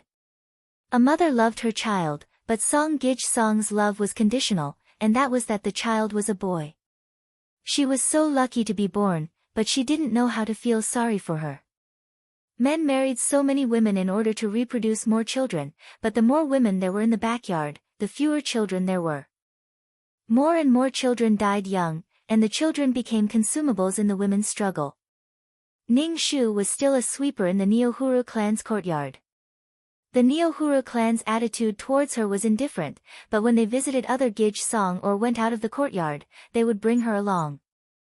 They seemed to trust her very much, which made Ning Shu's heart tingle. She couldn't figure out what the Neohuru clan was doing. This posture seemed to be cultivating her as a personal maid. In fact, Ning Shu felt that the Neohuru clan didn't trust her. Ning Shu didn't care. It was enough to protect her life in this backyard. No matter how much she thought about it, it was useless. Miaoling, I have something to ask you. Tongyu walked into the room and said to Ning Shu. Ning Shu put away the powder on the table and asked Tongyu, Sister Tongyu, what's the matter? Tongyu was the closest person to the Neohuru clan. It was said that the two of them grew up together. Tongyu followed the Neohuru clan to Baylor residence. Tongyu came to Ning Shu, which basically represented the will of the Neohuru clan. Tongyu hesitated for a moment. Ning Shu asked, do you have any folk prescription for giving birth? Ning Shu was stunned for a moment. Gij Song, do you want it? Tongyu said, now several Gij Songs in Baylor residence are pregnant. Master Baylor also went to Gij Song's courtyard. Why is there no news of Gij Song's pregnancy? So I want to ask if you have any folk prescription. Tongyu looked at Ning Shu. Ning Shu shook his head and said, I don't have any folk prescription for giving birth. Gij's body is very good. She really doesn't need to take any medicine. Instead, it will damage her body. Gij Song will definitely be pregnant. Don't worry. You can find the doctor in the residence to nurse her body. Ning Shu didn't have any secret prescription for giving birth. Chapter 608. He guessed that the Neohuru clan was a little anxious. The women in the backyard were getting pregnant one after another. Ning Shu felt that the Neohuru clan didn't need to be anxious at all. Things were destined, so there was no need to be anxious. Ning Shu said, Gij's body is really good. She doesn't need to take any folk prescription. All medicine is 30% poisonous, and it will harm the body. Tongyu nodded. I just saw what you were busy with. What is it? I made some sachets to repel mosquitoes. Do you want one? I'll give you one. Ning Shu took out a sachet. There are a lot of mosquitoes in the summer. Wearing it can prevent mosquito bites. Okay. Tongyu took the sachet and left. Ning Shu couldn't figure it out. There were doctors in the mansion who were on call. Why did the Neohuru clan ask her? Were they testing her? Tongyu walked into the room and bowed to the Neohuru clan. The Neohuru clan was slowly rubbing pearl cream on her hands, making her hands look as white as jade. It was very beautiful. Seeing Tongyu come back, she asked, "What did that girl say?" Gij, Miaoling said that she didn't have any folk prescription. She also said that all medicine is 30% poisonous. She told Gij not to try folk prescription. Tongyu told the Neohuru clan everything she told Ningshu. The Neohuru clan smiled and said, "She is an honest person. If she uses this matter to flatter me, I will be worried about her. She can help Gij Song give birth to a child. She has some ability. Having such a person with medical skills by her side will be a help." "How is she recently?" Tongyu said, "She is honest every day. She does her duty. She also has little contact with the other maids." The Neohuru clan frowned. "Is it true that she has no desires, or is she scheming? Let's talk about this later." The Neohuru clan looked worried. Touching her belly, Tongyu comforted the Neohuru clan. "Gij, don't worry. Gij will definitely have a child." The Neohuru clan sighed and asked Tongyu to ask the maid for the folk prescription. She didn't have to use any folk prescription, but she really wanted to get pregnant. "Gij, Qinshin Gardens, Gij is here." A maid walked in and reported to the Neohuru clan. The members of the Neohuru clan curled their lips. Tongyu curled her lips and said unhappily, "What is she doing here?" "Go and call that girl over for me, it's Miao Ling," the head of the Neohuru clan said to Tongyu. "Tell her to come and serve us tea." Tongyu was a little confused. What does Gij want her to do? Just call her over. The head of the Neohuru clan rubbed his forehead and said. Tongyu went to call Ningshu. Tongyu was confused, and so was Ningshu. When he walked into the hall, he saw the Neohuru clan and the little Neohuru clan talking. Tongyu put the tray in Ningshu's hands and whispered, "Go in and pour tea for Gij." Ningshu was still in a state of confusion. He carried the tray in and poured tea for the Neohuru clan and the little Neohuru clan. The little Neohuru clan looked at Ningshu, then picked up the teacup and took a sip. He nodded and said, "The tea is pretty good." After pouring the tea, Ningshu retreated to the side and became a pillar. The Neohuru clan asked the little Neohuru clan, "Why are you looking for me?" "Nothing, I just came to chat with my sister. It's boring to have nothing to do all day." The little Neohuru clan pointed to his chin and dipped his finger into the teacup, leaving a trail of water on the table.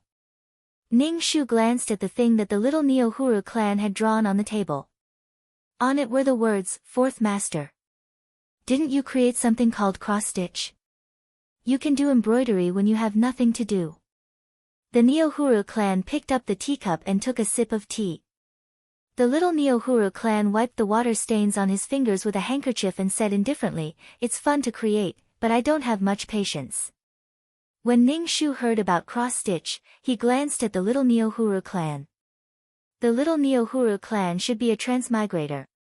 It was obvious what they wanted by squeezing into Injin's backyard. If the transmigrator was the little Neohuru clan, then there was a reborn person in this backyard. Who was the reborn person? The Ulanara clan? The Nyen clan? Or someone else? It seems that there's nothing fun here, sister. I'd better leave. The little Neohuru clan stood up, bowed to the Neohuru clan, turned around, and left. The Neohuru clan looked at the back of the little Neohuru clan and turned around. Ningshu said, "Put away the teacups." Yes. Ningshu put away the teacups on the table, put them on the tray, and went out. Ningshu couldn't figure it out. The Neohuru clan dragged her out for a walk, and then locked her in the fence. What was wrong with them? Ningshu suppressed the doubts in his heart and went to take care of Gij in the middle of the night. Gij was now 2 months old, and her body had finally gained a little weight. Occasionally, she would move her arms and legs. Moreover, this child had developed a rather strange work and rest habit. She slept during the day and waited for Ning Shu to come at night. She lay in the cradle with her eyes open. When she smelled the smell of goat milk, the child would hum twice. Ning Shu looked at the child, held her in his arms, and slowly fed the goat milk. There were some scratches on the child's face. The child occasionally scratched herself. The nanny could have made a small glove that looked like a cloth bag for the child, but she didn't. Ning Shu was really speechless with Gij Song. Ever since she was out of confinement, Song Gij Song tried to pull Yin Zhen to her courtyard. She wanted to have another child, another son. Now, she should take good care of the daughter she had already given birth to. Instead of working hard to pursue that illusory son, it was better to take good care of a considerate little cotton-padded jacket. After feeding the milk, he applied some anti-itch powder on the child's body and then put her in the cradle. Ning Shu glanced at the nanny who was sleeping on the bed and shook his head. She applied the powder on the child. The child even had the smell of goat milk, but the nanny didn't notice anything wrong. Perhaps she saw it, but she didn't care. She didn't know how long she could take care of this child. Once the mission time was up, she would have to leave this world. But to be honest, the princesses of the Qing dynasty were relatively short-lived. They died in their 20s and were usually sent to political marriages. But it was better than dying without knowing anything now. Ning Shu came to take care of the child in the middle of the night every day for the past 2 months. During the day, she didn't have any interaction with the child at all. Ning Shu didn't know when this mission would end, and 2333 didn't inform her to leave this world. She felt that she still had to stay. As more and more children appeared in the backyard, the conflict would become more and more serious. In short, there was a suffocating feeling that a storm was coming. Ning Shu just wanted to protect herself in this backyard and survive. When the child fell asleep, Ning Shu sneaked back to her room. Just as she walked to the door, she heard a voice. "What are you doing in the middle of the night?" Ning Shu was shocked. She turned around and saw a person walking out of the shadows. It was Tongyu. "Why is Sister Tongyu here?" Ning Shu asked in surprise. Tongyu frowned tightly. "I'm the one who should ask you where you went in the middle of the night. I've been waiting for you for a long time." Chapter 609. Ning Shu didn't expect Tongyu to be waiting for him here. He felt as if he had been caught red-handed. "I just went to the latrine. I had diarrhea in the middle of the night," Ning Shu said as he covered his stomach. Tongyu didn't really care where Ning Shu went. She said, "Gij is not feeling well. You go and take a look." "Okay." Ning Shu followed Tongyu to the Neohuru clan's room. The Neohuru clan was lying on the bed. Their faces didn't look too good. Ning Shu came over to check the Neohuru clan's pulse. Finally, he said, "Gij is fine. It's just that her stomach is a little uncomfortable." A trace of disappointment flashed across the Neohuru clan's face. Tongyu saw the Neohuru clan's expression. Ning Shu asked, "It's just an upset stomach?" Ning Shu glanced at the Neohuru clan's and Tongyu's expressions. He understood that they probably felt that she might be pregnant. Ning Shu said, "Then let me check it again." It was too late for the Neohuru clan to find a doctor in the mansion. They pulled her over. Ning Shu checked her pulse. It wasn't a slippery pulse at all. Gij really has an upset stomach. Gij doesn't need to worry. Ning Shu withdrew his hand and said. The Neohuru clan nodded. "You can leave." Ning Shu bowed and turned to leave the inner room. Tongyu followed him out of the room. She gave Ning Shu a silver hairpin and said, "This is from Gij." "I thank Gij." Ning Shu accepted the silver hairpin. Tongyu Ning Shu asked, "Gij really didn't?" Ning Shu nodded. "Gij's pulse doesn't have such symptoms now. It will take a month for her to have a slippery pulse. Gij is very healthy. Don't worry. Go back and rest," Tongyu said to Ning Shu. Ning Shu bowed and left. Back in the room, Ning Shu lay on the bed. She had a bad feeling in her heart. She felt that the Neohuru clan was now focusing their attention on her. They were no longer ignoring her like before. In this way, it would be more difficult for her to go to Gij's room at night. This time, she was caught saying that she was going to poop, but what about next time? Now that she had finally managed to raise little Gij a little better, it was at least a month old now. Ning Shu had never understood what the Neohuru clan meant. Did they want to cultivate her to be her confidant? But there was no way to trust her. They could only observe her like this. Ning Shu said that she just wanted to be a quiet little maid with no sense of existence. It was estimated that the Neohuru clan thought that she was a more useful person because she showed her face last time. Alas! Ning Shu sighed in her heart.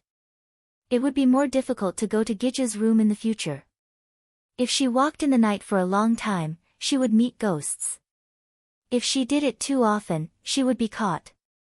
She felt so sad. She didn't have to worry so much about her baby. Couldn't Song Yunxian pay more attention to her daughter? Ning Shu couldn't sleep. She simply practiced the unique martial arts for a long time. Since he came to this world, it had been almost a year since Song Yunxian was pregnant and gave birth. Gij was 2 months pregnant. The unique martial arts only had a few strands of qi strength. Fortunately, he could practice it. If the qi strength could be transferred to other people's bodies, it would be great if it could repair other people's bodies. The qi strength of the unique martial arts could repair the body's internal injuries and strengthen the body. The biggest feature of Ning Shu's unique martial arts was that it had infinite strength. When it was practiced to the extreme, the qi strength would turn into a golden dragon hovering in the dantian. If she could send the qi strength into Gij's body, she could strengthen Gij's body. The qi strength was the energy that the body needed.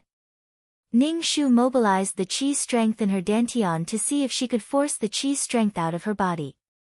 She wanted to see if she could transfer the energy into other people's bodies. Ning Shu tried again and again to guide the qi strength out of her dantian. It would be great if she could succeed. In the future, she couldn't take care of the child every night. If someone found out, she couldn't explain it clearly even if she had a mouth. Ning Shu tossed and turned until dawn, but she still couldn't guide the qi strength out. Instead, she was sweating all over. She wiped her body and began to clean the whole yard. She took a rag and wiped the floor and the railings. While cleaning, Ning Shu asked 2333 in her heart, "How can I guide the qi strength out of my body?" "I don't know." 2333 said directly. Ning Shu rolled her eyes, "Then what's the use of you, you trash?" "How am I trash?" 2333 asked in an agitated tone. Ning Shu sneered, "You're trash.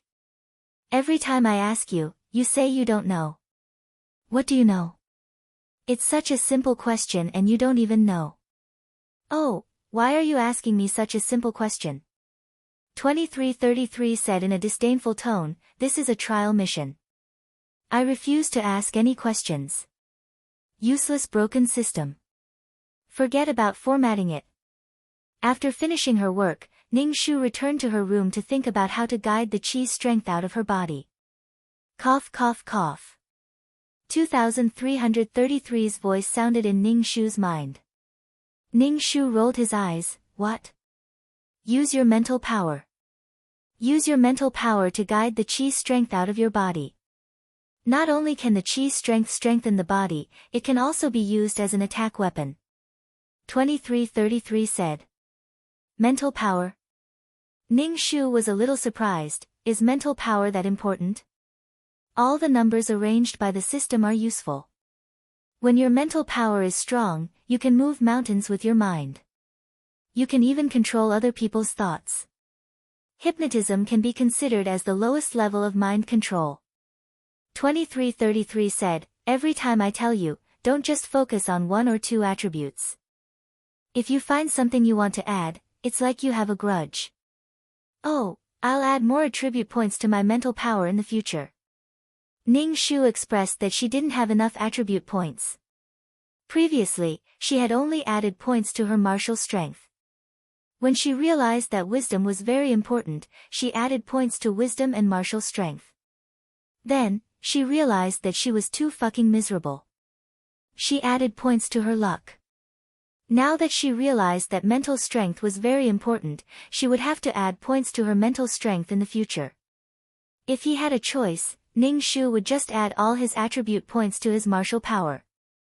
If he was strong enough to destroy the earth, he could solve the problem with one punch. Well, that was not realistic. Then how should I use my mental power? Ning Shu asked 2333, a little confused. Use your mind. Use your mind. Are you a pig? I've told you a few times. Ning Shu, you're a pig. You're a pig. Ning Shu emptied his mind and used his mind to control the chi strength in his body.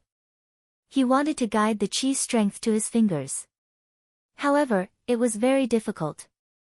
Maybe Ning Shu was not used to using his mental power, or the chi strength was too small. It was difficult to control the chi strength that was as thin as a strand of hair.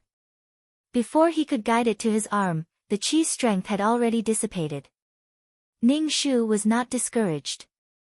Now that he knew the method, he could do it with more practice. Chapter 610. Ning Shu had been using his spiritual power to guide the peerless martial arts chi out of his body. It would be best if he could transfer it into other people's bodies. He did not know if it was because his spiritual power was not strong enough, but Ning Shu tried many times but was unable to guide the chi out. Ning Shu could only experiment over and over again. While he could save his life, Ning Shu still very much wanted to complete this task. He continued to experiment. In addition to doing things, eating, and even sleeping time was spent on this. Finally, after half a month, he was able to guide the chi to his fingertips. Finally, he succeeded. Ning Shu felt a burst of joy in his heart. Being able to guide the chi out of the body could also be regarded as a form of attack.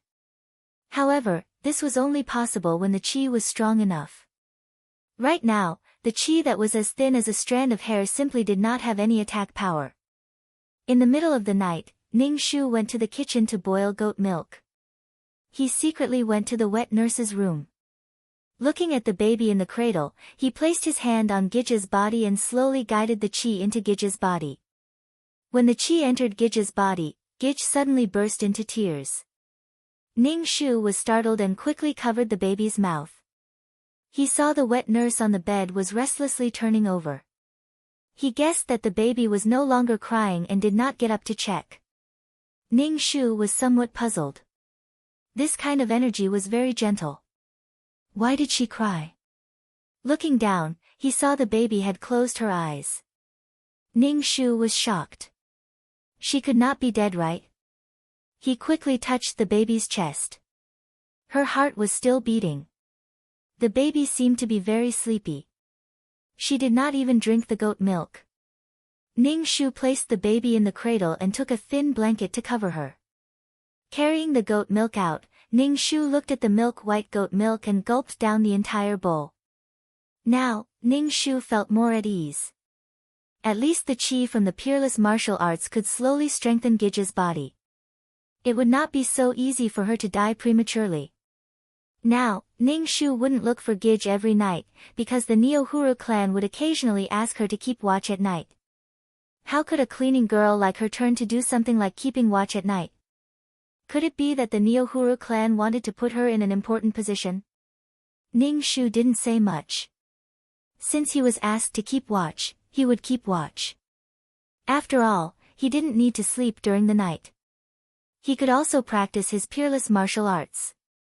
If he could cultivate more chi gene, he could send some to Gij and strengthen his body. That night, it was Ning Shu's turn to keep watch. Ning Shu waited on the Neohuru clan to sleep. The Neohuru clan stretched out their hand and said to Ning Shu, "Take my pulse." Ning Shu put his hand on the Neohuru clan's wrist and felt for a while. Then, he met the eyes of the Neohuru clan and said, "Gij's body is very good." The Neohuru clan frowned, took back their hand, and sighed. Now, D. Fujin Olanara was almost 5 months pregnant, and Gijli was also pregnant. Injin came to her courtyard frequently. Why was she not pregnant yet? Gij, don't worry. When fate comes, good things will naturally happen. The future Qianlong had not yet been born, so there was no need to be so anxious. You can leave. The Neohuru clan pursed their lips and said. Ning Shu bowed and turned to leave the inner room. He sat on the recliner in the outer room and began to practice his peerless martial arts. Wah, wah, wah. In the middle of the night, the whole Baylor mansion fell into silence. Suddenly, there was a loud cry. It kept on crying, and the sound was getting louder and louder. The lights in the rooms lit up one after another. Meowling, what's that sound? Is the child crying? The lazy voice of the Neohuru clan came from the inner room. Ning Shu pushed the door open and walked in. He said, it should be Gij crying. Ning Shu frowned. He was a little anxious. Why was she crying? Gij, shall we go and take a look?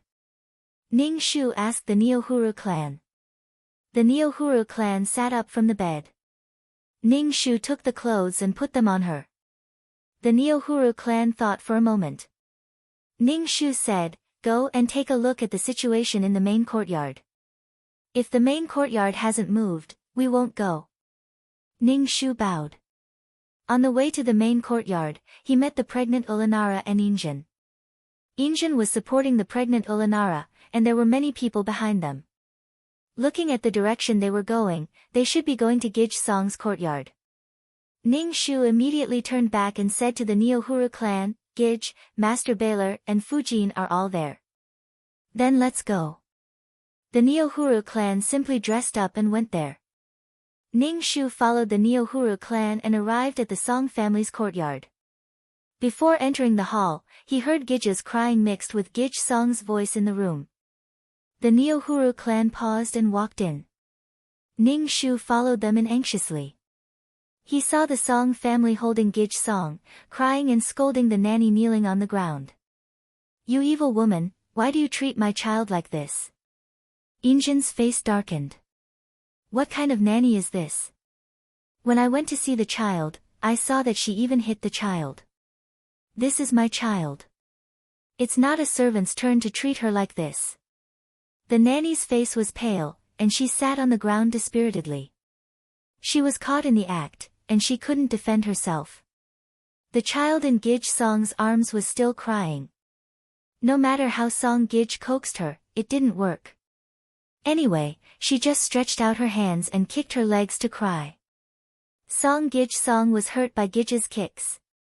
What's wrong with this child? Olanara said tiredly. She was pregnant, and such a thing happened in the middle of the night. Seeing her like this, Injin frowned more and more. His eyes were very sharp when he looked at Song family. His face was emotionless, and now his cold look was even scarier. What's going on? Injin asked Song Gij Song in a low voice. Song Gij Song was also about to cry. She didn't know what was wrong with the child. Being questioned by Injin like this, Song Gij Song was angry and anxious. She was afraid that she would make Injin unhappy, so she kept coaxing the child. Ning Shu whispered into the Neohuru clan's ear, Gij Song should be hungry. Usually, at this time, she would secretly get some sheep's milk for the child. Ever since she gave the child some strength, the child's body gradually improved. Moreover, her appetite had also increased. She could drink an entire bowl of sheep's milk, and her strength slowly increased. The strength was nourishing Gij Song's body, making her body better and better. However, she had to keep watch today, so she didn't get food for the child.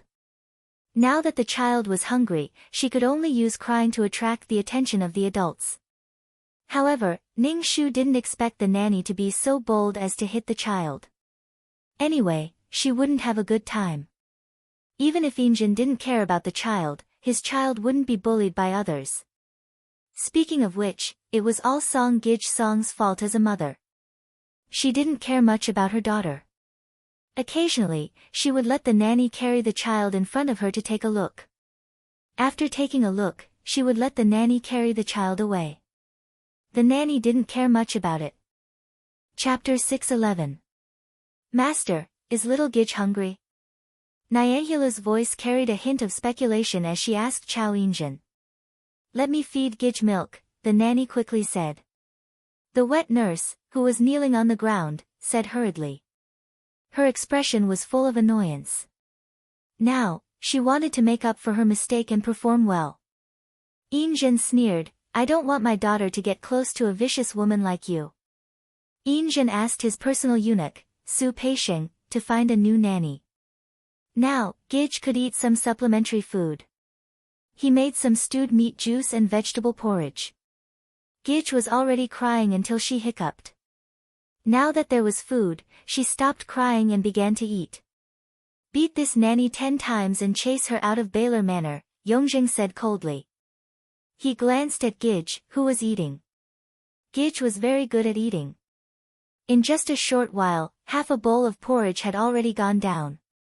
She can eat so well. The haze in Injin's heart dissipated a little.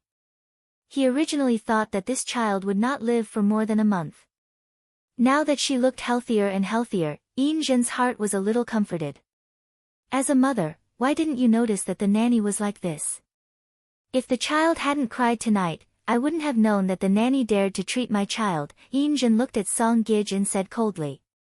Song Gij wiped her tears with a handkerchief and cried aggrievedly, Master, I really didn't expect her to be such a vicious person. She looks honest, but I didn't expect her to be so vicious. As a mother, don't you know what the child's situation is? If you don't want to raise this child, there are plenty of people who want to raise it. Injin's face was cold. Song Gij immediately knelt in front of Injin. Master, the child is my lifeblood. Injin snorted coldly and turned to Ulanara. Fujin, go back and rest first. Ulanara couldn't take it anymore, so she didn't force herself and left. All of you go back, Injin said to Gij. When Song Shi saw that Injin seemed to want to stay, she was elated. Ning Shu followed behind the Neohuru clan and walked back. He heaved a sigh of relief. This matter had attracted Injin's attention. In the future, Gij's situation would be better. My child can't find a wet nurse like her in the future. She's too cruel, the member of the Neohuru clan who was walking in front said to Tongyu. Tongyu also felt incredulous. She's just a nanny. How dare she hit Master Bei Lei's child? The next day, Song Gij was grounded by Injin. Even Gij was handed over to Nyen, who was temporarily managing the backyard. Injin let Nyen take care of her for the time being. Song Gij cried and begged Injin not to take away her child. Injin said directly, you don't care about your child, but I do. We'll talk about it when the child is older. Ning Shu felt that Injin knew that Song Gij didn't care much about the child, so he gave the child to Nyen. As for whether the child would be returned to Song Gij in the future or raised by Nyen, it was hard to say. Now it was even more difficult for her to see the child. She couldn't interfere even if she wanted to. The child's situation should be better. Nyen was doing it for Injin. She wouldn't mistreat the child. It was better than being by Song Shi's side. Ning Shu had no responsibility for Gij Song, so he didn't pay attention to her anymore. Ning Shu was now at ease as a cleaner in the Neohuru clan's courtyard. If the Neohuru clan didn't call her, she wouldn't go to the Neohuru clan. Ning Shu didn't think of climbing up the ladder. As long as she completed her task, she would leave this world. The Neohuru clan would occasionally ask Ning Shu some health knowledge or eat some pregnancy-promoting food. They just wanted to get pregnant. When the child in Ulanara's stomach was ripe, she successfully gave birth to a son. He was the legitimate son and the eldest son. Injin was very happy. He was named Hong Hui when he was born. After holding a 1-month celebration for Hong Hui, Gijli also gave birth to a child. It was a girl, but Injin was also happy. Gij Song, who had been grounded until now, was furious when she heard the news. Injin didn't like her child, so she couldn't keep her child by her side. Ulanara was the legitimate son. It was fine if she gave birth to a boy, but Madame Li was a concubine like her. She gave birth to a girl, and Injin even rewarded her with something. Master Baylor was too unfair. The Neohuru clan went to see the two fair and tender children. Their eyes and hearts were full of envy. They touched their stomachs and didn't know when they would get pregnant. Ning Shu knew that the Neohuru clan would definitely have a child, and there would only be one child, Aizen Joro Hongli. However, having this child was better than having several children. Hongli was free and smart. He learned at the age of 5 and could recite with a glance. He was very liked by his grandfather, Kangxi. He often praised his father in front of Kangxi. Hongli and the Neohuru clan were both long-lived and blessed people. One lived to 89 years old, and the other lived to 86 years old. Ning Shu didn't know when this task would end. Now, Gich Song's child was living quite well. Madame Nian took good care of the child. It was said that he could even crawl on the ground now. Was this task not over yet? Not long after, Madame Gung found out that she was pregnant again. Moreover, Madame Li, who had just finished her confinement, was pregnant again. Madame Li could be said to be the most fertile woman in Injin's harem. Hongli, and Hongli were all born by her. With so many women in the harem getting pregnant, the Neohuru clan was even more suspicious that they couldn't get pregnant. Why could others get pregnant, but they couldn't? The Neohuru clan said to Ning Shu, "Feel my pulse and see if there is any hidden disease in my body. I have been in the house for so long. Why haven't I gotten pregnant yet?" Ning Shu felt helpless in his heart. On the surface, he felt the pulse of the Neohuru clan seriously and said, "Gich's body is really fine. Good fruit doesn't need to be late to ripen. Gich doesn't need to worry." "How can I not worry?" the Neohuru clan said anxiously. "Gich, it's useless to be anxious." Ning Shu said calmly, "Gich should relax. Children were the support and capital of the harem women." In short, the Neohuru clan was a little anxious now. "Gich will definitely get pregnant." Ning Shu comforted the Neohuru clan. The Neohuru clan nodded and didn't say anything. The Neohuru clan was still favored a lot, so they were anxious to get pregnant. Fortunately, the Neohuru clan's anxiety was quickly eliminated. 3 months after Madame Gung and Madame Li were pregnant, Ning Shu felt that the Neohuru clan's pulse was slippery. The Neohuru clan repeatedly asked Ning Shu if they were pregnant. Ning Shu checked many times and said cautiously, "Gich is pregnant. Now her pulse is a little weak. You can ask a doctor to come and take a look." The Neohuru clan let out a long breath and finally felt relieved.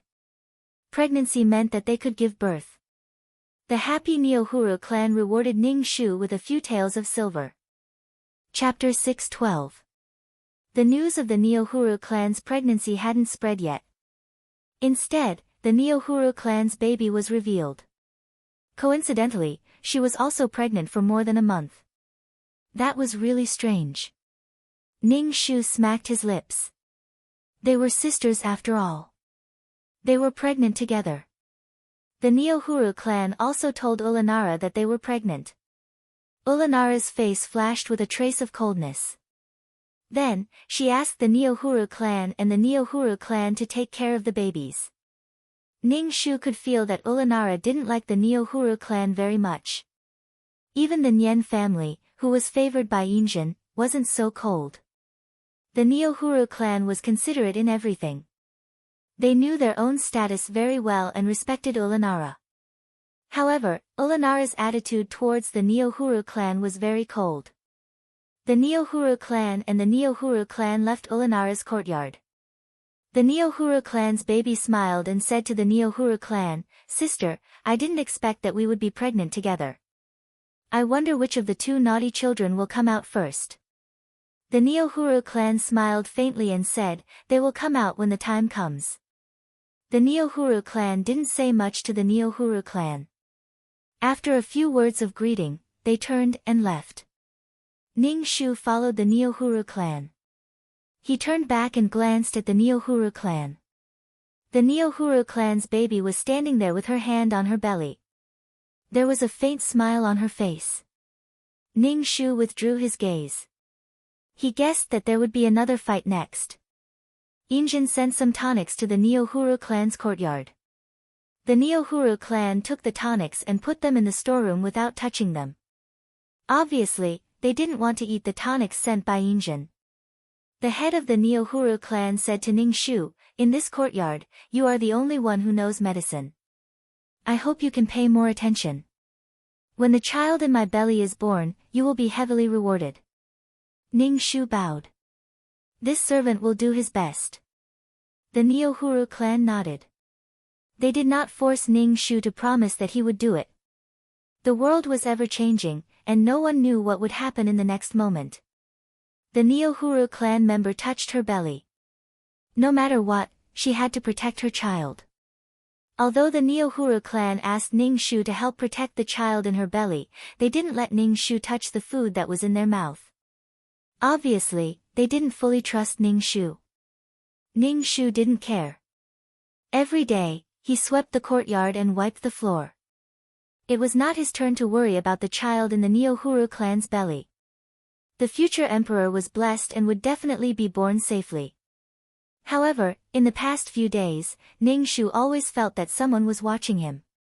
Every time he went to the kitchen to eat, a servant girl would deliberately bump into him, then apologize to him and ask for his name. Ning Shu frowned. After observing for a few days, he was sure that the servant girl who bumped into him had something to say to him. During the meal, he found a remote place to sit down. The servant girl came over and sat opposite Ning Shu. Under the table, she handed a note to Ning Shu. Ning Shu accepted the note. After the meal, Ning Shu returned to his room and opened the note. On it was written, "See you at the rockery at midnight." Ning Shu had burned the note. Should he go and do it? Forget it, it was better not to go. If he got caught up in this kind of internal strife, he would die if he didn't pay attention. Ning Shu just wanted to live in this backyard until the end of the mission. The next day, when the servant girl saw Ning Shu, her eyes were questioning. She was obviously angry that Ning Shu didn't go yesterday. The maidservant carried the dishes and bumped into Ning Shu. It was obvious that she wanted to spill the dishes all over Ning Shu. Ning Shu dodged in a flash, but the maidservant tripped over the door sill and fell to the ground. All the soup and water splattered all over her body, creating a mess. The servant girl screamed and looked at Ning Shu with a bad look. However, she immediately changed her expression. Ning Shu said, "Can you help me? I want to go back to my room to change my clothes. My hand was cut by the shards. I heard that you know medicine. Can you help me treat the wound?" When the surrounding people saw the servant girl in such a sorry state, with her hand cut by the shards and blood dripping to the ground, they all said to Ning Shu, "Go and help her." Ning Shu helped the servant girl back to the room. The servant girl ignored the wound on her hand. Ning Shu asked, "Why didn't you come last night? My master was looking for you." "I'm just a little servant girl. There's nothing for your master to pay attention to." Ning Shu looked at her hand. "Do you want to treat your wound? If not, I'll leave first." Ning Shu turned and left. He didn't want to be entangled with these people. He didn't know who was targeting him. "Hey, wait. How can you leave just like that?" The servant girl stomped her feet and shouted at Ning Shu's back. Ning Shu didn't care about this. Nothing good would come out of looking for him now. She still wanted to live in this backyard. Occasionally, the Neohuru clan would let Ning Shu take their pulse. In fact, there were doctors who took the pulse of the Neohuru clan. There was no need at all. Letting her take the pulse was completely superfluous. However, Ning Shu still took the pulse of the Neohuru clan seriously and honestly. Then, he told the Neohuru clan about some of the forbidden foods one by one. The Neohuru clan remembered each and every one of them. They also rewarded Ning Shu with some money. Ning Shu had already received a lot of money since he came to the Neohuru clan's courtyard. Ning Shu was a little embarrassed. He couldn't figure out what the Neohuru clan meant by this. He didn't trust her at all. However, they would give him some money from time to time. It was much better than being in Gij Song's courtyard. Were they trying to subdue him? Ning Shu had a clear conscience. She didn't have any bad intentions towards the Neohuru clan. Everyone was on good terms. Ning Shu also wouldn't betray the Neohuru clan. Gij from Qingxin Garden is here. Tong Yu walked in and said to the Neohuru clan. The Neohuru clan frowned and said to Ning Shu, "Come with me to take a look." The Neohuru clan saw the Neohuru clan. "Sister, I'm too bored. That's why I came to talk to you. You're pregnant. You'd better be careful." The Neohuru clan said lightly. The Neohuru clan didn't care much. "I'm just pregnant. I'm not disabled." "Nonsense." The Neohuru clan spat at her. The Neohuru clan looked at Ning Shu and said in an envious tone, "This maid knows medicine. Last time, when Gij Song had a difficult birth, it was this maid who treated her. Sister, you don't have to worry about giving birth." Ning Shu, usually, when she was mentioned, it wouldn't be a good thing. The Neohuru clan nodded and said, "Indeed. Moreover, it's a woman. It's more convenient. I really envy sister." The Neohuru clan looked at Ning Shu. "When I give birth, can sister lend me this maid?" The Neohuru clan was very straightforward. Who would use other people's maids? When a woman gave birth, it was like walking through the gates of hell. If someone were to kill her at this time, she wouldn't be able to come back. She might even lose her life. Chapter 613. Ning Shu didn't think that the little Neohuru clan really wanted him to help her deliver the baby. It was just a casual remark. "Sister, can I borrow this girl for a while?" "Sister, you know that I like to plant flowers. The courtyard is full of flowers. Now that I'm pregnant, I don't know if those flowers will be bad for the baby." The little Neohuru clan asked Ning Shu. Ning Shu, he had an inexplicable bad feeling. Why did they ask her for help instead of finding a doctor? The Neohuru clan glanced at Ning Shu and didn't immediately answer the little Neohuru clan. "Sister, just for a while. I'll ask someone to send her back in a while." The little Neohuru clan said coquettishly. The Neohuru clan could only nod. The little Neohuru clan immediately smiled. "I'll ask her to come back right away." Ning Shu followed the little Neohuru clan to her courtyard. When he walked into the courtyard, he smelled the fragrance of flowers. There were all kinds of flowers in the courtyard, and butterflies and bees were circling around the flowers. "Can you see if any of these flowers will harm the baby in my belly?" The little Neohuru clan waved to the maids behind her. These maids retreated and stood guard not far away. Only Ning Shu and the little Neohuru clan stood together. "Gij is pregnant now. It's better not to plant flowers," Ning Shu said. The little Neohuru clan wrinkled her nose and looked a little delicate. She nodded and said, "Yes, you can't plant them. Maybe the baby will be allergic to pollen." Ning Shu pretended not to hear the modern words that the little Neohuru clan said. "I know that you're not favored by my sister. You were Gij Song's person before. My sister won't trust you." The little Neohuru clan suddenly said, "I asked someone to look for you before, but you didn't come." Ning Shu immediately understood that the maid was from the little Neohuru clan. Ning Shu bowed and said, "Gij is very good to me. Whether someone is good or not doesn't depend on words. It depends on what you see with your eyes and feel with your heart. Sister actually doesn't trust you. Bringing you around is just a show for Fujin. As far as I know, you are not in an important position in sister's courtyard. You are only doing the work of a third-class cleaning maid." The little Neohuru clan curled up the corners of her mouth and said with a smile, "You are a capable person. I really hope that you can be by my side when I give birth." My sister doesn't want to trust you, but I'm willing to trust you. Ning Shu listened to the little Neohuru clan's words and understood that they were trying to rope her in. No, to be precise, they wanted her to work for them. Ning Shu bowed and said, "Thank you for your praise, Gij. I don't deserve it." The little Neohuru clan bent down and picked a flower. She put it on the tip of her nose and smelled it, saying, "I'll be frank. I want the child in your Gij's belly to disappear without anyone knowing." "Gij, I can't do that," Ning Shu said with a look of horror.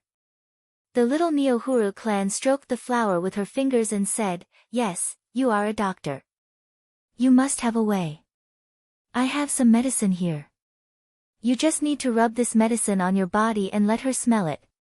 The child will die naturally. I'm sure it won't implicate you." Ning Shu was stunned for a moment, and then she understood. This medicine would not cause the pregnant woman to miscarry directly, but let the child in the belly die slowly and become a stillborn. How could the little Neohuru clan do that? Moreover, she was related to the Neohuru clan by blood. "I don't dare." Ning Shu lowered her head and said in fear. The little Neohuru clan picked a flower and said, "I believe you can do it. When the time comes, I will shower you with riches and honor." Ning Shu treated these words as fart. Everyone liked loyal people. If she really did that, she would not be able to live, let alone riches and honor. Who would like a person who betrayed her master? She could betray others today and betray herself tomorrow. The little Neohuru clan was trying to kill the future Qianlong emperor. "This is my reward for you." The little Neohuru clan waved to the maid on the side. The maid came over and handed Ning Shu a red silk sachet. When the maid took out the sachet, the little Neohuru clan took a few steps back and covered their noses. Ning Shu took the sachet and opened it. There were a few ingots of silver and a small bottle. In the small bottle, there were a few black pills with an elegant smell. "Dissolve this pill and rub it on your hand or neck," the little Neohuru clan's Ning Shu said. Ning Shu was speechless. "Gij, I really can't do it." Ning Shu refused directly. The little Neohuru clan said faintly, "Do you think sister will still trust you if you go back now? From the moment you stepped into this courtyard, you have no choice." Ning Shu was speechless. "Do you really think you are the protagonist just because you are a transmigrator? I will not treat you unfairly." The little Neohuru clan said faintly, "The silver in your hand is only a small part. When you succeed, I will give you more silver notes." Ning Shu smiled and put away the sachet. The little Neohuru clan's lips curled up. "From now on, we are on the same side." Ning Shu, ha ha ha ha. After leaving the little Neohuru clan's courtyard, Ning Shu took out a few pills and sniffed them. He analyzed the possible ingredients in them. He didn't know where the little Neohuru clan got these pills. Indeed, the effects of the medicine were as little as what little Hulu had said. The effect was not as strong as the abortion medicine, but the damage to the fetus in the womb was lasting. Most importantly, the smell was quite nice. It was incomparably elegant and not too strong. It was not unbearable. Ning Shu took a handkerchief and wrapped the bottle layer by layer. After washing his hands, he went to see the Neohuru clan.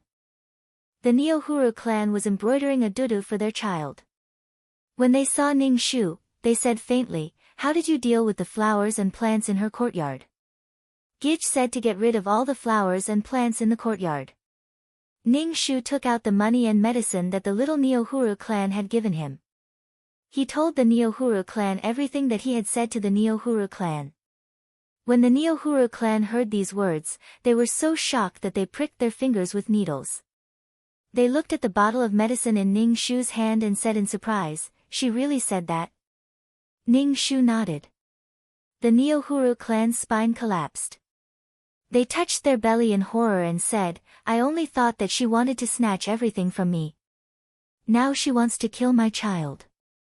I will not let her go."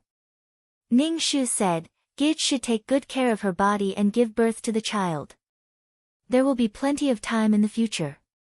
Gij, this money? Ning Shu asked the Neohuru clan. Since it is a reward from her, you should accept it. The Neohuru clan rubbed their forehead. Ning Shu bowed and turned to leave the room. Not long after, Tongyu came out and handed Ning Shu a few ingots of silver. It was 2 more ingots than what the Neohuru clan had given. Tongyu smiled and said to Ning Shu, "Miaoling, this is a reward from the master. You should accept it." He received 2 sets of money in a row. Chapter 6:14. Ning Shu directly told the Neohuru clan about what the Neohuru clan asked her to do.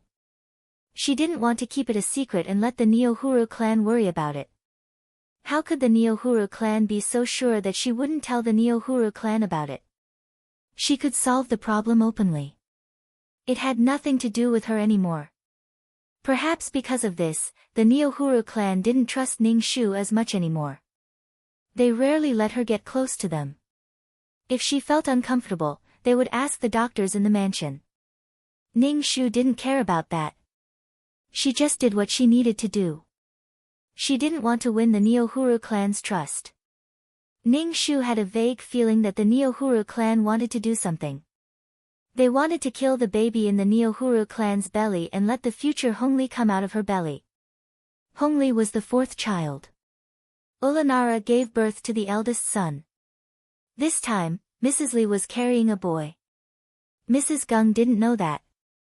Now, both the Neohuru clan and the Neohuru clan were pregnant at the same time. She didn't know which one of them was the father.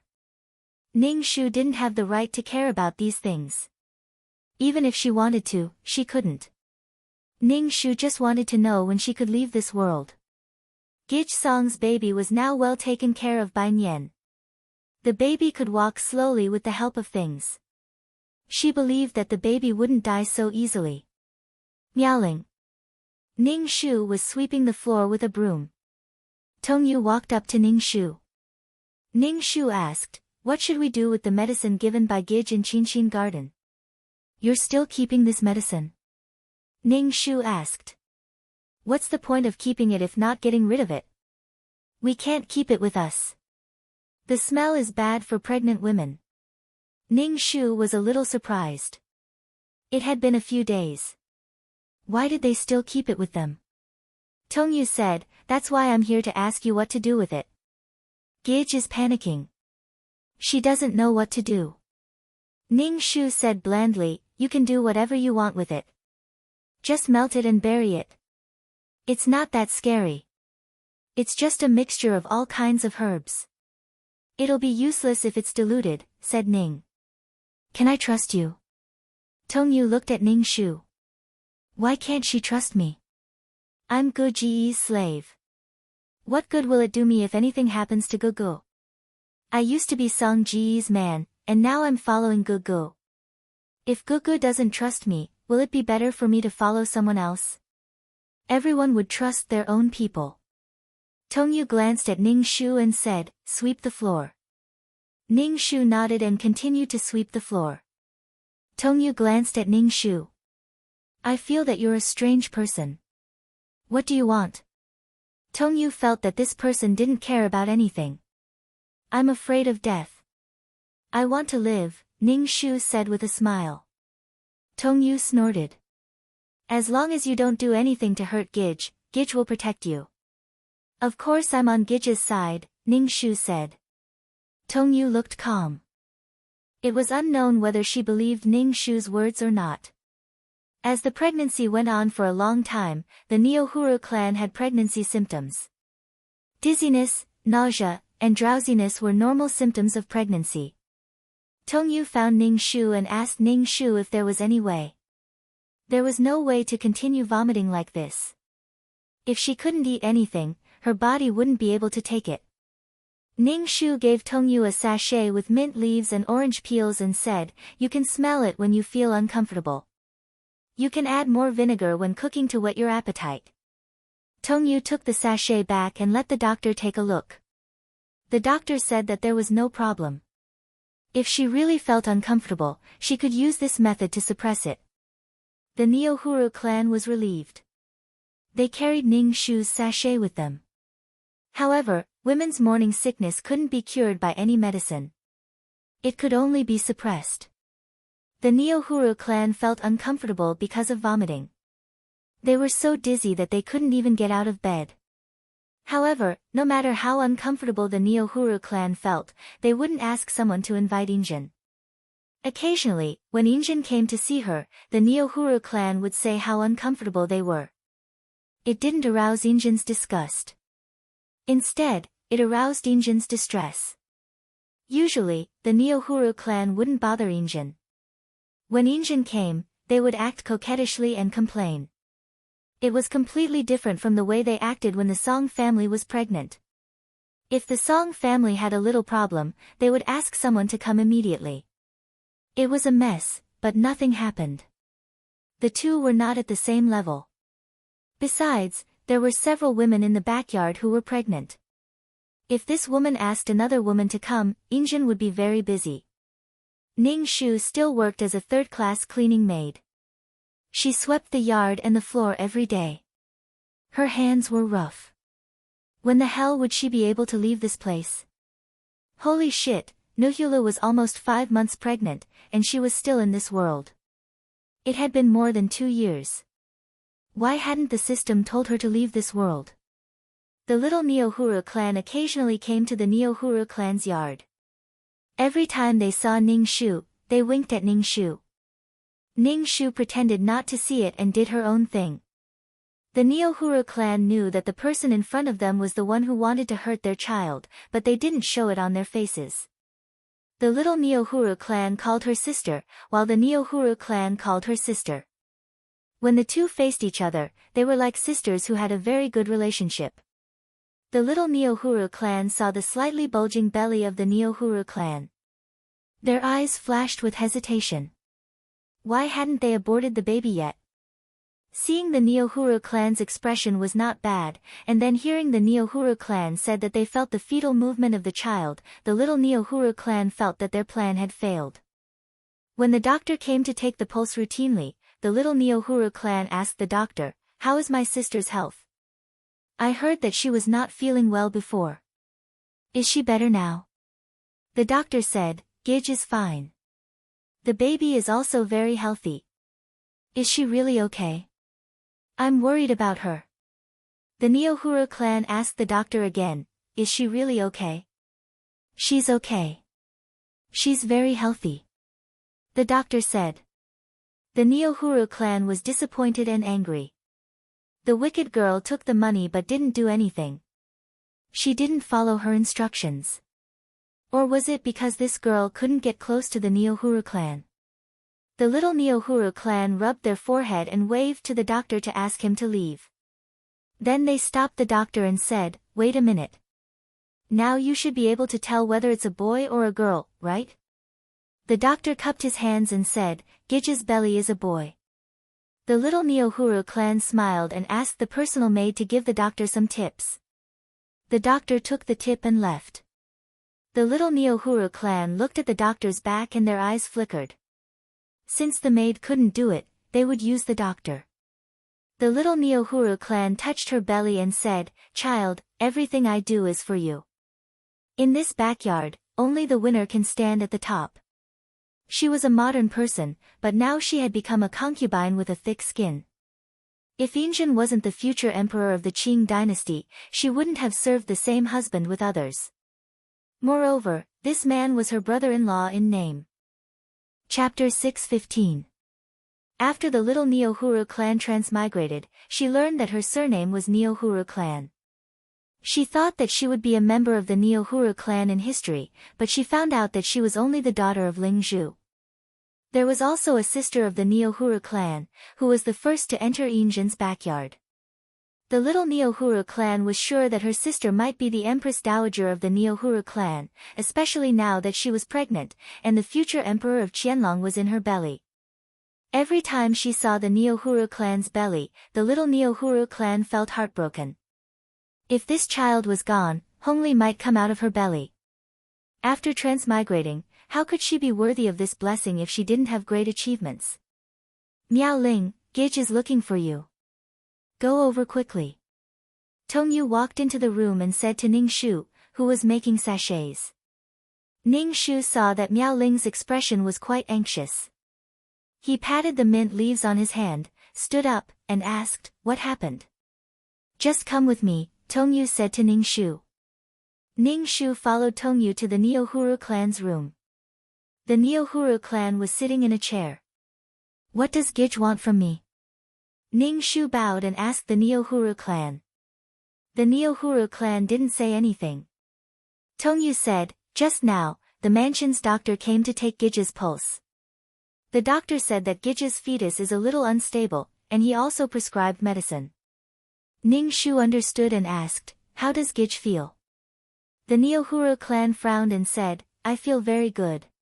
This child also likes to move. There is nothing unusual. I asked you to come over to take my pulse." The Neohuru clan stretched out their wrist and put it on the table. Ning Shu stretched out his hand and took the Neohuru clan's pulse.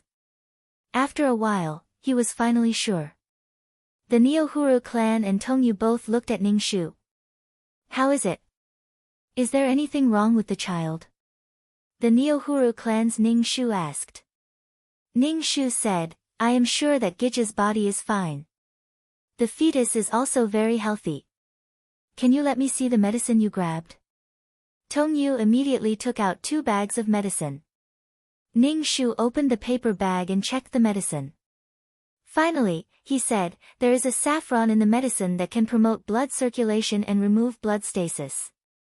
It has the effect of abortion." The Neohuru clan's leader pursed his lips tightly. His aura seemed very cold. He waved his hand at Ning Shu. Ning Shu bowed and turned to leave the room. "Take this reward." Tongyu gave Ning Shu some broken silver. "Thank you for this time. Sister Tongyu, you are too polite. This is what I should do." Ning Shu bowed. Tongyu stuffed the silver into Ning Shu's hand. "Take it. This is from Gij." Ning Shu accepted the broken silver and received money again. Every time she helped the Neohuru clan do something, the Neohuru clan would give her a little reward. Until now, she had a lot of money in her hands. For a servant, this should be a huge sum of money. The Neohuru clan knew that it was the younger Neohuru clan who did this to her. Over and over again, the younger Neohuru clan came to talk to her. The Neohuru clan said that they were not feeling well and did not want to see the younger Neohuru clan. Now, the Neohuru clan was enduring. Nothing was more important than the child. This account would be settled slowly. When the Neohuru clan and the younger Neohuru clan were 7 months pregnant, Madame Li and Madame Gung both gave birth. Moreover, they were both boys. In other words, after Olanara clan, 2 more boys were born. The Neohuru clan and the younger Neohuru clan's child who was born first would be the 4th child and could be called Hongli. The Neohuru clan was not clear about the history, but the younger Neohuru clan was clear about it. While Ning Shu was still checking the Neohuru clan's pulse, a servant girl came in and said to the Neohuru clan, "Gij, Qinshin Garden's Gij is having an attack." The Neohuru clan was stunned. "It's only 7 months now. Why is she giving birth?" "I heard that she fell down," the servant girl said. The Neohuru clan's expression was not good. They held their belly with a lingering fear. "I don't know what will happen to the child in her belly." Ning Shu comforted the Neohuru clan. "Gij, don't worry. Didn't you say that it's 70% or 80% dead? Go to her courtyard for me. If there's anything, come back and tell me." The Neohuru clan did not plan to go to her courtyard. Instead, they asked Ning Shu to go to the younger Neohuru clan's courtyard. Ning Shu bowed and went to the younger Neohuru clan's courtyard. Yin Zhen and Olanara clan were already waiting. Ning Shu walked into the courtyard and heard the younger Neohuru clan's screams. Ning Shu waited outside. The Neohuru clan's birth went smoothly. Not long after, they gave birth to a boy. Because it was premature, he was a little weak. After the child was born, Ning Shu went back to report to the Neohuru clan. When the Neohuru clan heard the news, they only pursed their lips and did not say anything. Ning Shu felt that the younger Neohuru clan deliberately let their child be born early so that their child would be the fourth child. Yin Zhen did not immediately name the child. Neither the Li clan nor the Gung clan's child was named. They would only name the child after the child was a month old. When the younger Neohuru clan was in confinement, they pestered Yin Zhen to give their child a name. However, Yin Zhen did not agree. Instead, he said that he would wait until the child was a month old before he would name it on the family tree. The younger Neohuru clan asked Yin Zhen twice, but Yin Zhen did not agree. Thus, they did not dare to mention this matter to Yin Zhen again and again. The younger Neohuru clan was also depressed. Why was it that people who transmigrated were all glorious and could even obtain the love of the emperor? She had already tried her best to make Yin Zhen fall in love with her, but Yin Zhen was cold-hearted. She had been Yin Zhen's woman for a long time, but Yin Zhen did not fall in love with her. Instead, she fell in love with Yin Zhen. Between the bed, it was easier for women to give their feelings. People would always be slowly assimilated by the environment. The younger Neohuru clan gradually became an ancient woman who regarded her husband as the sky and a mother as noble because of her son. Otherwise, she would not have taken such a huge risk to let her child be born early. However, Yin Zhen's attitude made the younger Neohuru clan sad. He refused to even give the child a name. The younger Neohuru clan wanted their son to be called Hongli, Aizen Hongli. However, something happened next that made the younger Neohuru clan panic. Lady Gung's child died before he was a month old. The child who died prematurely did not even have a name, and it would not be recorded in the family tree. In other words, the premature child of the younger Neohuru clan was now ranked third and no longer fourth. When Ning Shu learned of this, he smacked his lips. He felt that fate was unpredictable. The younger Neohuru clan's meticulous calculations resulted in such an outcome. Could it be that the younger Neohuru clan only knew that Hongli was the fourth child? They did not know that the Gung family only had one son in the family tree. It was the sixth child, Hongzhou, who liked to hold funerals and receive gifts. What was this called? Man proposes, God disposes. Some things did not change according to human will. Chapter 6:16.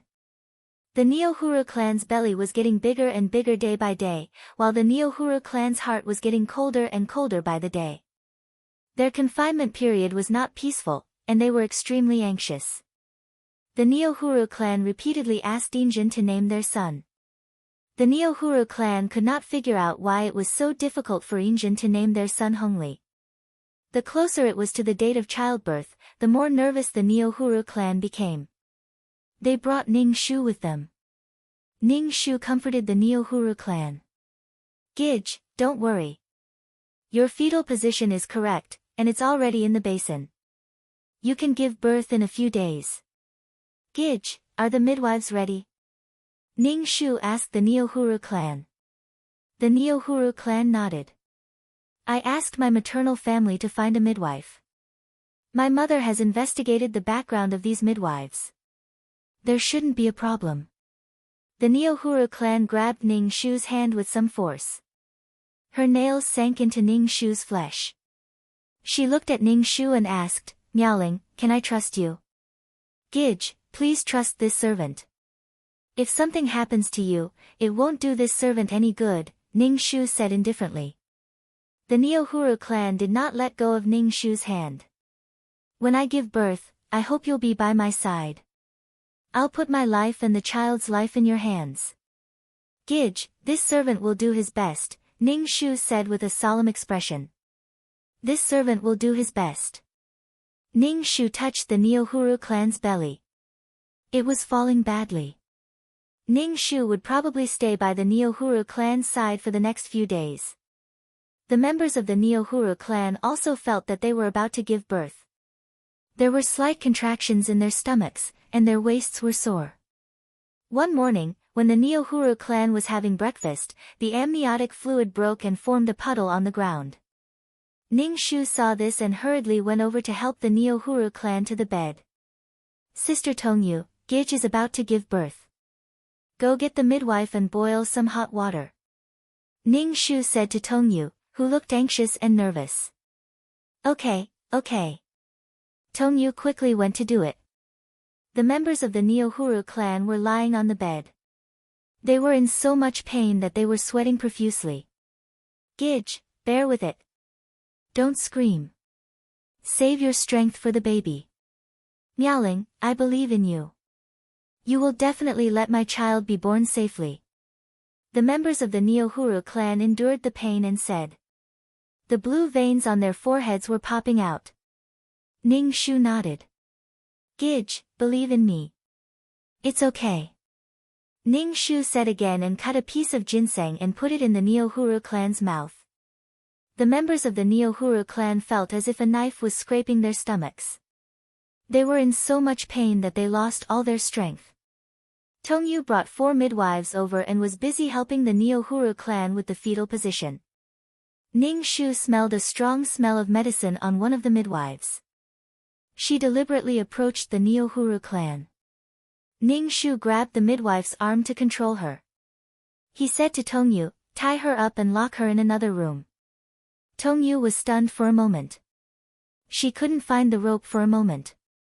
The members of the Neohuru clan, who were groaning in pain, whispered, cut the mosquito net. Tongyu immediately picked up the scissors and cut the mosquito net. She tied the midwife's hands with a piece of cloth and dragged her to the next room. Gij, don't worry. It's okay. Ning Shu said to the Neohuru clan. The members of the Neohuru clan nodded. They were sweating profusely. The cervix is open. Gij, use your strength. The midwife said to the Neohuru clan. The members of the Neohuru clan took a deep breath and gritted their teeth. Take a deep breath and then use your strength.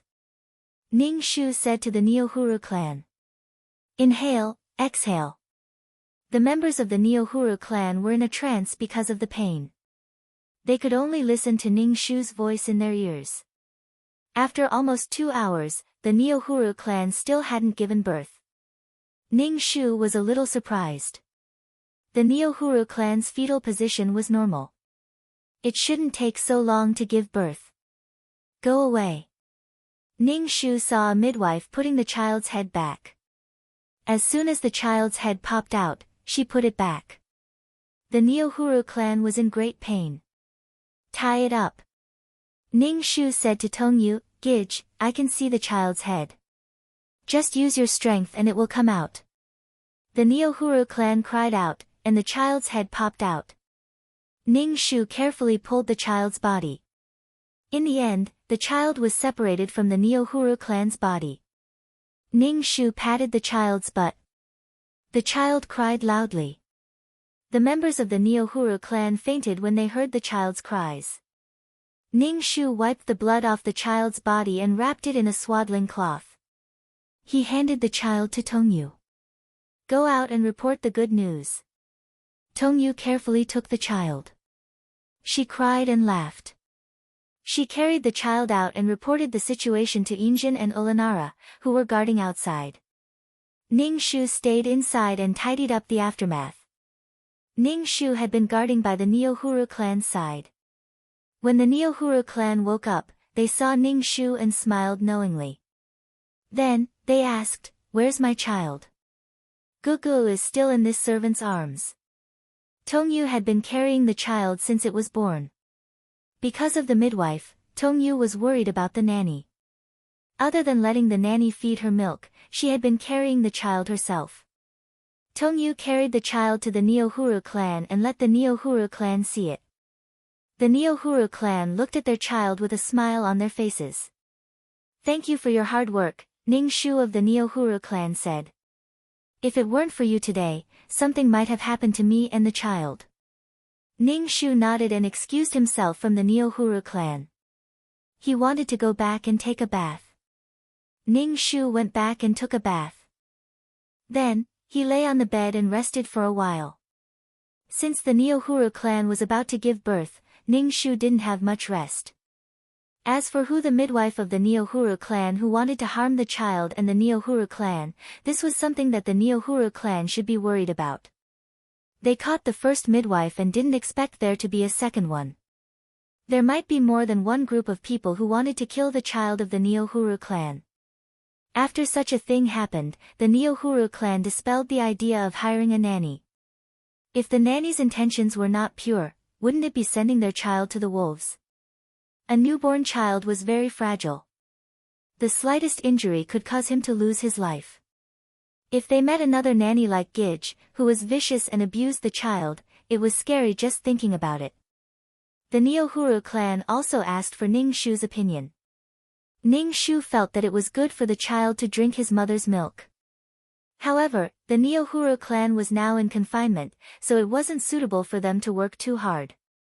Ning Shu still asked the Neohuru clan to hire a reliable nanny to bathe the child and change the diapers. The Neohuru clan couldn't do these things when they were in confinement. The Neohuru clan frowned. Where can we find a trustworthy nanny now? These 4 midwives were hired by my mother, and this kind of thing happened. The Neohuru clan felt that many people were targeting their child. Other people didn't have such a thing when they gave birth. Those nannies might have been bribed. They are still locked up. Let's wait until Gij is out of confinement. Gij can rest well.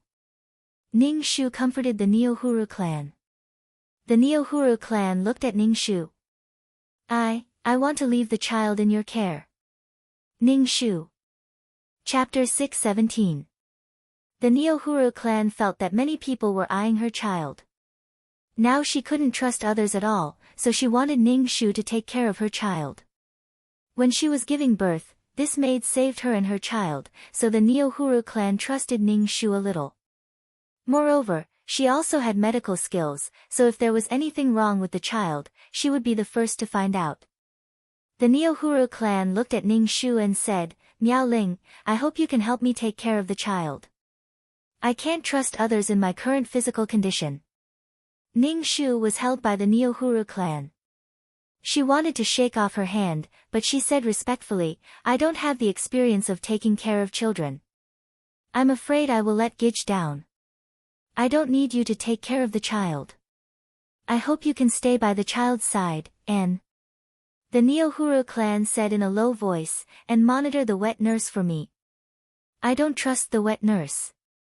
One after another, the Neohuru clan was like a bird startled by the twang of a bow.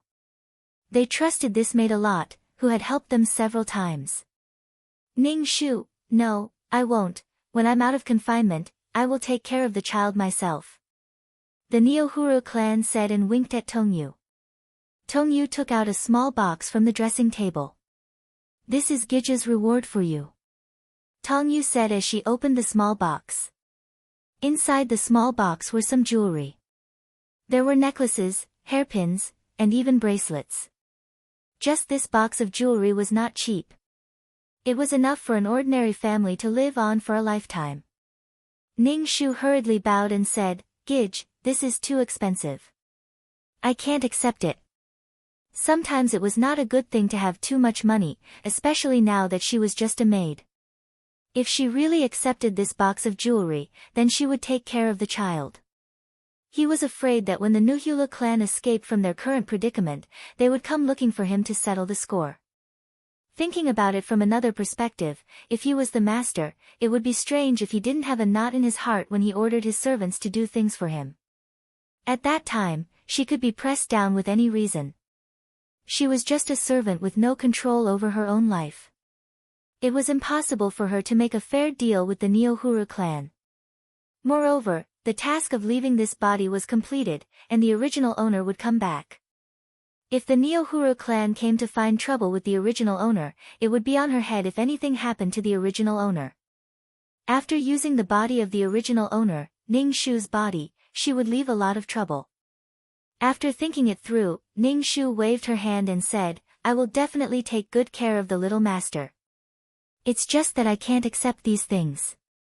I'm just a servant. If there are so many things that exceed my status, it will attract trouble. Moreover, Gij has already rewarded me with a lot of things.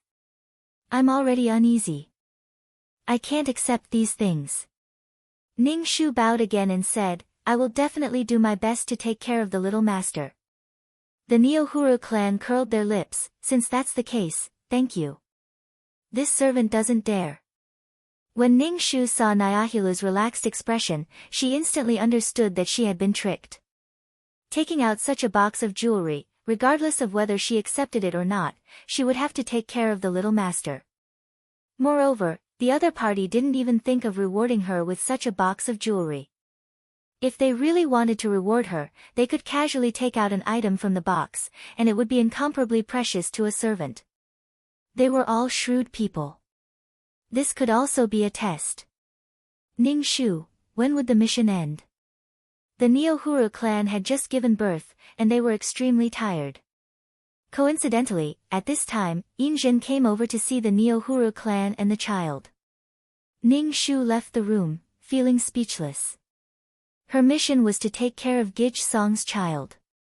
Madame Gij Song's child was now being raised by Madame Nyen very well. Now, she had to take care of the child for the Neohuru clan. What was this mission for? It was clearly not her child, but she had to worry about it like a biological mother. No, she was even more worried than a biological mother. Tong Yu changed the room for Ning Shu. The room was changed to the room next to the Neohuru clan's room. The room was quite big. Ning Shu and the wet nurse took care of the child in this room. What Ning Shu had to do was to protect the child and not let dangerous things get close to the child. At the same time, she also had to monitor the wet nurse. She ate the wet nurse's food first. She even carefully checked the child's clothes to see if there was anything wrong. At night, she did not sleep. She sat cross-legged on the bed to cultivate. The cradle was by the bed. Ning Shu would check on the child from time to time. Occasionally, when the child was hungry in the middle of the night, Ning Shu would bring the child to the wet nurse to feed the child. After all, the child was a ripe melon. The child was very healthy and could eat a lot. He was fair and tender, completely different from Gij Song. The Neohuru clan was a good mother. Ning Shu's diet was different from the wet nurse's. The wet nurse's diet was specially prepared. The food the wet nurse ate was good for milk production. Ning Shu would taste the wet nurse's food, but today's food was a little salty. Even Ning Shu felt salty when he ate it. The pot of pork shoulder soup was a little hard to swallow. Ning Shu looked at the midwife and asked, "Why is today's food so salty?" The wet nurse's milk was salty when she ate salty food. It was a burden to the child's stomach. It was not that the child could not eat salt, but it could not eat so salty food. The wet nurse Ning Shu said, "Ever since I came to the manor, my mouth has always been bland. I only asked the kitchen maid to put a little salt. You also know that I'm from the countryside. I eat salted vegetables when I eat. The vegetables I eat are salty, so my mouth is very bland." Ning Shu frowned. "You have to feed the child now. It's not good for the child to eat too salty food. Moreover, it's not good for milk production. As a wet nurse, don't you know these things? Miss Miaoling, it's just this one time. It's okay. These things don't have any taste of salt. I can't eat anything. If I can't eat, how can I give the little master milk?" The wet nurse's expression was a little dissatisfied. Ning Shu looked at the wet nurse. She was very plump and her face was rosy. In the beginning, she took care of the child with all her heart.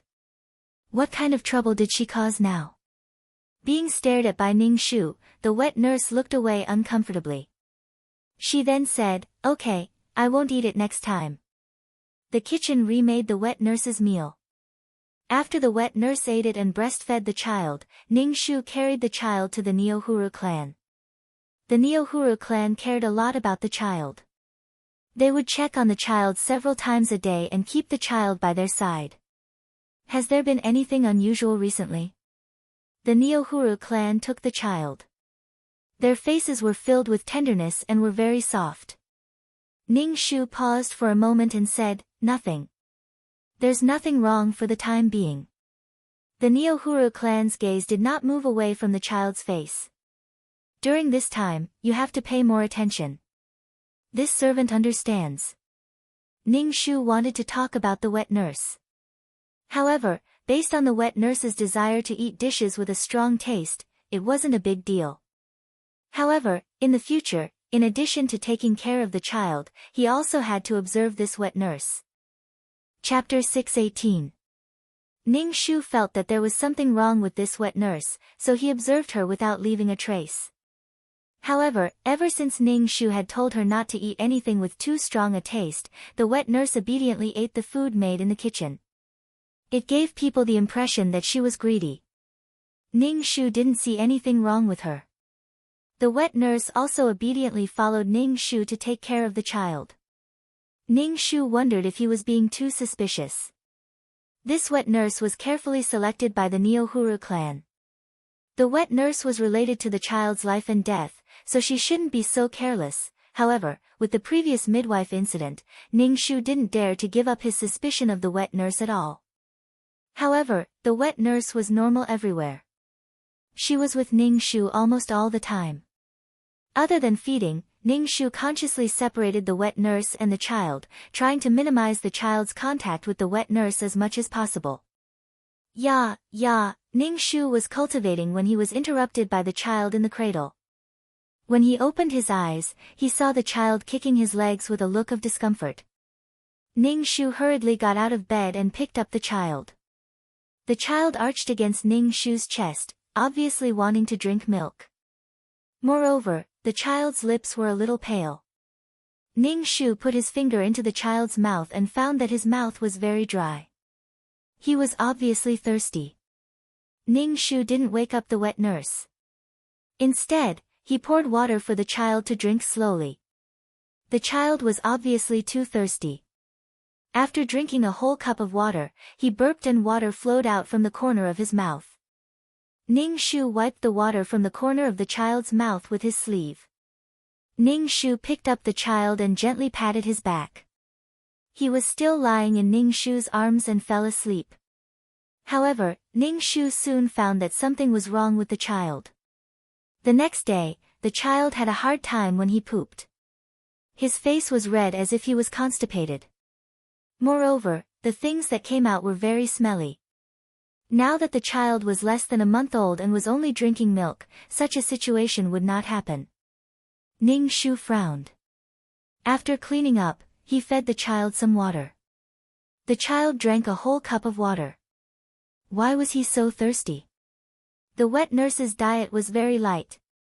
Miss Miaoling, do you want to feed the little master now? The wet nurse had just finished washing her body. So, she asked while unbuttoning her lapel. Ning Shu narrowed his eyes and handed the child to the wet nurse. Ning Shu thought about it and felt that something wasn't right. After some thought, he felt that the source of the problem should be the wet nurse. Other than the thing that entered her mouth, Ning Shu couldn't think of anything wrong. The child is not hungry. You don't have to feed him yet. Ning Shu carried the child back. The wet nurse was stunned. She had already unbuttoned her clothes, revealing her full and heavy chest.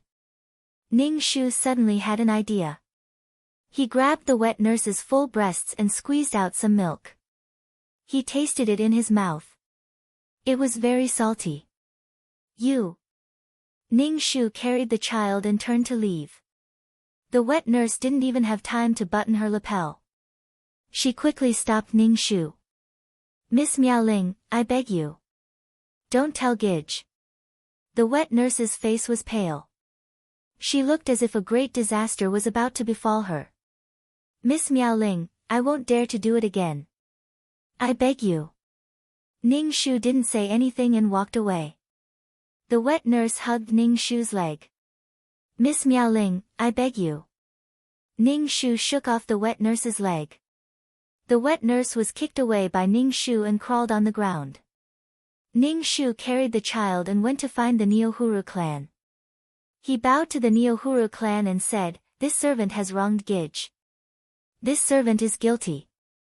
The Neohuru clan looked at Ning Shu with some astonishment and asked, "What's wrong? Or did something happen to the child?" Ning Shu didn't say anything. The wet nurse rushed in. Her clothes were messy and she looked at Ning Shu with pleading eyes. The Neohuru clan frowned. "Give me the child." Ning Shu handed the child to the Neohuru clan.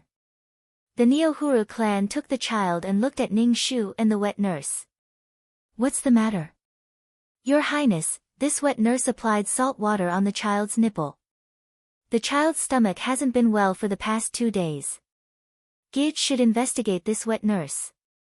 Ning Shu said directly. "This matter is also this servant's negligence. Gage, please forgive me." The Neohuru clan looked at their child in horror and then looked at the pale wet nurse. Their voice was filled with anger. "What's the matter? Why did you do this?" The Neohuru clan was now glad that the wet nurse applied salt water and not poison. If she had applied poison, the Neohuru clan didn't know if they would be able to see their child again. "Say it. Did the Neohuru clan give you too little money to treat my child like this?" The veins on the Neohuru clan's forehead were about to explode. Their emotions were somewhat hysterical. The wet nurse knelt on the ground and kowtowed. She shouted, "Gage, this servant never thought of harming the child."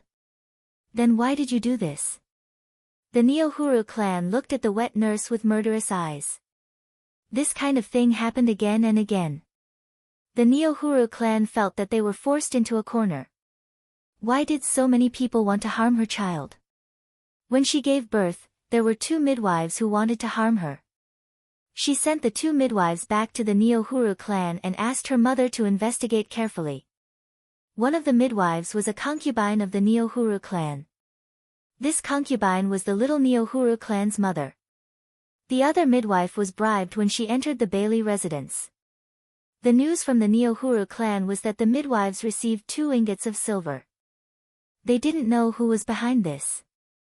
"Gage, calm down," Ning Shu said calmly. The Neohuru clan took a deep breath and looked coldly at the wet nurse. "Who do you work for?" The wet nurse cried and said, "Gage, this servant really didn't want to harm the little master. Then what you did was harming my child. You dare to say that you didn't harm my child?" The Neohuru clan's eyes were a bit scary, like an injured mother beast. The wet nurse suddenly looked fiercely at Ning Shu. She pointed at Ning Shu and said, "It's all because of Miao Ling. It's all because of her." In the face of the wet nurse's pointing, Ning Shu's face was indifferent. He stood to the side with his head down and didn't say anything. The Neohuru clan looked coldly at the wet nurse and glanced at the silent Ning Shu. She lowered her head and kissed her child. She said indifferently, "Oh, what did she do?" The wet nurse said angrily, "Gage, this servant is the little master's wet nurse. I am responsible for taking care of the little master. But Miao Ling won't let this servant get close to the little master. This servant thought that if something happened to the child, then Gage wouldn't be given to Miao Ling to raise the child." Ning Shu, "Ha ha ha, now it was her fault." Nuhulusher laughed out loud. "This is my child. I can take care of him for whoever I want. You still want to harm my child because of this reason? You still think you're in the right? Do you still feel wronged? This servant wants to take care of the little master with all her heart, but Miao Ling won't let this servant get close to the child." The wet nurse's expression was a bit angry. Ning Shu frowned. He looked at the wet nurse who claimed to be a servant, but had a big heart. Chapter 619. Did someone say something to you? Ning Shu's wet nurse asked. The wet nurse seemed to hate Ning Shu very much. "No one said anything to me. I just don't like you occupying the little master. I just want the little master to be close to you alone." Ning Shu was a little speechless. She wanted to harm the child just because of such a reason. No, the matter in the backyard was not that simple. There was a purpose behind any action. "Gage." Ning Shu whispered into the Neohuru clan's ear, "Gage, I think this wet nurse must have been instigated by someone." There were many benefits to being a wet nurse in a wealthy family, not to mention the grandson of the emperor. How many benefits could she get? If the child relied on her, there would be even more benefits. Ning Shu did not allow the wet nurse to get close to the child, which was why the wet nurse resented her. If there was someone behind this who instigated things, it would be logical for such a thing to happen. The Neohuru clan glanced at the wet nurse kneeling on the ground and suppressed the anger in their hearts. They said to Tongyu, "Go and call Master over. I have to let Master know about this matter." The wet nurse's face instantly turned pale. She knelt on the ground and kowtowed. Her head was banging on the ground as she thought, "Gij, let me go this time. Have mercy, Gij. Keep your voice down. You're disturbing the child," the Neohuru clan said lightly. The wet nurse was frightened by the Neohuru clan's expression. She immediately shut her mouth and did not dare to speak. Her face was filled with fear. Tongyu went to call Yinzhen. The matter was probably too serious. Yinzhen came very quickly. He walked into the room and asked, "What happened?" The Neohuru clan told him everything with tears in their eyes. After Yinzhen heard this, his expression was cold. He rubbed his forehead. "What's wrong? Why do I always meet such a vicious wet nurse? I can't let her off so easily. There are still a few children in this manner. Every wet nurse is like this. Can my child still grow up alive?" Yinzhen's expression was cold. The wet nurse was so scared that her face was as white as paper. Her whole body was trembling, and she said incoherently, "Master Baylor, please spare my life. I was wronged." Yinzhen asked the wet nurse to drag her out. The wet nurse shouted, "Master Bell, someone asked me to do this." Yinzhen's expression was cold. "Oh, who instigated you to do such a thing?" "It's Gij from Qinshin Garden. Gij said that if I can get close to Little Master, I will have a high position and great wealth in the future." The wet nurse said hurriedly, for fear that she would be beaten to death if she was late. Yinzhen said coldly, "Not only did he abuse my child, but he also spread rumors and slandered the master of the backyard. What's the point of keeping such a disloyal and unjust person? Master Baylor, please spare my life."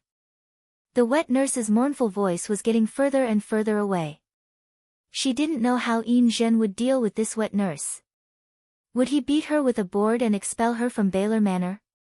Yinzhen turned his head and looked at the Neohuru clan who was holding the child and crying. He sighed and said, "Don't cry. You're in confinement. It's not good for your eyes." The Neohuru clan wiped their tears and said to Yinzhen, "Master, can you find a wet nurse for the child? I don't know what to do now." Yinzhen nodded. "Leave this matter to me. I will handle it for you." The Neohuru clan revealed a forced smile. Yinzhen asked the servants in the room to take good care of the Neohuru clan before leaving. The Neohuru clan looked at Yinzhen's back with a disappointed expression. Someone clearly wanted to harm her child, but Yinzhen was indifferent and didn't think of dealing with it. "Gij, are you okay?" Ning Shu asked when he saw that the Neohuru clan's expression was a little absent-minded. The Neohuru clan's tears immediately fell. They hugged the child and cried silently. Gij should be happy. She found the person who was hiding evil intentions around her and didn't let the child suffer any more harm. Ning Shu comforted the Neohuru clan. "This matter is also my mistake. It caused such a result." Ning Shu bowed. The Neohuru clan wiped their tears.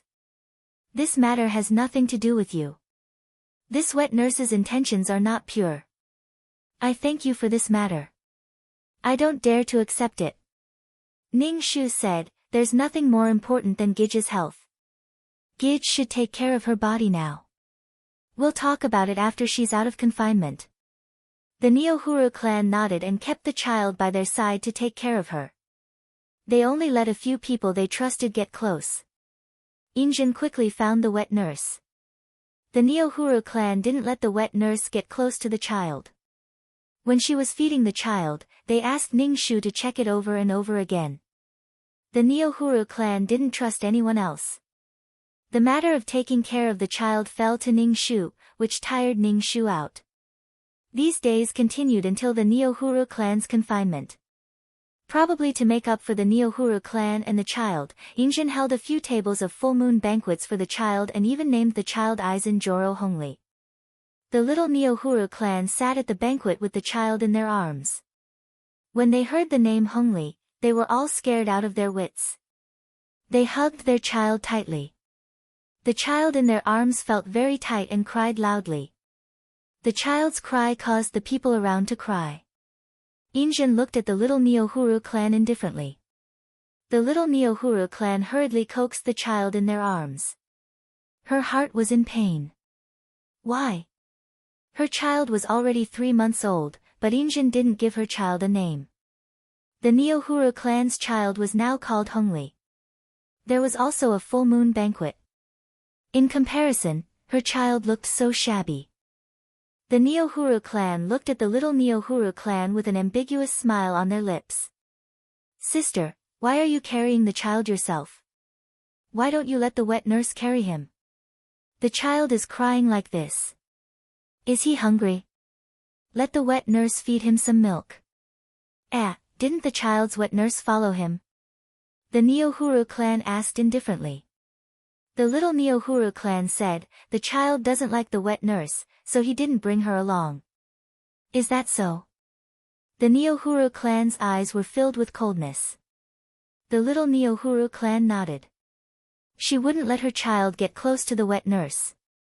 Her child wouldn't get close to his mother, but to get close to a servant. Ning Shu stood beside the Neohuru clan with the child in his arms.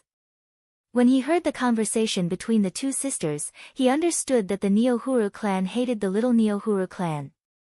The little Neohuru clan had repeatedly tried to harm the child of the Neohuru clan. Even if it was for their own child, the Neohuru clan would go against the little Neohuru clan. Ning Shu felt that it was quite magical. As an authentic ancient woman, the Neohuru clan didn't take the initiative to harm others. Instead, it was the little Neohuru clan who had transmigrated from the modern world. The Neohuru clan, who lived in a peaceful era, wanted to kill a child who didn't know anything. The child wasn't to blame.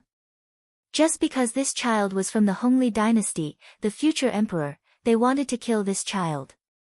A terrible person's heart had nothing to do with where they came from. The little Neohuru clan was no different from the ancient harem women. There was no difference. In fact, they were even more unprincipled than the ancient harem women. There was a difference between actively harming others and passively fighting back. Chapter 620. After the Hongli full moon banquet, the name Aizen Joro Hongli was recorded on the family tree. The mother of the Neohuru clan. Once it was on the family tree, it was a done deal. There was no way to change it. The little Neohuru clan lost their temper because of this and broke a lot of things. She felt resentful and wronged. Ever since she transmigrated, she had lived carefully and been a concubine. All she had planned was to have a different life in ancient times from modern times. The little Neohuru clan was a little confused. She didn't know what was the point of living like this.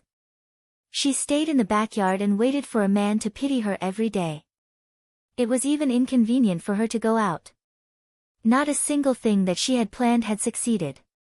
She had wanted to plan a glorious future for her child, but all her efforts had been in vain. Why was this? The little Neohuru clan rubbed her forehead tiredly. She felt so tired. She didn't dare to do anything. She had to continue walking unswervingly. However, not long after, the little Neohuru clan was actually grounded for 3 months. The child that they had painstakingly given birth to was almost taken away by Injin to be raised by someone else. The little Neohuru clan cried and shouted. They kept apologizing and reluctantly got Ning Injin's forgiveness. In fact, the little Neohuru clan didn't know what they had done wrong. They could only apologize to save themselves.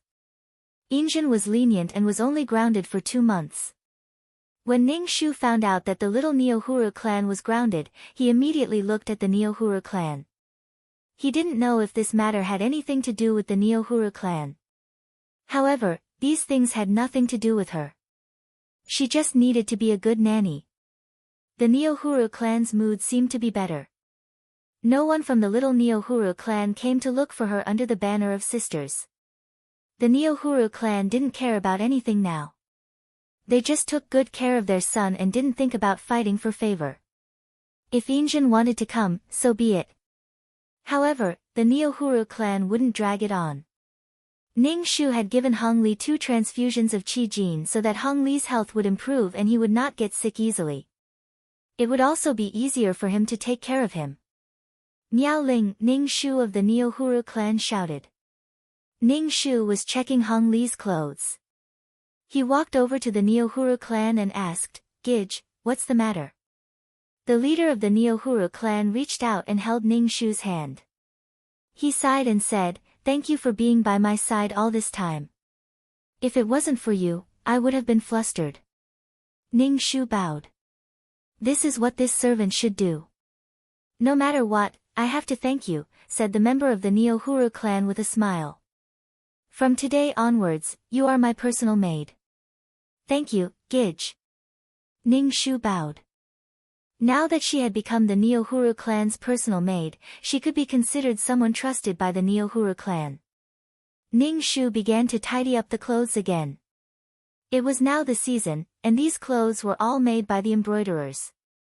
Ning Shu had to check if there was anything wrong with these clothes. Especially if they were close-fitting clothes.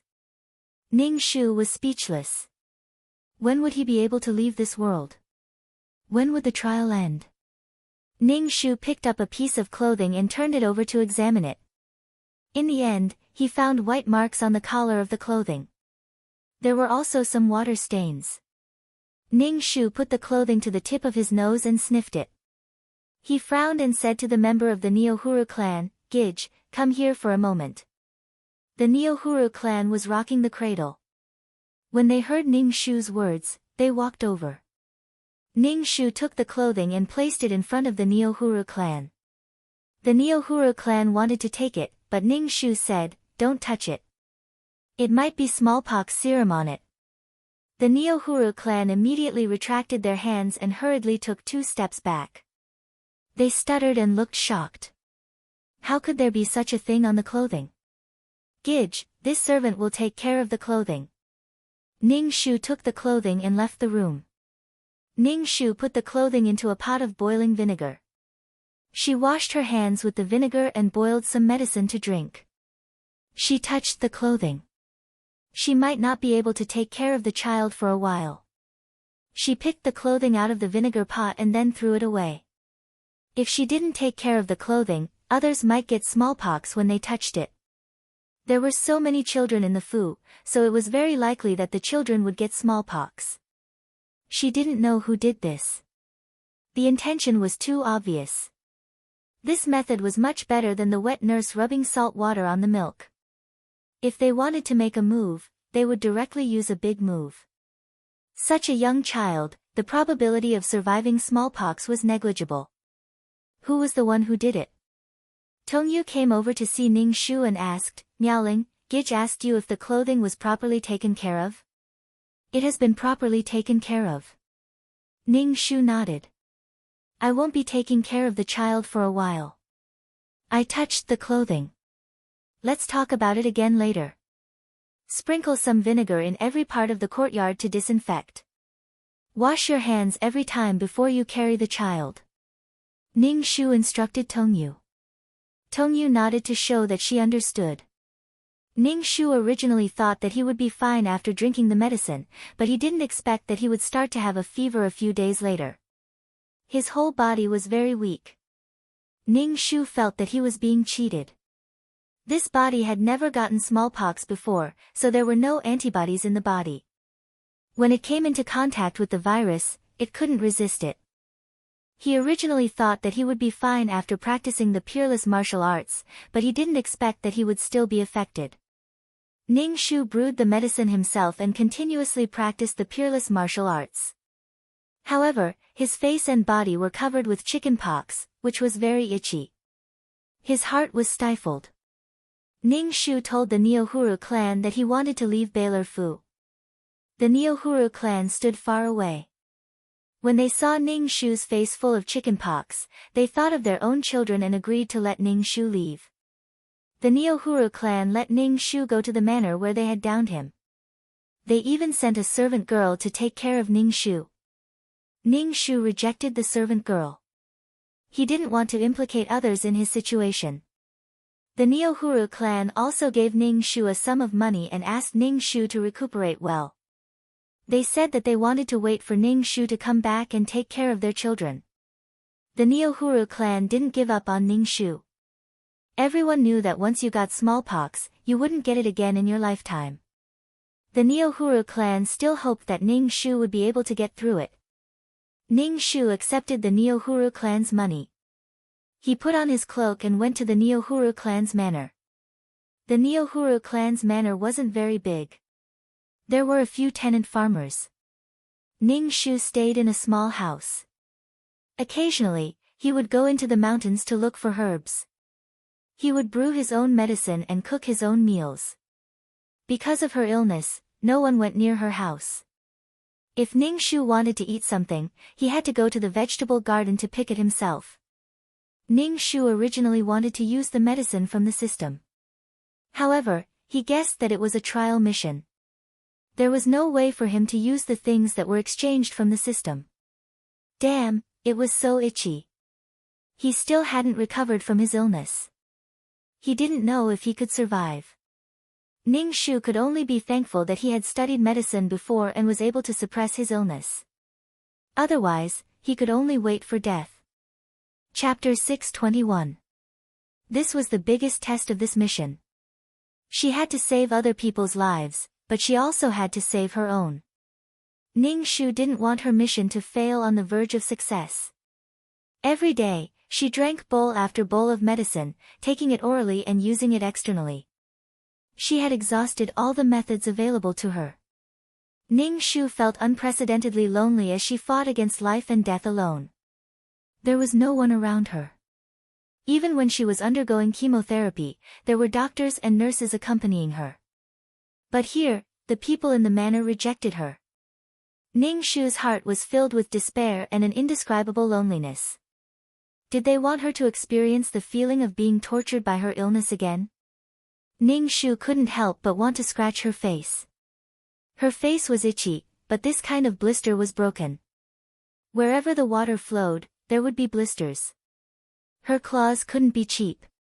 Fortunately, after 2 months of treatment, the blisters on Ning Shu's body and face began to scab slowly. In other words, Ning Shu had survived. When the scabs slowly faded, Ning Shu applied some herbs to her face to prevent the acne scars on her face. She was going to be the Neohuru clan's personal maid and enter the palace in the future. Without a decent image, the Neohuru clan wouldn't be able to bring her out even if they trusted her. After a few months of suffering, Ning Shu's smallpox was completely cured. When she returned to Baler Manor, the Neohuru clan was very happy to see Ning Shu. When the Neohuru clan saw the acne marks on the back of Ning Shu's hand, they knew that her illness was completely cured. During this period of time, the Neohuru clan had to guard against others harming their children.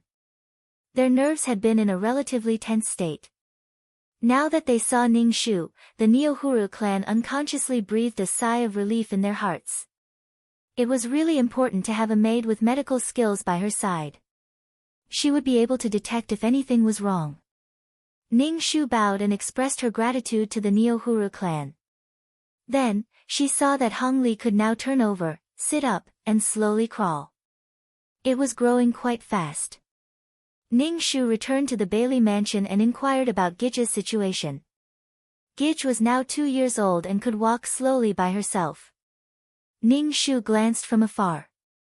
Gij was very healthy, and there were several maids looking after her. The maids were all doing their best to take care of Gij. It was better for Gij to work for Nian than for Song Yunxian. Besides, Nian was Song Yunxuan's concubine, and her status was higher than that of Gij. Now, Song Gij didn't want her daughter back. She just wanted to get pregnant again and give birth to a son. There were so many women in the backyard who had given birth to a son. Song Gij tried her best to give birth to a son. None of this had anything to do with Ning Shu, however. When would she be able to complete this mission? It had been so long. Was 2333 dead? She wanted to go back. Calling 2333, are you there? Ning Shu wanted to see if 2333 had malfunctioned. Why hadn't he told her to leave yet? What's the matter? 2333's voice sounded in Ning Shu's mind. When can I leave this world? Ning Shu felt that his mission had been completed. Gij had gotten rid of her fate. At least, she was now 2 years old. I'll inform you when the time is up. 2333 didn't say anything else after that. Ning Shu was speechless. What kind of mission was this? He had no idea what the requirements were for completing this mission. Ning Shu stopped thinking about when to leave. He asked the members of the Neohuru clan, Gij, did you find out who wanted to harm the young master? Speaking of this matter, the members of the Neohuru clan looked gloomy. They shook their heads. I didn't find out. I just found out which embroiderer made the clothes. However, the embroiderer left Baylor Mansion, saying that she had a serious illness and went home. Does Gij have any suspects? Ning Shu asked. It was obvious that he was targeting Hong Li. Yin Jin was targeted because of his potential, while Hong Li was targeted because of his stumbling block. For some people, Hong Li was a stumbling block. Suspects? The members of the Neohuru clan pursed their lips and shook their heads. I don't know. Ning Shu looked at the members of the Neohuru clan. He felt that the Neohuru clan had a suspect, but he wasn't sure. Ning Shu changed the topic. Does Master Baylor know about this? I didn't tell him. Even if I did. Even if she told him, he wouldn't protect her child. The members of the Neohuru clan didn't look good.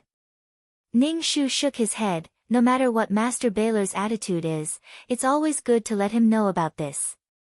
The matters of the harem were not only sneaky and concealed. Sometimes, it was more effective to do it openly. No matter what, Yin Jin was the master of this mansion. The way he handled this matter would only be beneficial to the Neohuru clan. Ning Shu suspected Ulana Fujin. Fujin held the power of the entire harem. Everything in the harem would go through her hands. If she asked an embroiderer to leave, she would have to pack up and leave. Because she was the woman with the most power in the harem. However, these were all Ning Shu's guesses.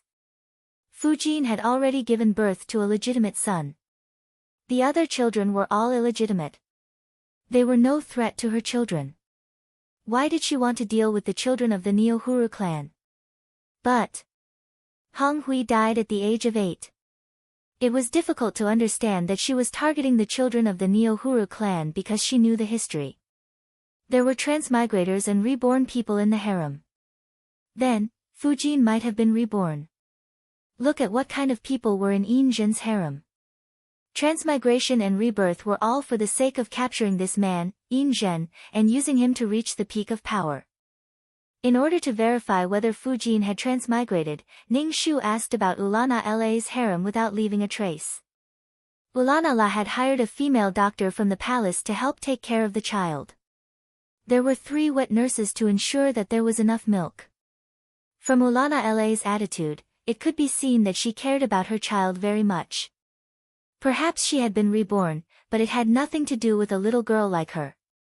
As for Ulana La's conflict with the Neohuru clan, Ning Shu naturally chose to stand on the side of the Neohuru clan. Back then, Song Gij had thrown her out like a pot, and the Neohuru clan had taken over. If the Neohuru clan hadn't accepted her at that time, Ning Shu didn't know what the situation would be like now. At that time, Ulana La had knocked on the mountain to scare the tiger, and she had been the mountain that had suffered. No matter what, her fate and that of the Neohuru clan were tied together. Whether it was the Neohuru clan, the reborn Ulana La, or the little Neohuru clan that had transmigrated to the present, who could win the battle? She had forgotten that there was Yin Jin who was sandwiched among these women. For Yin Zhen to be able to obtain the admiration of so many strange women, his life was not in vain. Ning Shu didn't tell the Neohuru clan about her guess. There were some things that she could say, but there were some things that a servant like her could say. Ning Shu's current task was still to take care of the child. She really didn't want to be a confinement nanny anymore. She had taken care of one child after another, from childhood to school age. Next time, she didn't want an adult son to appear. Chapter 622. Song Gij's personal maid, Hong Mei, came over to ask Ning Shu if he had a secret recipe for having children. Ning Shu was depressed. Why did people always ask him this? It was as if knowing a bit of medicine would give him a secret recipe for having children. Song Gij looked for him, which meant that she was very impatient and wanted to have children. Moreover, she wanted to have a boy. Ning Shu looked at Hong Mei and said, I don't have a secret recipe for having children. Hong Mei frowned, how can you not have one? When you came to Nyahila Gij's courtyard, she was already pregnant, and it was a boy. Gij said that as long as you help her, she will give you a big gift. Hong Mei took out a sachet, this is Gij's reward for you. Ning Shu opened the sachet and looked inside. There was some money inside. He returned the sachet to Hong Mei and said, I really don't have a secret recipe for having children. Hong Mei's face suddenly turned ugly. Miao Ling, what do you mean? No matter who you are now, you were once Gij's person. Now that you have someone else, you have forgotten about Gij. You betrayed your master. Ning Shu turned around and looked at Hong Mei, I am just a servant. I am a servant of Baylor House. My master is Baylor House. I am loyal to whoever I serve. With Gij Song's EQ, she was cannon fodder in the backyard. It was easy for her to offend people. Ning Shu turned around and walked away, no longer paying attention to Hong Mei. Hong Mei angrily stomped her feet and went back to report to Gij Song. Ding, the trial mission has been completed after 3 years and 6 months. You have left the mission world. 2333's voice sounded in Ning Shu's head. Ning Shu never thought 2333's voice could be so beautiful. Ning Shu's head buzzed. When he opened his eyes again, he was back in the system space. Ning Shu looked at the furniture in the system space. The sofa, the bookshelf, the tea table, she couldn't help but cheer. She jumped onto the sofa and bounced around.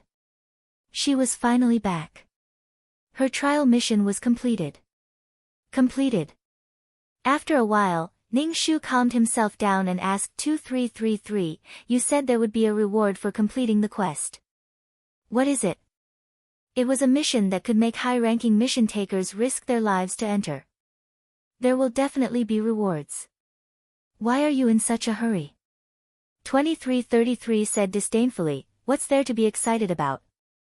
You've just completed a trial quest and you're already so happy. What a good-for-nothing. Ning Shu, the attribute panel appeared in front of Ning Shu. Serial number, 23333 name, Ning Shu, intermediate mission taker, age, 27 points, 1. 65 million/1.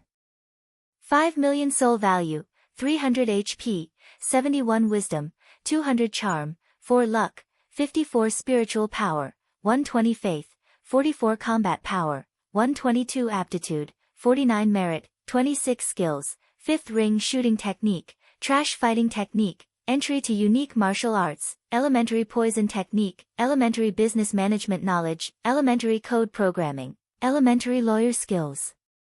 Honorable title, Goddess of War, Selfless Ancestor Tools, Calm Aura, Amulet Aura, Mother of the World, Queen's Blessing, Model Worker, Qin Shi's Blessing, Leader Aura, Grass Blessing, Best Friend, Miao Miao Miao's Blessing, Life-Saving Hand, Zhu Su Nyang's Blessing, completed the trial quest. Obtained 50 attribute points, 4 merit points, 5 amulets, and 1 sea law stone. Ning Shu looked at the rewards and asked 2333, that's it? Isn't the reward very generous? 2333 said, Ning Shu said, 5 amulets, that means you have 5 extra lives. That's 5 extra lives. Looks like it's not bad.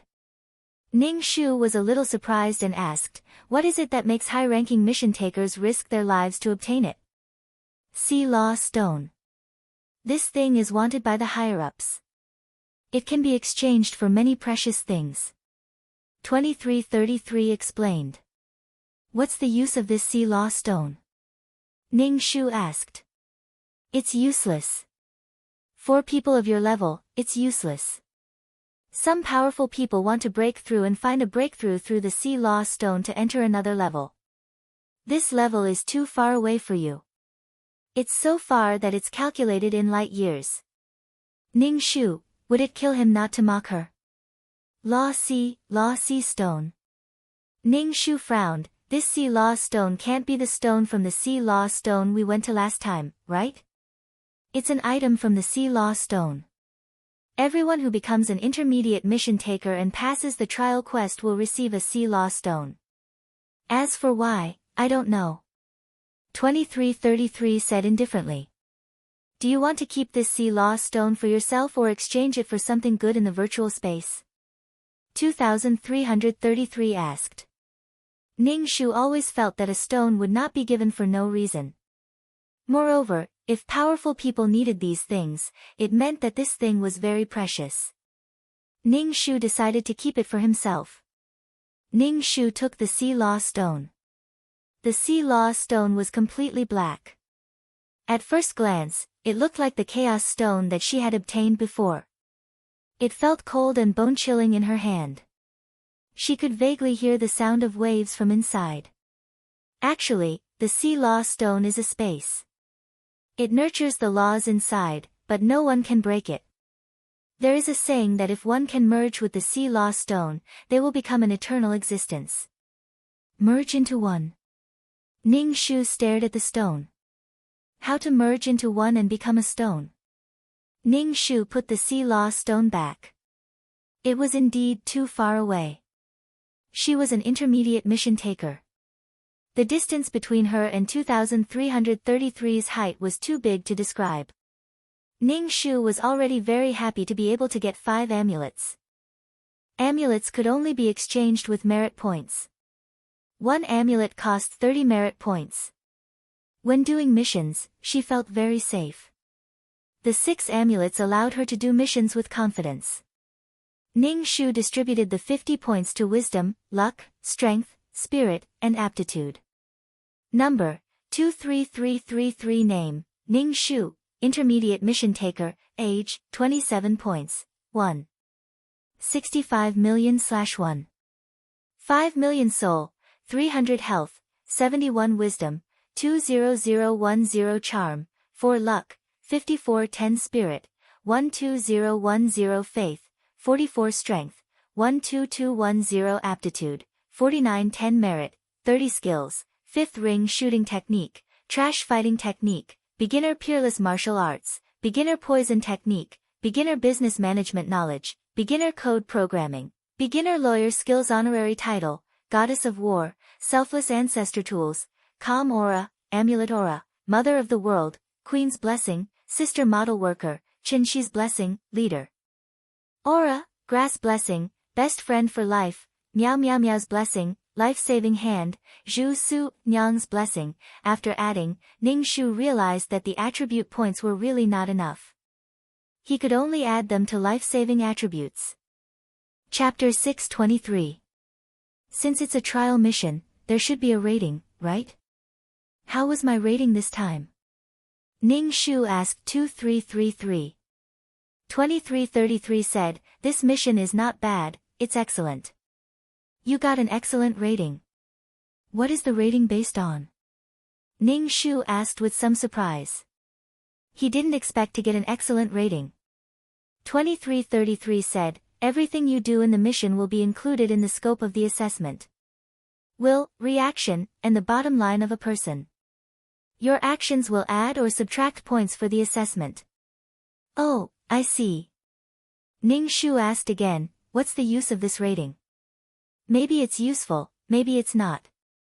The final result is a string of data. Staying alive is the most important thing. Just like your beginner trial, You didn't do well in all aspects, but you survived until now. 2333 Ning Shu said, now, our journey is the sea of stars. Ning Shu listened to 2333's impassioned words, his face expressionless, his heart unmoved. Boring. 2333 snorted. Then why did the mission suddenly end? Was it because the mission was completed? Ning Shu asked again. 2333 explained, because the mission gave you so much time. You completed the mission, but before the time is up, you can't leave the mission world. Even if you didn't complete the mission, you still have to leave the mission world. So this was what the silver-haired man meant. Staying alive was the most important thing. Ning Shu felt a little tired, so he lay on the bed and slept. No matter what, he had to sleep first. The trial mission was finally over. The process was a little complicated, but it was finally over. Ning Shu woke up after a nap, twisted his body, and relaxed a lot. Then, he prepared to go to the virtual space and eat a big meal. No matter how much he ate, he wouldn't get fat, and no matter how much he ate, he wouldn't feel bloated. It couldn't be better. Ning Shu sat in the restaurant, eating while listening to the conversations of the people in the restaurant. It was good to listen to gossip. But it wasn't anything important. After leaving the restaurant, Ning Shu strolled around for a while, looking at all kinds of items. Of course, he just looked and didn't buy anything. It was just that they were too expensive. Some real items were too expensive, and Ning Shu found that points were not that valuable. Many items could only be exchanged with faith, power and merit. It just so happened that merit and power of faith were the most difficult things to obtain. Unlike points, every mission would reward him with points. Back in the system space, Ning Shu asked, how many points do I need to level up to an advanced mission taker? 20 million. Ning Shu was speechless. He really wanted to slap himself in the face. Why did he ask such a stupid question? Just hearing about 20 million points was enough to shock him. Why are there so many points? This time, he only needed 3 million points to become an intermediate mission enforcer. Why did he need so many points to become an advanced mission enforcer? From 3 million to 20 million, how many times did he need? 6 times.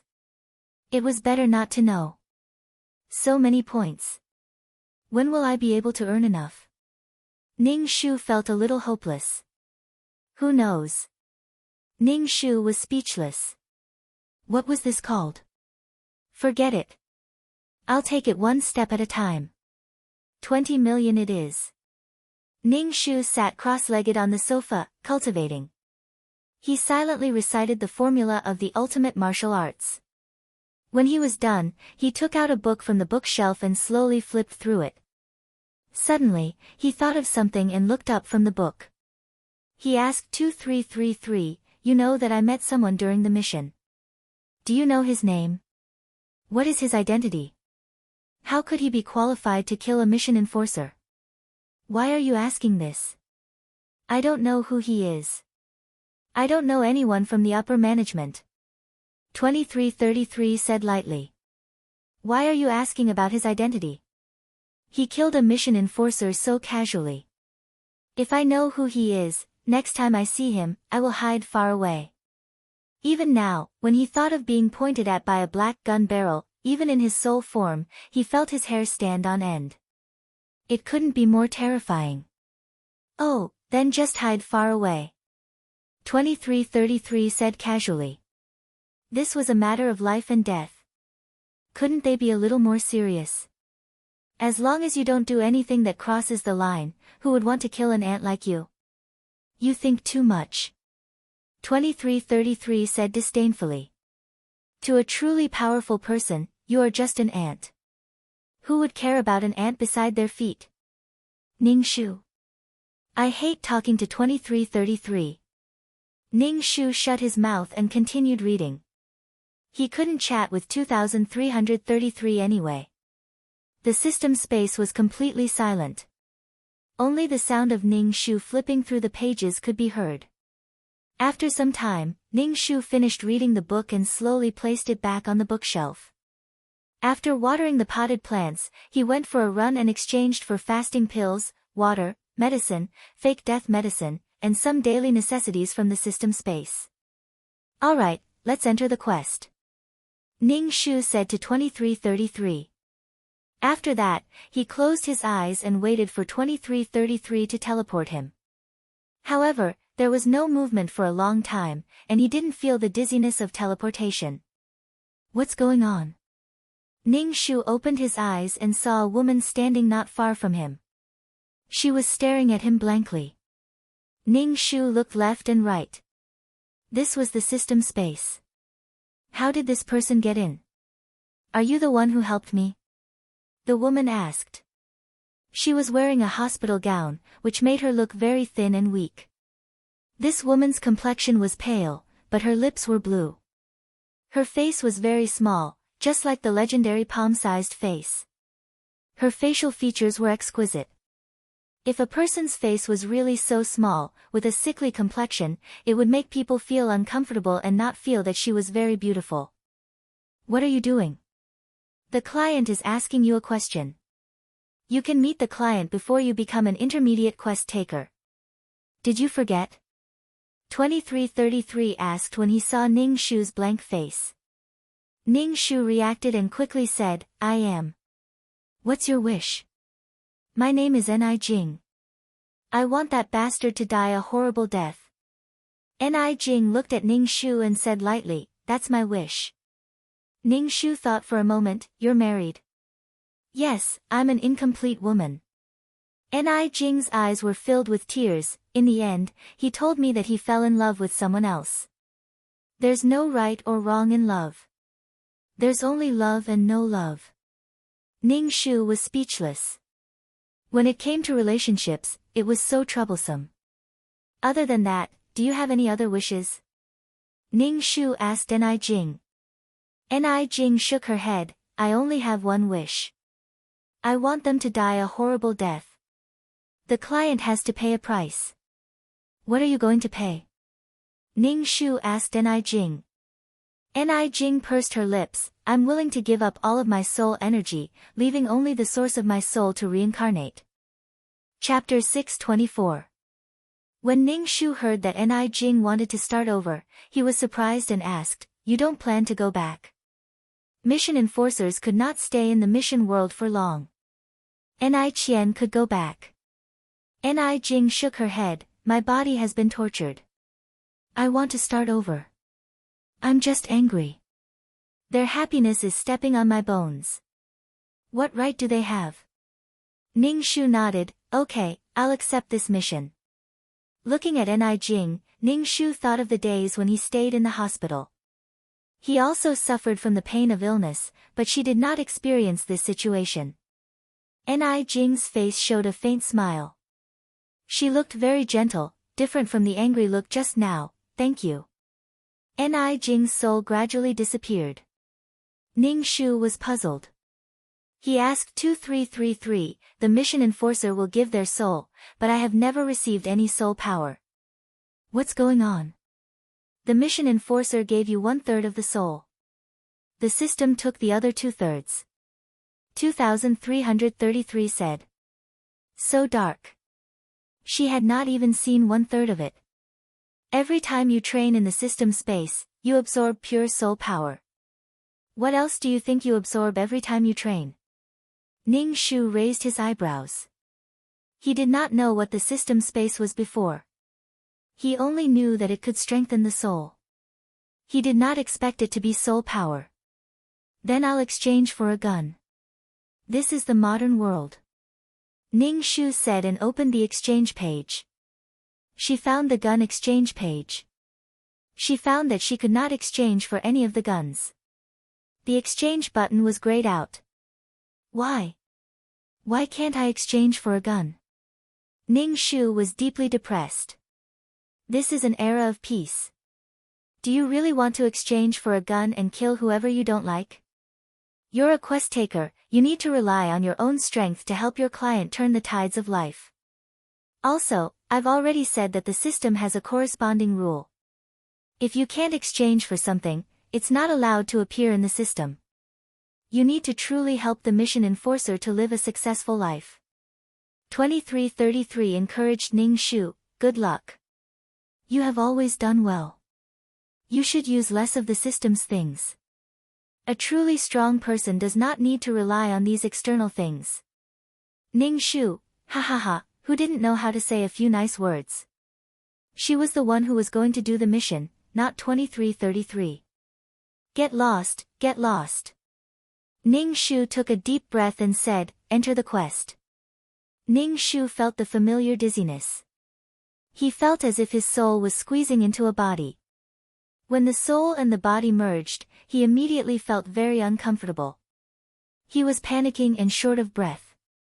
His ears were filled with the sound of his heart beating without any rhythm. He felt that his heart was beating so fast that it felt like it was going to explode in the next moment. Heart disease. Ni Jing had a heart attack. Ning Shu immediately chanted the mind-cleansing mantra in her heart. She felt someone pry open her mouth and feed her a pill and water. Ning Shu swallowed the pill with water. After a while, she felt better. Her heart didn't feel like it was going to explode, but her body was very weak. She slowly opened her eyes and saw a handsome face. Jingjing, are you okay? The handsome man's face was filled with worry and anger. At this moment, Ning Shu found herself lying on the floor and struggling to get up. The man helped Ning Shu up and asked anxiously, Jingjing, are you really okay? Ning Shu shook his head. I'm fine. I want to rest. Okay. The man carried Ning Shu horizontally. Ning Shu saw a woman standing in the living room.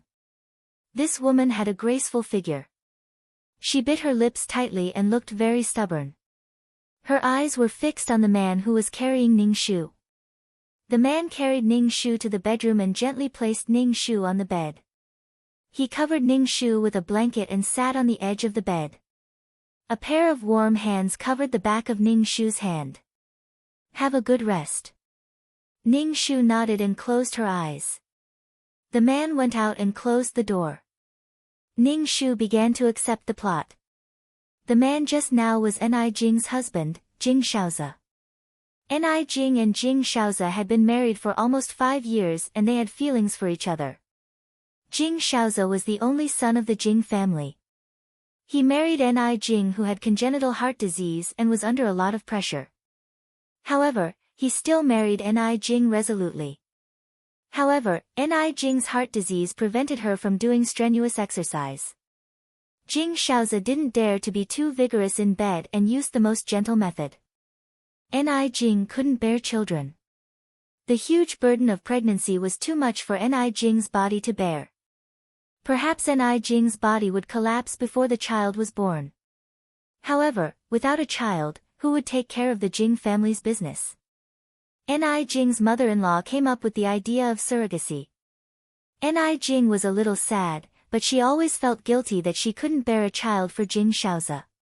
In addition, her parents-in-law were very dissatisfied with her, so she agreed. The woman in the living room just now was the surrogate that Jing Shaozi's mother found. Yishi's father's company was about to close down. Jing Shaozi's mother offered to lend money to Yishi's family on the condition that she would be a surrogate mother. For the sake of her father and family, Yishi resolutely stepped forward and signed a surrogate contract. When Jing Shaozi learned about this, he was very angry and even hated Yishi, who came to be a surrogate mother. At this time, Jing Shaozi still had feelings for Ni Jing in his heart. Jing Shaozi's mother brought Yishi home and said that it was to nurse Yishi's body. At the same time, the husband, wife, and surrogate mother lived under the same roof. The situation was too fucking weird. As they slowly got along, Jing Shaozi developed feelings for Yishi, a stubborn girl who made people's hearts ache. However, he loved his wife and was struggling in his heart. When Ni Jing found that her husband's heart was no longer with her, she began to think of ways to target Yishi and make Jing Shaozi misunderstand Yishi. However, Yishi was a very stubborn girl and didn't explain. Anyway, Yishi and Jing Shaozi were entangled in this way. In the end, Yishi disappeared after giving birth to a child. Jing Shaozi suddenly realized that he had fallen in love with Yishi. Jing Shaozi held the newborn child in his arms.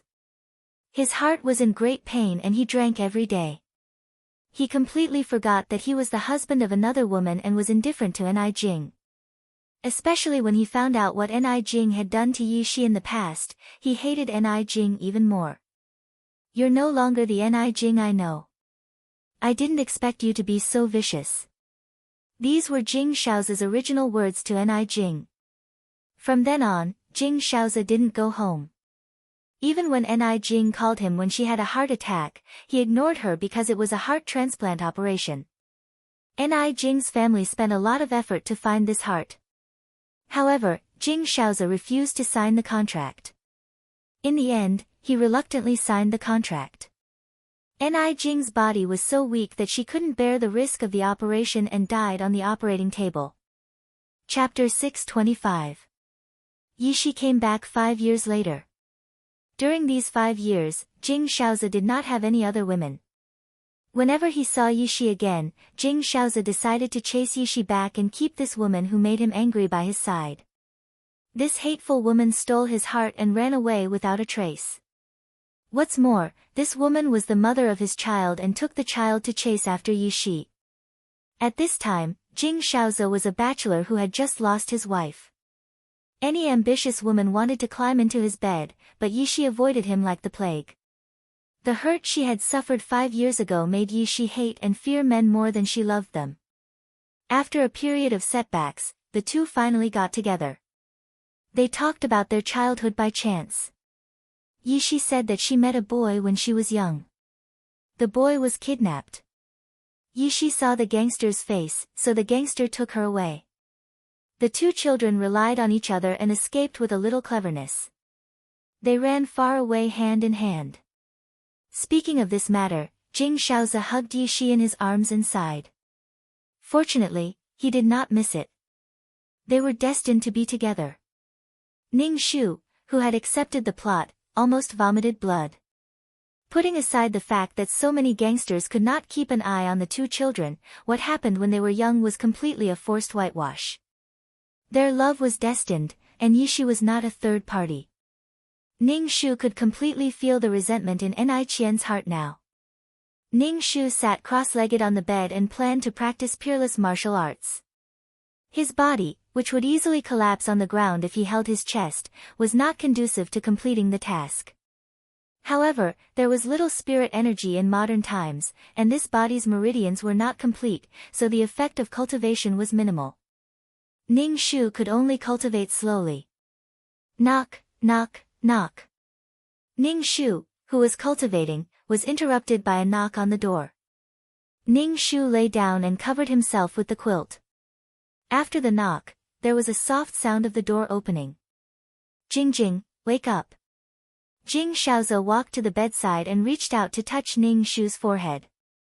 Ning Shu opened his eyes and avoided Jing Shaozi's hand. He sat up and asked, "What's wrong?" A smile appeared on Jing Shaozi's face. Jing Shaozi was wearing a suit, which made him look tall and straight. The white cuffs of his shirt made him look elegant and noble. Jing Shaozi looked at Ning Shu with tenderness in his eyes and said, "Lazy bum, it's time to eat." Ning Shu grinned, lifted the blanket, and got out of bed. Jing Shaozi helped Ning Shu up. Ning Shu went downstairs and saw Yishi, who was already sitting at the dining table. Ni Jing's in-laws were also sitting at the same table. "Are you feeling better?" Jing Shaozi's mother, Ning Shu, asked. Jing Shaozi pulled out a chair for Ning Shu. Ning Shu sat down and said, "Much better. You have to pay attention to your health. It's not good to be like this all the time. The most important thing is that you suffer," Jing Shaozi's mother said. She said it as if she was willing to get this disease. This was not something she could choose. She was blaming herself for using the disease to torment everyone and pretending to have a heart attack. Ning Shu did not speak. He looked at Yishi, who was sitting opposite him. Yishi was quietly eating the dinner specially prepared by the nutritionist. Yishi's face was rosy and her skin was smooth. She was a very beautiful and healthy woman. She was completely different from the thin and sick Ni Jing. Noticing Ning Shu's gaze, Yi Shi and Ning Shu looked at each other and then lowered their heads. After practicing the peerless martial arts for the whole afternoon, Ning Shu was also hungry and began to eat silently. Jing Shaozi saw that Ning Shu ate a lot today and was very happy. He quickly picked up food for Ning Shu. Yi Shi glanced at Jing Shaozi and Ning Shu and lowered her head to eat her dinner. After dinner, Yi Shi helped to tidy up and quietly washed the dishes in the kitchen, trying to reduce her presence. Although Jing Shaozi was talking to Ning Shu, his eyes kept looking at the kitchen. Finally, Ning Shu said, "You ate a lot tonight. I'll get you some digestive medicine. Otherwise, you won't feel good when you sleep later." Ning Shu did not speak and watched Jing Shaozi go to the kitchen. Jing Shaozi walked into the kitchen and saw Yi Shi washing the dishes. He walked over and grabbed Yi Shi's wrist with a cold expression. Yi Shi was holding a plate in her hand. She was caught off guard by Jing Shaozi and the plate fell to the ground. Yi Shi looked at the cold Jing Shaozi with a stunned expression. She wanted to break away from Jing Shaozi's hand, but Jing Shaozi pushed Yi Shi against the wall. Yi Shi panicked and wanted to push Jing Shaozi away. Jing Shaozi said coldly, "Put away your thoughts. Don't think that I will touch you. The person I love is Jingjing. You are just a woman who came to be a surrogate mother for money." Yi Shi bit her lips tightly and did not explain anything. She silently confronted Jing Shaozi. This man was obviously gentle.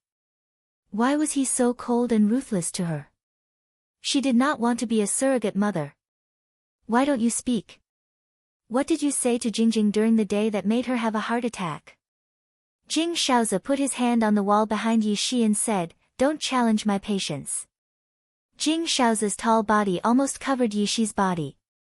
His strong breath made Yi Shi feel suffocated and even her heartbeat became abnormal. "I know you hate me, but I really didn't say anything," Yi Shi said. Jing Shaozi sneered.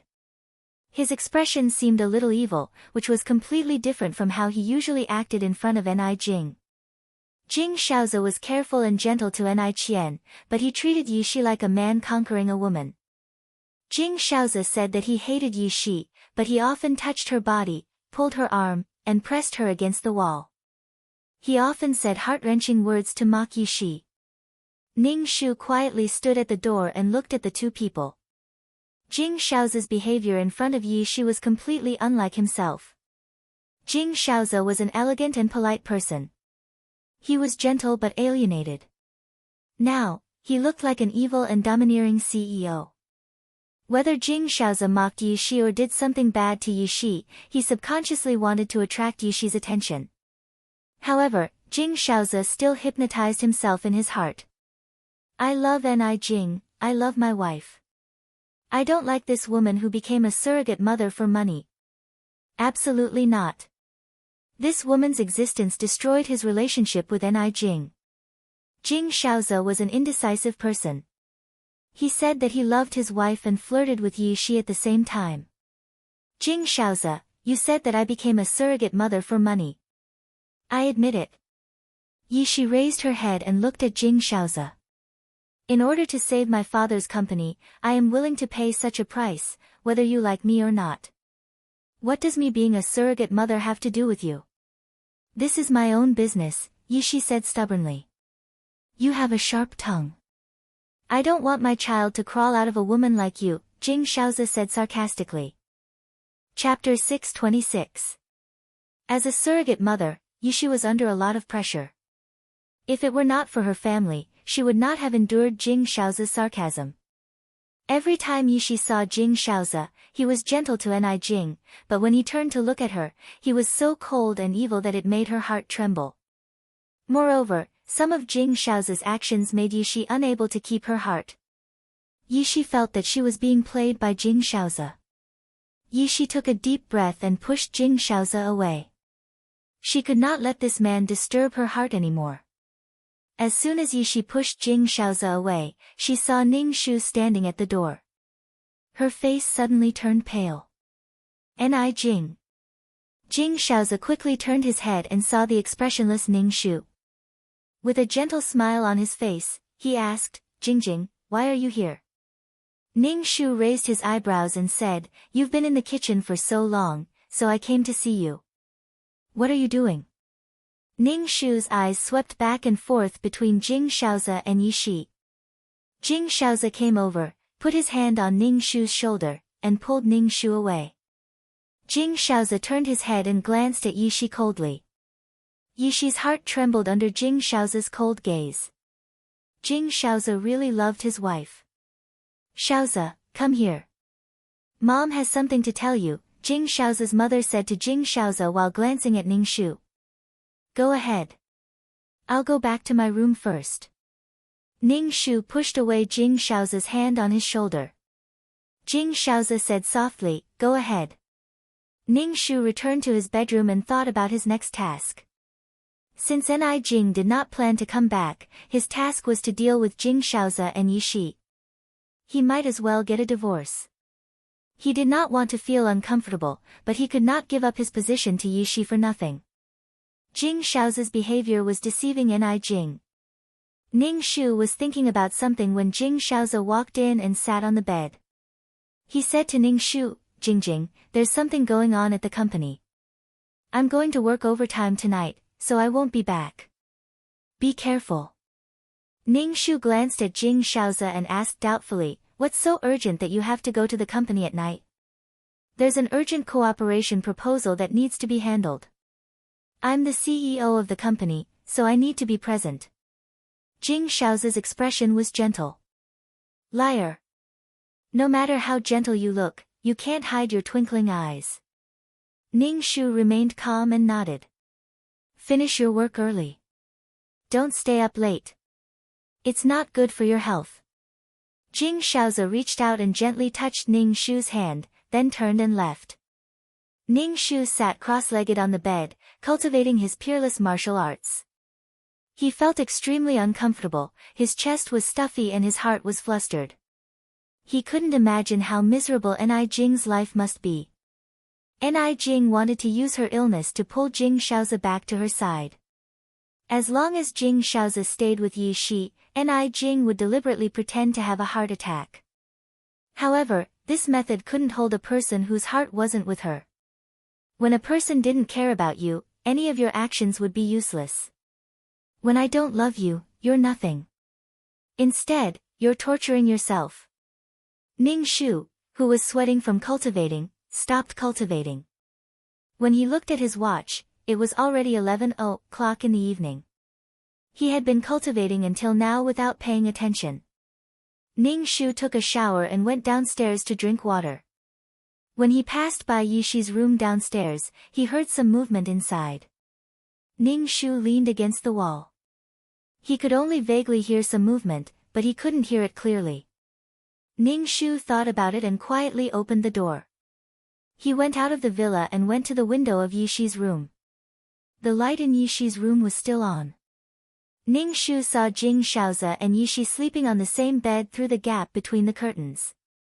It seemed like they had just finished. He could vaguely hear Yi Shi sobbing. Jing Shaozi looked at Yi Shi's smooth back and turned her body to face him. Don't be like this. Since it's for money, you should make some sacrifices. Yi Shi's eyes were a little dazed. Jing Shaozi looked at the red marks on Yi Shi's body and his eyes darkened. He lowered his head and kissed Yi Shi's lips. Ning Shu turned back to the villa and went to Yi Shi's room. He kicked the door and suddenly made a low sound. How could the surrogate mother be the two of you? Wasn't Ni Jing and Jing Shaozi artificially inseminated and stuffed into Yi Shi's stomach? I've read a lot.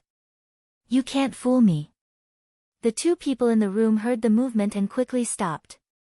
Jing Shaozi pulled the quilt over Yi Shi's body to cover her naked body. Yi Shi was frightened when she heard the sound outside the door, but Jing Shaozi's action of covering her with the quilt made her heart tremble. She felt that her nose was a little blocked. Jing Shaozi was only wearing pants and his upper body was bare, revealing his strong body. He looked very sexy. Yi Shi looked away and buried her whole body in the quilt. Jing Shaozi frowned and opened the door, but there was no one at the door. He looked around, but there was no one at all. Who was playing a prank? Jing Shaozi closed the door, picked up his clothes and slowly put them on.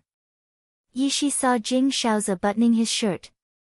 His jade-like fingers looked very elegant. Who's outside? Yishi asked in a hoarse voice. Yishi looked up at her. No one.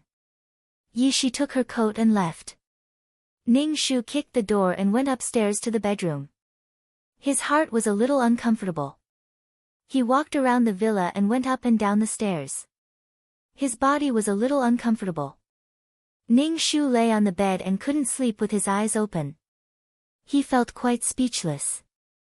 These two people had developed feelings for each other after a long time. Yishi's taste made Jing Shaozi's bones melt. From then on, he was obsessed with Yishi's body. Because of Ni Jing's health, Jing Shaozi and Ni Jing's relationship was very ordinary. It was not like when he was with Yishi, where he could satisfy his man's beastly nature and the pleasure of conquering. Jing Shaozi had never felt this kind of feeling before. It was also something he had never felt with Ni Jing. The two of them secretly slept together behind Ni Jing's back. Until Yishi gave birth to a child, Ni Jing thought that Yishi's child was the product of her and Jing Shaozi. When Jing Shaozi's mother decided to find a surrogate, Ni Jing and Jing Shaozi went to the hospital to freeze their eggs and sperm. Then, Jing Shaozi's mother brought Yishi back and let her stay at the Jing family's house to recuperate. When her body was in the best physical condition, she would implant the fertilized egg into her uterus. After Yishi gave birth to the child and disappeared, Ni Jing tried her best to take care of the child. Her body, which was already not very good, became even worse. In the end, she died on the operating table. Ning Shu took a deep breath. Maybe Jing Shaozi's mother never thought of using Ni Jing's eggs from the beginning to the end. What happened was driven by Jing Shaozi's mother. Ning Shu chuckled. Chapter 627. Jing Shaozi, who was supposed to be rolling around with Ning Shu downstairs, went upstairs. He pushed open the door and saw Ning Shu sitting by the bed drinking water. His eyes flashed and he walked over to Ning Shu and asked, "You haven't slept yet?" Ning Shu turned his head and looked a little surprised. "Didn't you say you were going to the company? Why are you back?" "I've already dealt with it. If I didn't come back, would I have to sleep in the company?" Jing Shaozi looked at the cup in Ning Shu's hand. "Did you go downstairs to get some water?" Someone kicked the door just now and Jing Shaozi's eyes scanned Ning Shu's face. Ning Shu took another sip of water and shook his head. "I didn't go downstairs. Auntie Li gave me this water before." Ning Shu's nose twitched. "What's that smell on you?" Then he leaned closer to Jing Shaozi and sniffed. Jing Shaozi quickly stepped back. "I'm sweaty from working at the company. I'm sure I smell bad. I'm going to take a shower." Ning Shu smiled and said gently, "Go take a shower." Jing Shaozi smiled gently at Ning Shu and turned to the bathroom. When he heard the sound of running water inside, he sneered silently. Wasn't it exciting to roll around with another woman right under his wife's nose? After taking a shower, Jing Shaozi lay next to Ning Shu and said gently to Ning Shu, "Go to sleep." Then he closed his eyes and fell into a deep sleep. Obviously, he was a little tired from the previous exercise. Ning Shu pursed his lips and various thoughts flashed through his mind. The next morning, Jing Shaozi tidied himself up and woke Ning Shu up. "Jing, it's time to get up." Ning Shu opened his eyes and was helped up by Jing Shaozi. Jing Shaozi squatted down and straightened Ning Shu's slippers so that Ning Shu could put them on by stretching out his feet. Ning Shu then took out a comb and combed his hair. He skillfully tied his hair into a fluffy and elegant bun and inserted a retro jade hairpin into the bun. Jing Shaozi sized up Ning Shu and said, Jing is just like an ancient woman, gentle and beautiful."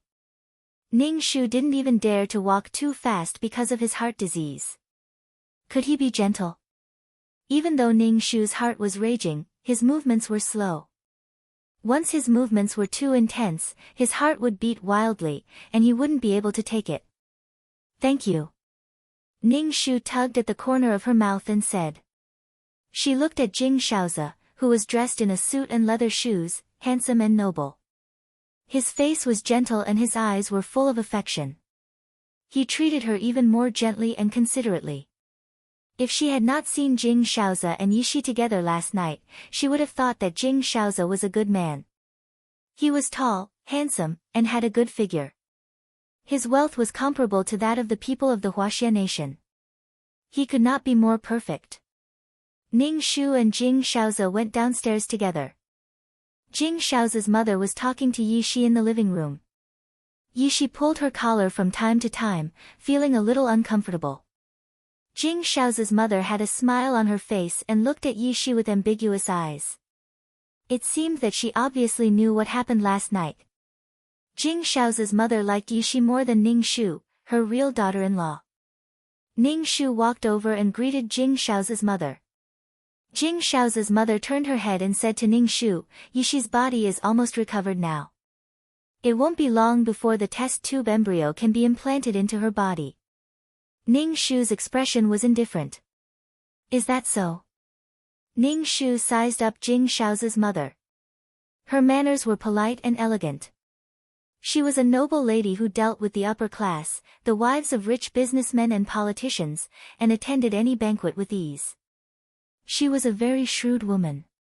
However, Ning Shu hated her and deliberately brought the surrogate mother home to pimp her son. She was the one who pushed the matter between Yishi and Jing Shaozi. Mom, you seem to like Yishi very much, Ning Shu said with a smile. Jing Shaozi's mother smiled and said, Yishi is a good child. She stood up and sacrificed herself for her family. There are very few people who are so filial these days. You have to give up something to gain something. Ning Shu's mouth twitched. He did not know whether she was filial or not, but Yishi's sacrifice could bring her father's company back to life. There was nothing that could not be sacrificed. It just depended on whether the bargaining chips were enough. If the Yi family went bankrupt, Yishi might not be better off than she was now. Ning Shu looked at Yishi and asked, Don't you feel hot wearing a scarf? Yishi's neck was wrapped with a scarf and her neck was airtight. She obviously wanted to cover some traces. Yishi touched the scarf and sniffed. I have a slight cold. Then you have to take care of your body. Only by taking care of your body can you give birth to a healthy child, Ning Shu said faintly. Yishi's expression was gloomy for a moment, and then she said, I know. During breakfast, Ning Shu's fork fell to the ground. When he bent down to pick it up, he saw Jing Shaozi's foot touching Yishi's foot under the table. Yishi kept retreating. In the end, Yishi stepped on Jing Shaozi's foot. Jing Shaozi glanced at Yishi indifferently. Yishi moved her foot away with a trembling heart. Jing, let me pick it up. When Jing Shaozi saw Ning Shu bending down, he quickly retracted his foot and bent down to pick up the fork on the ground. Thank you, Ning Shu said faintly. After breakfast, Jing Shaozi didn't go to work. Ning Shu asked, Aren't you going to work yet? Jing Shaozi touched his lips and squinted at Yishi. He said meaningfully, I'm not going. I was a little tired last night. I'll go to the company in the afternoon. Hearing Jing Shaozi's words, Yishi's body stiffened. She turned around and hurriedly avoided Jing Shaozi's gaze. Really? Ning Shu said meaningfully, you have to take care of your body. Don't be too tired. Your health is important. Don't let anything happen to you. Jing Shaozi looked at Yishi's flustered appearance and the corners of his mouth curled up. When he heard Ning Shu's words, he withdrew his gaze and said carelessly, It's okay. I'll be fine after some rest. Jing Shaozi stood up. I'll go to the kitchen to get some juice. What kind of juice do you want to drink? Last time, it was digestive medicine. This time, it was juice. What was the reason for the next time? Okay, orange juice, Ning Shu said. Jing Shaozi went to the kitchen with a smile on his face. When he entered the kitchen, he closed the door. Yishi's heart trembled. She put down the cup in her hand and wanted to go out. She didn't want to be alone with Jing Shaoze. Jing Shaoze took a step forward and stood in front of Yishi. Yishi instantly felt a suffocating aura. Her heart instantly lost its rhythm and her face flushed. Please move aside, Yishi lowered her head and said in a voice as soft as a mosquito's. Jing Shaoze curled his lips. Move aside? That's not what you said last night. When you hooked your legs around my waist, you didn't say, move aside.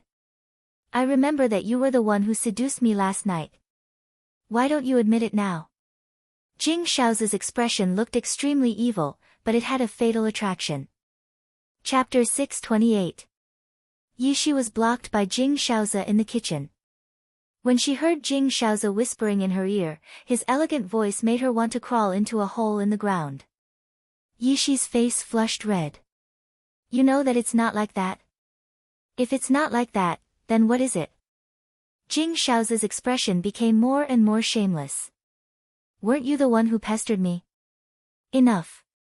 Don't say any more. Yishi took a deep breath, but her face was still red. You clearly know that this is your mother's intention. Your mother is too sinister. She signed a surrogacy contract before, but she actually asked me to, or else she would withdraw her investment. Yishi sighed. Jing Shaoze sneered. You are a woman who can do anything for money. I'm already at my wit's end. As long as I can save Dad's company, I'll go all out. Yishi raised her head and looked at Jing Shaoze stubbornly. Jing Shaoze frowned tightly and looked unhappy. You speak as if you are a filial daughter. You said that you can enjoy a man's crotch in order to live a rich life. How disgusting. Yishi's face was red, but after being ridiculed by Jing Shaoze, the blood on her face disappeared and her small face turned white. Yishi staggered twice, pursed her lips, and said stubbornly, I can do anything for money. You. Jing Shaoze was speechless for a moment. Yishi felt a little sad. I know my identity. My duty is to give birth to a child for the Jing family. I won't get in the way of you and your wife, but if you trample on my dignity like this again, I will tell your wife about this. Jing Shaoze's pupils constricted. He fiercely grabbed Yishi's arm and said fiercely, if you dare to let Jingjing know about this, I will make you beg for death. Yishi's arm was grabbed by Jing Shaoze and it was very painful, but Yishi gritted her teeth and endured it with a stubborn and sarcastic expression on her face. If you really love your wife so much, why would you do that with me? Jing Shaoze's expression was cold. Of course I love Jing. To me, you're just a product. A product that I spent tens of millions on, shouldn't I enjoy it? Besides, you seduced me for tens of millions of yuan. Am I supposed to sit still? Jing Shaoze leaned over to Yishi's ear and whispered, you taste good. It really made him crave for more. Yishi's heart trembled. She took a step back and leaned against the wall. Jing Shaoze stretched out his arm and leaned against the wall behind Yishi. He leaned over and watched as pink slowly crept up Yishi's ears. Jing Shaoze leaned over to suck on Yishi's earlobe and wrapped his tongue around it. Yishi shuddered and pushed Jing Shaoze away. He quickly covered his ears with his hands and stared at Jing Shaoze with wide eyes. Jing Shaoze stuck out his tongue to lick his lips and gently rubbed his lips with his thumb. His devilishly charming appearance made Yishi stunned. Ning Shu stood at the kitchen door and listened to the conversation between the two. He understood in his heart that Jing Shaoze's mother was indeed causing trouble. Ever since Jing Shaoze's mother found Yishi, the surrogate mother, and Ni Jing, the mother-in-law, she had this idea. She had never thought of using Ni Jing's ovum. Ni Jing had congenital heart disease. Jing Shaoze's mother was probably afraid of giving birth to a defective child. Yishi was probably a mistress that Jing Shaoze's mother found for her son. She was even using the identity of a surrogate mother. When she gave birth to the child, the original owner would think that it was his own child. Ning Shu sneered in his heart and looked at the two people in the room who were having sex without saying a word. All of this was because Ni Jing was infertile. Jing Shaozi said that he loved Ni Jing, but he was infatuated with the feeling of rolling around with Yi Shi. Love grows after a long time. Ning Shu turned back to the living room and sat on the sofa to watch TV. After a while, Jing Shaozi came out with a glass of juice and put it in Ning Shu's hand. I just squeezed it. Didn't you just go to flirt with girls? You still have time to squeeze juice. Don't mess around. Ning Shu took a sip of the juice. Jing Shaozi looked at Ning Shu gently and said, I'm going to the company later. You have to be good at home. Ning Shu nodded obediently. Jing Shaozi took his handbag and left. Before he left, he bent down and gently kissed Ning Shu's forehead. It was as light as a feather. His lips only touched Ning Shu's forehead. Jing Shaozi turned his head and saw Yi Shi standing not far away. He raised the corner of his mouth and turned to leave. Ning Shu already had a plan in his heart. Ning Shu turned and saw Yi Shi in a daze. Yi Shi quickly lowered her head to avoid eye contact with Ning Shu. Ning Shu didn't say anything. He turned and went upstairs. He found the share book from the drawer. This 1% share was the betrothal gift to the Ni family. Ni Jing's parents gave this share to Ni Jing. This 1% share was enough for Ni Jing to live a luxurious life. Ning Shu didn't intend to take this 1% share. At least, he wouldn't leave the shares to the Jing family. Ning Shu changed his clothes and put the pill in his pocket. He took his handbag and left. He contacted the biggest shareholder of the Jing family's company. In every company, there would always be a shareholder who had a lot of shares and threatened the owner of the company. Ning Shu planned to sell this 1% share to this shareholder. When the shareholder heard that Ning Shu wanted to sell the shares to him, he was a little surprised. The shares in his hands were already close to the Jing families. If he sold this 1% share, the balance would gradually tilt to his side. After selling the shares, Ning Shu would have a lot of money. However, he would no longer be able to get dividends from the company. Ning Shu went to buy a set of silver needles and a miniature camera. When he returned to the villa, Ning Shu saw Yi Shi running on the treadmill. She was slim and had a good figure. She looked very healthy. Jing Shaozi's mother had put a lot of thought into choosing a woman for her son. When Yi Shi saw Ning Shu, she got off the treadmill. After a long time, she said, "You're back." After saying that, she felt that it was wrong. It was not her place to say such words. When Yi Shi faced Ning Shu again, she seemed to be very afraid of Ning Shu. It should not be said that she was afraid, but she was guilty. Maybe she felt a little guilty.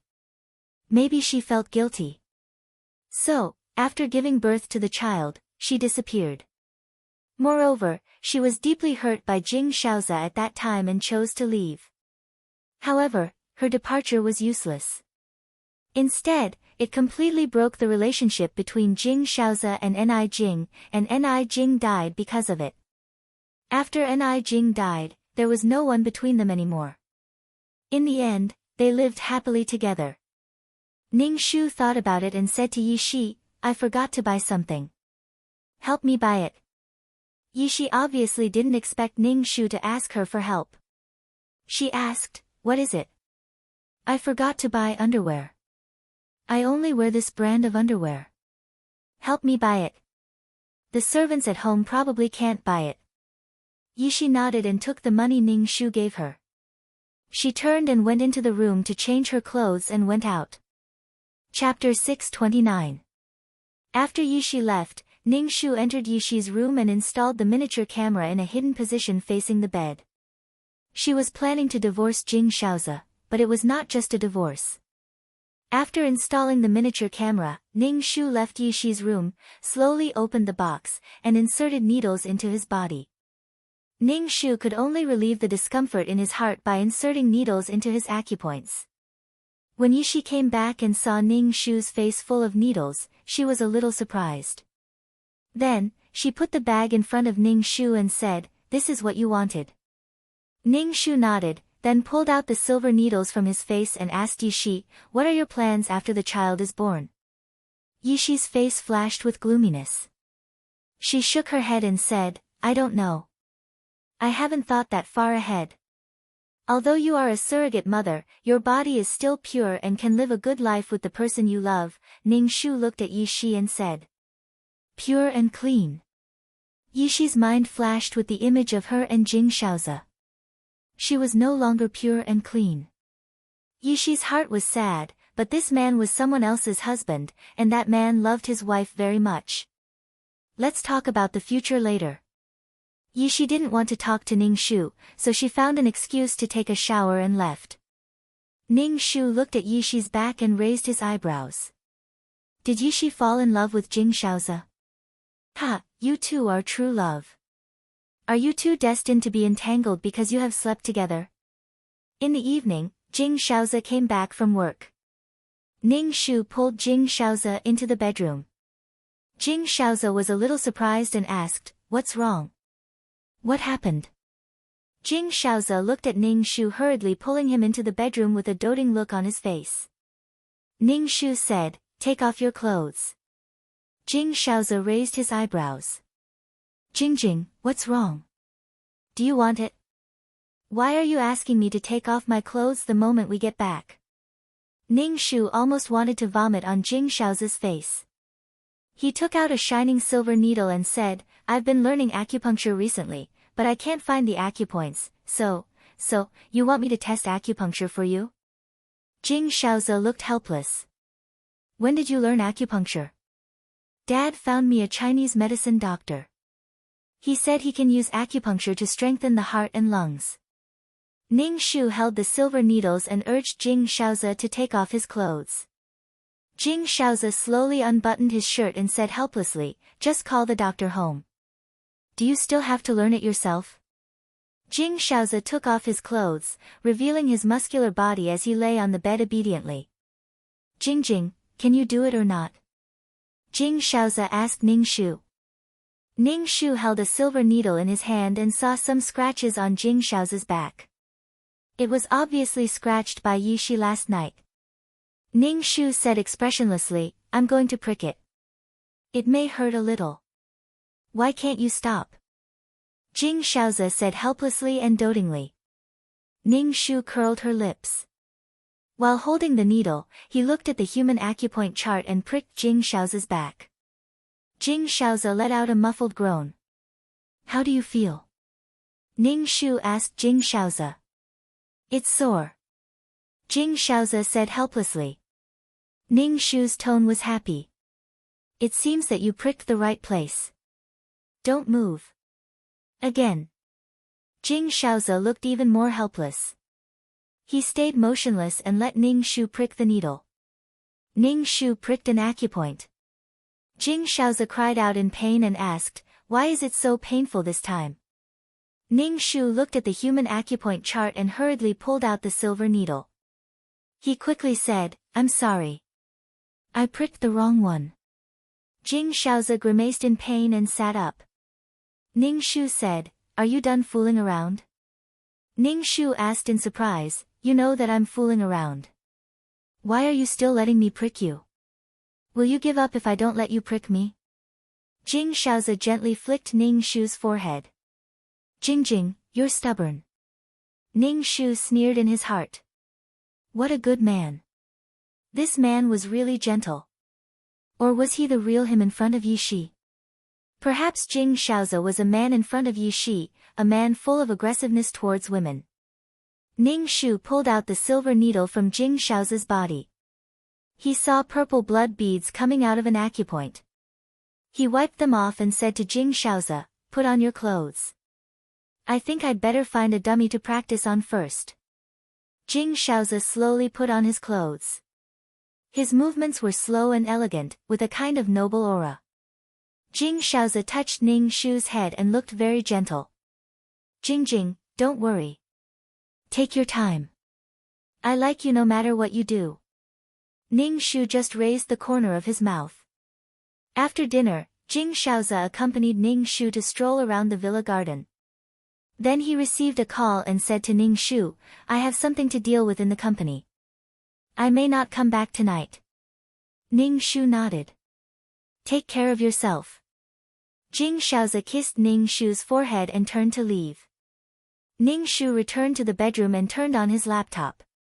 The computer played the situation in Yishi's room. Yishi was doing yoga in her room. Ning Shu began to practice unique martial arts. Ning Shu, who was practicing, was interrupted by the sound from the laptop. Jing Shaozi, who went to the night shift, came back and went to Yishi's room. At this moment, he was pressing on Yishi's body. Yishi's voice was a little breathless as she said, Jing Shaozi, let's not do this. Can we do artificial insemination? Jing Shaozi's voice was very cold. It will naturally stop until you are pregnant. Since you have chosen to be a surrogate mother, aren't you willing to endure anything for money? Please don't do this. Yishi's voice was blocked by Jing Shaozi. Ning Shu watched the two people in the room rolling around. Jing Shaozi was very wild and Yishi was being tossed around by him. Ni Jing had never seen Jing Shaozi like this. Jing Shaozi and Ni Jing were very gentle in bed. Ni Jing thought that Jing Shaozi was such a person. However, men were full of aggression and aggression. Ning Shu saved the video. The two of them tossed and turned many times that night. Ning Shu yawned and copied the video to the USB flash drive. He also made several copies. Even if one was destroyed, there would be another one. When it was over, Jing Shaozi put on his clothes while Yishi was so tired that she fell asleep. Jing Shaozi looked at Yishi's flirtatious expression after being pampered and couldn't help but reach out to touch her face. He then realized that she was just a surrogate mother. He had his own wife, Ni Jing. Jing Shaozi's eyebrows were filled with confusion and struggle. He then fiercely woke Yishi up. Yishi looked at him innocently and blankly. What's wrong? Jing Shaozi looked at her and became angrier. He didn't know whether he was angry at Yishi or himself. Chapter 630. Ning Shu saved the video, unplugged the USB flash drive, locked it in the drawer, turned off the computer, yawned, and lay down to sleep. Hearing footsteps, Ning Shu counted to 3 in his heart and heard the sound of the door opening. Then, the sound of running water came from the bathroom. Ning Shu was speechless. Jing Shaozi's nightlife was really busy. He moved from one woman's bed to another woman's bed. Moreover, Jing Shaozi seemed to enjoy this kind of life. When he hugged his wife, he even flirted with the surrogate mother who was standing not far away. The change of roles was too smooth and seamless. After taking a shower, Jing Shaozi fell asleep next to Ning Shu. Ning Shu turned around and saw Jing Shaozi's back facing him. His breathing was long and deep. Obviously, he fell asleep as soon as his head hit the pillow. In fact, Jing Shaozi and Ni Jing were now sleeping in the same bed but dreaming different dreams. Jing Shaozi said that he loved Ni Jing, but in his heart, he was fascinated by Ni Jing. It rose from pure carnal desire to affection. However, Jing Shaozi was deceiving himself and swaying left and right. After waking up, Jing Shaozi was still gentle and considerate to Ning Shu. The two of them looked like a loving husband and wife. Although Jing Shaozi was gentle, Ning Shu felt that Jing Shaozi's attitude was beginning to be perfunctory. He said perfunctory words in a gentle tone. Ning Shu and Jing Shaozi went downstairs. Jing Shaozi's mother was asking Yishi, "What's wrong? You look so pale. Are you feeling unwell?" Jing Shaozi immediately looked at Yishi. Seeing Yishi's haggard face and listless appearance, he asked Yishi anxiously, "What's wrong with you?" Then, Jing Shaozi realized that he was a little anxious. His face became serious and he pulled out the chair heavily. The chair made a harsh sound as it rubbed against the floor. She sat down and said coldly, "Since you are a surrogate mother, you should take care of your body at all times. Before you give birth to the child, your body is not your own. You are not allowed to appear in front of me with this sickly look." Yishi looked at Jing Shaozi with a sad expression. Then, she lowered her head and whispered, "I know." Her entire body was sore and uncomfortable, but it was impossible for her to not get up when it was time. Ning Shu looked at Jing Shao's awkward expression. He was clearly concerned about Yi Shi, but the words that came out of his mouth were very unpleasant. Yi Shi was obviously tortured last night and did not sleep at all. He was forced to exercise the whole night and had to wake up early in the morning. Jing Shaozi was angry when he saw Yi Shi like this. When he was eating breakfast, the sound of the knife and fork colliding with the plate was very loud. While cutting breakfast, Jing Shaozi looked at Yi Shi. When he saw that Yi Shi was eating breakfast with her head lowered, he became even angrier. He slammed the knife and fork on the table and couldn't help but say coldly to his mother, "Mom, look at the surrogate mother you found. Can the child born with such a half-dead appearance be healthy?" Jing Shaozi's mother smiled when she saw her son's angry look. "She just didn't have a good rest last night. Yi Shi is very healthy. Why are you so anxious?" Ning Shu also looked at Jing Shaozi. "Why are you so anxious? You are the most gentlemanly person. How can you say such outrageous things to Miss Yi?" Ning Shu looked at Jing Shaozi with a faint smile. In front of the person he loved, he couldn't control his emotions. A gentlemanly man would also become childish and naughty. Just like a little boy, he would tease a girl to attract her attention. Jing Shaozi was like this now. Ning Shu had a gentle smile on his face. "Oh, you are in love with each other, but you are suppressing your feelings because of others. This is all my fault. I will definitely take good care of my body," Yi Shi said quickly when she saw that the people at the table were quarreling. "Okay, shut up and eat," Jing Shaozi's father said. He glanced at his son and said, "Why are you making such a fuss? Why are you being so clumsy?" Jing Shaozi's father had absolute prestige in the Jing family. When he spoke, no one dared to speak. Jing Shaozi's father was elegant and handsome. Jing Shaozi's outstanding appearance was inherited from his father. Jing Shaozi's father had tacitly agreed to the surrogacy. Otherwise, Jing Shaozi's mother wouldn't dare to do such a thing. It seemed that Ni Jing was the only outsider in this family who didn't know anything. Ning Shu pursed his lips and lowered his head to eat his breakfast. He already had a plan in his heart. Ning Shu hated Jing Shaozi's mother very much. Why did a woman have to make things difficult for another woman? Why did she find a mistress for her son and break up the relationship between Jing Shaozi and Ni Jing? Ning Shu suspected that Jing Shaozi's mother had a deep hatred for Ni Jing. Was it because Ni Jing couldn't give birth to a child? The most hateful person in this matter was Jing Shaozi. He said that he loved Ni Jing, but his body and mind had cheated on her. If he really loved Ni Jing, he wouldn't have slept with Yi Shi and had a child with another woman behind his wife's back. He even had the nerve to say that he loved Ni Jing. Anyway, no one would have a good life.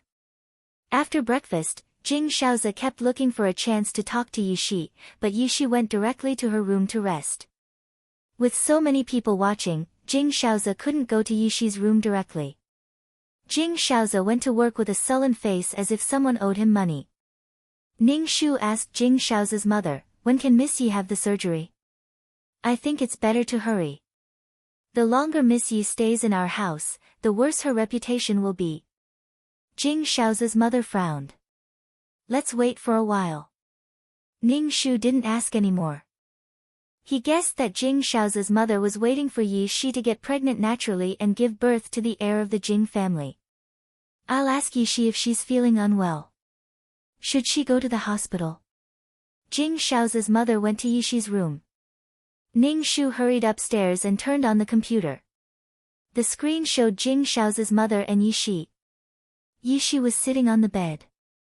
Jing Shaozi's mother stood by the bed and said to Yi Shi, "How are you feeling? Do you want to go to the hospital?" Yi Shi's face was a little red. She shook her head and said, "I'm fine. I'm just too tired." Jing Shaozi's mother showed a look of understanding. "You have to get pregnant quickly." Yi Shi's face instantly turned red. Even her neck was pink. She whispered, "Mrs. Jing, I'll try my best, but can you get pregnant artificially? It's not good." Jing Shaozi's mother said faintly, "What's not good about it?" Your duty is to give birth to the heir of the Jing family, and it has to be a healthy heir. But Ni Jing. Yi Shi looked guilty. She won't be able to bear it if she finds out. Yi Shi looked at Jing Shao's mother.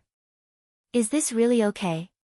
If it weren't for the problem with her father's company, she would definitely not be a surrogate mother.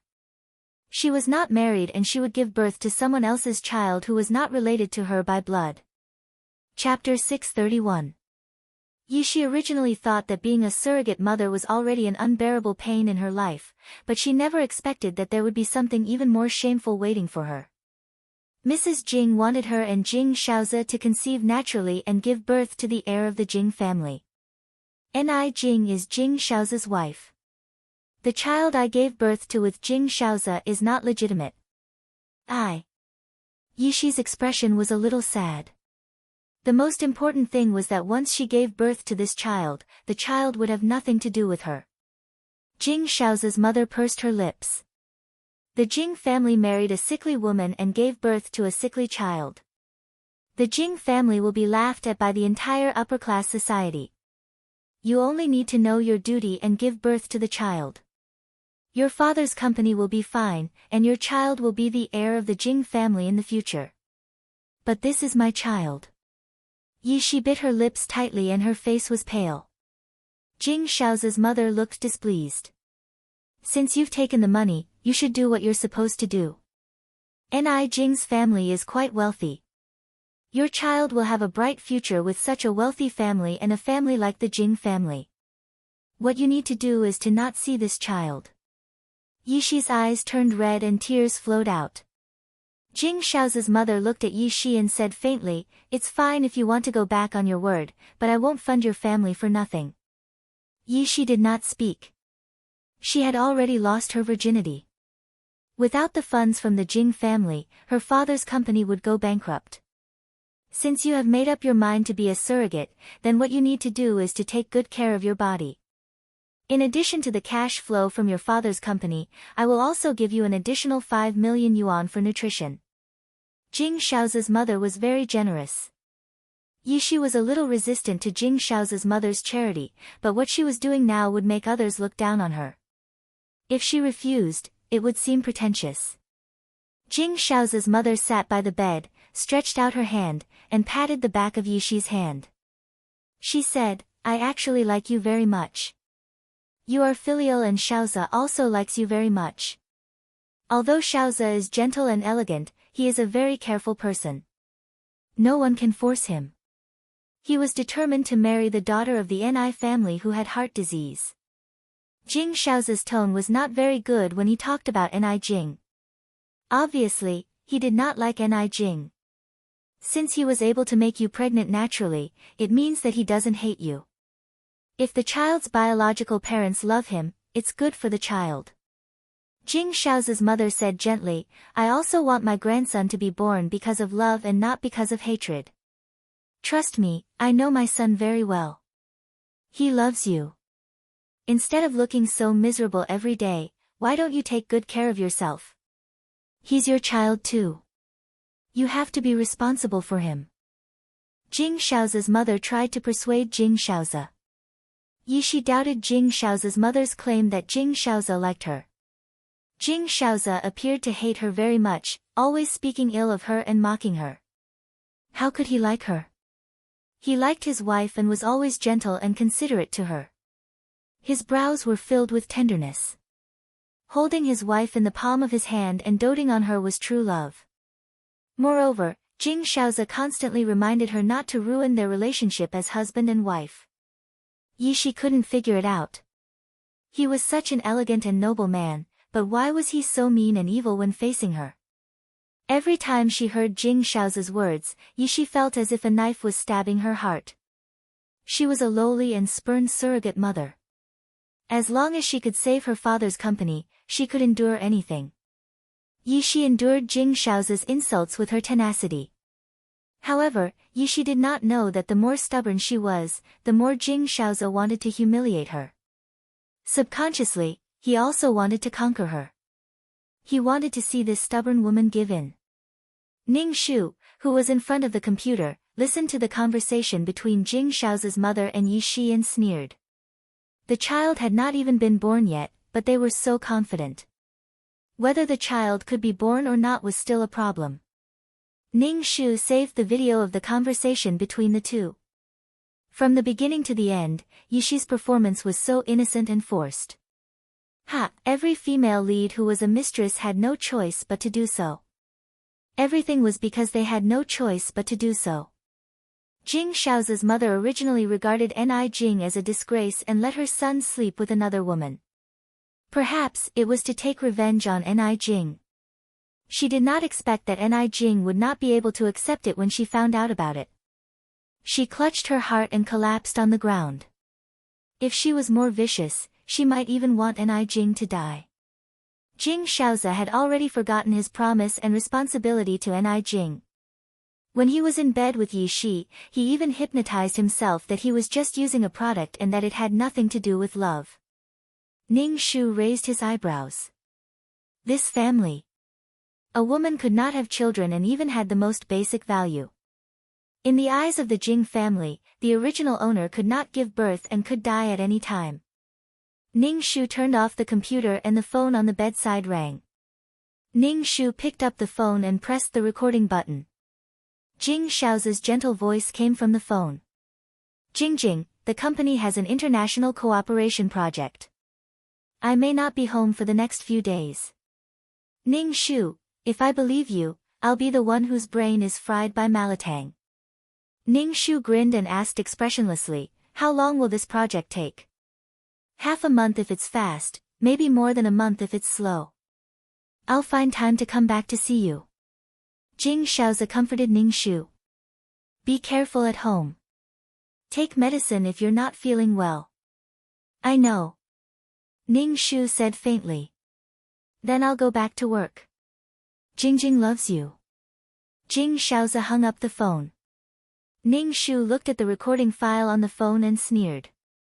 Could he really not come back for 10 days or half a month?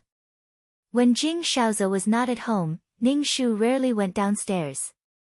He only came downstairs when it was time to eat. Ning Shu's mother also rarely talked to him. They were both polite to each other. Ning Shu knew that Jing Shao's mother hated him. Ning Shu went downstairs to get some water.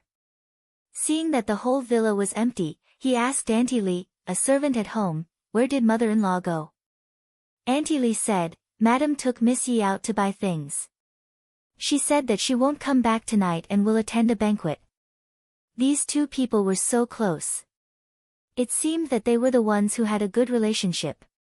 Ning Shu asked Auntie Li to pour a glass of water for him and went upstairs. Ning Shu sat cross-legged on the bed, practicing martial arts.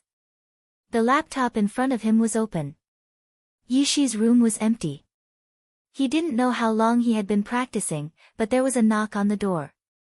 Ning Shu stopped practicing and opened his eyes. It was already dark. Auntie Li asked Ning Shu to go downstairs for dinner. Ning Shu was alone at home. Ning Shu sat alone at the dinner table.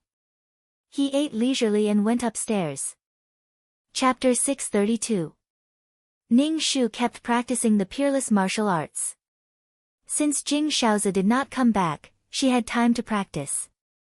Although the effect was minimal, Ning Shu felt that her heart was not as stuffy as before. Even if it was just a psychological effect, it was fine. After cultivating for a while, there was a sound from the computer. Ning Shu opened her eyes and saw Jing Shaozi, who was supposed to be busy with the international cooperation project in the company, in Yi Shi's room. Jing Shaozi turned on the light but did not see Yi Shi. His face was a little ugly. He sat on the sofa in the room and waited for Yi Shi to come back. At this time, Jing Shaozi realized that he did not have Yi Shi's phone number and could not contact her at all. This made Jing Shaozi very dissatisfied. He felt that this woman was out of his control. Jing Shaozi wanted to go upstairs and ask Ning Shu where Yi Shi went, but he said during the day that he would not be home for a few days. It was not good to appear in front of him like this. Jing Shaozi thought about it and went to the bathroom to take a shower. Ning Shu looked at Jing Shaoza's unobstructed appearance in Yishi's room and curled his lips. Jing Shaoza was really proactive. Did he want Yishi to get pregnant earlier, or was he obsessed with Yishi's body? After a while, Jing Shaoza came out with a bath towel wrapped around his body. The bath towel only covered the important parts, revealing his strong and sexy body. Jing Shaoza lay on the bed and waited for Yishi to come back. At about 10 o'clock in the evening, Yishi, who was taken to the banquet by Jing Shaoza's mother, came back. When she returned to the room, she saw Jing Shaoza lying on the bed. Jing Shaoza was not wearing any clothes. The bath towel was crooked, revealing his Apollo's belt. Yishi almost screamed. When Jing Shaoza saw Yishi, his eyes were filled with amazement. Yishi was wearing a gown that made her figure slim. She wore a thin necklace around her slender neck, which made her neck look even more beautiful and her collarbone sexy. Then, Jing Shaoza's face darkened and he said coldly, "Who are you trying to seduce by dressing like this?" Yishi pursed her lips and said stubbornly, "It's my business what I wear. I'm a little tired. Please go out. Get out. Have you forgotten your responsibility? Do you think I want to touch you? As long as you're pregnant, my mission is complete," Jing Shaoza said sarcastically. Yishi's face turned pale. She clutched her skirt tightly and finally let go of it weakly. She really wanted to tell Jing Shaoza to stop hurting her. "I'm very tired today. Can we call it a day?" Yishi said to Jing Shaoza. Jing Shaoza was furious. He got up from the bed, grabbed Yishi's arm, threw her onto the bed, and leaned over her. "Do you not want to see me that much? Did you seduce a new target? Can you get rid of me now?" Yishi was bewildered by Jing Shaoza's scent. The smell of his shower mixed with the man's scent made Yishi's face hot and her hands and feet stiff. Seeing her like this, Jing Shaoza's heart softened. He leaned over and kissed Yishi's lips. Ning Shu smacked his lips as he looked at the scene on the computer screen. "You guys really know how to play." On the floor, on the sofa, on the wall, on the balcony, there are all kinds of words that make people blush. Any one of the videos is like a movie between the two of them. Jing Shaoza gave Ning Shu the feeling that he had not seen a woman for several lifetimes. No, it was more like he had not been so carefree in several lifetimes. Come on, there's a lot of time anyway." Ning Shu couldn't stand it anymore. When he woke up, the two of them were finally done. Jing Shaoza came out of the shower and put on his clothes while looking at Yishi, who was sleeping soundly on the bed. He walked to the bedside and couldn't help but reach out to touch Yishi's face. His eyes were unconsciously filled with tenderness. Then, he turned off the lights, closed the door, and left. Ning Shu copied today's video and sneered silently. "I'll just watch you guys silently and let me, your legal wife, witness your touching love." Now, Jing Shaoza and Yishi are in love with each other. During this time, Jing Shaoza came back at night. It was late at night when he came back. Jing Shaoza didn't turn on the lights and sneaked into Yishi's room. Then, he started to do something and left before dawn. Sometimes, Jing Shaoza would hug Yishi and sleep for a while. Ning Shu found that these videos took up too much space and memory, so he had to compress them. He really wanted to share these seeds. His hands were itching. Occasionally, Jing Shaoza would come back to get a change of clothes. When he saw Ning Shu, his face was gentle and doting. His lips gently touched Ning Shu's forehead, then he took his bag and left.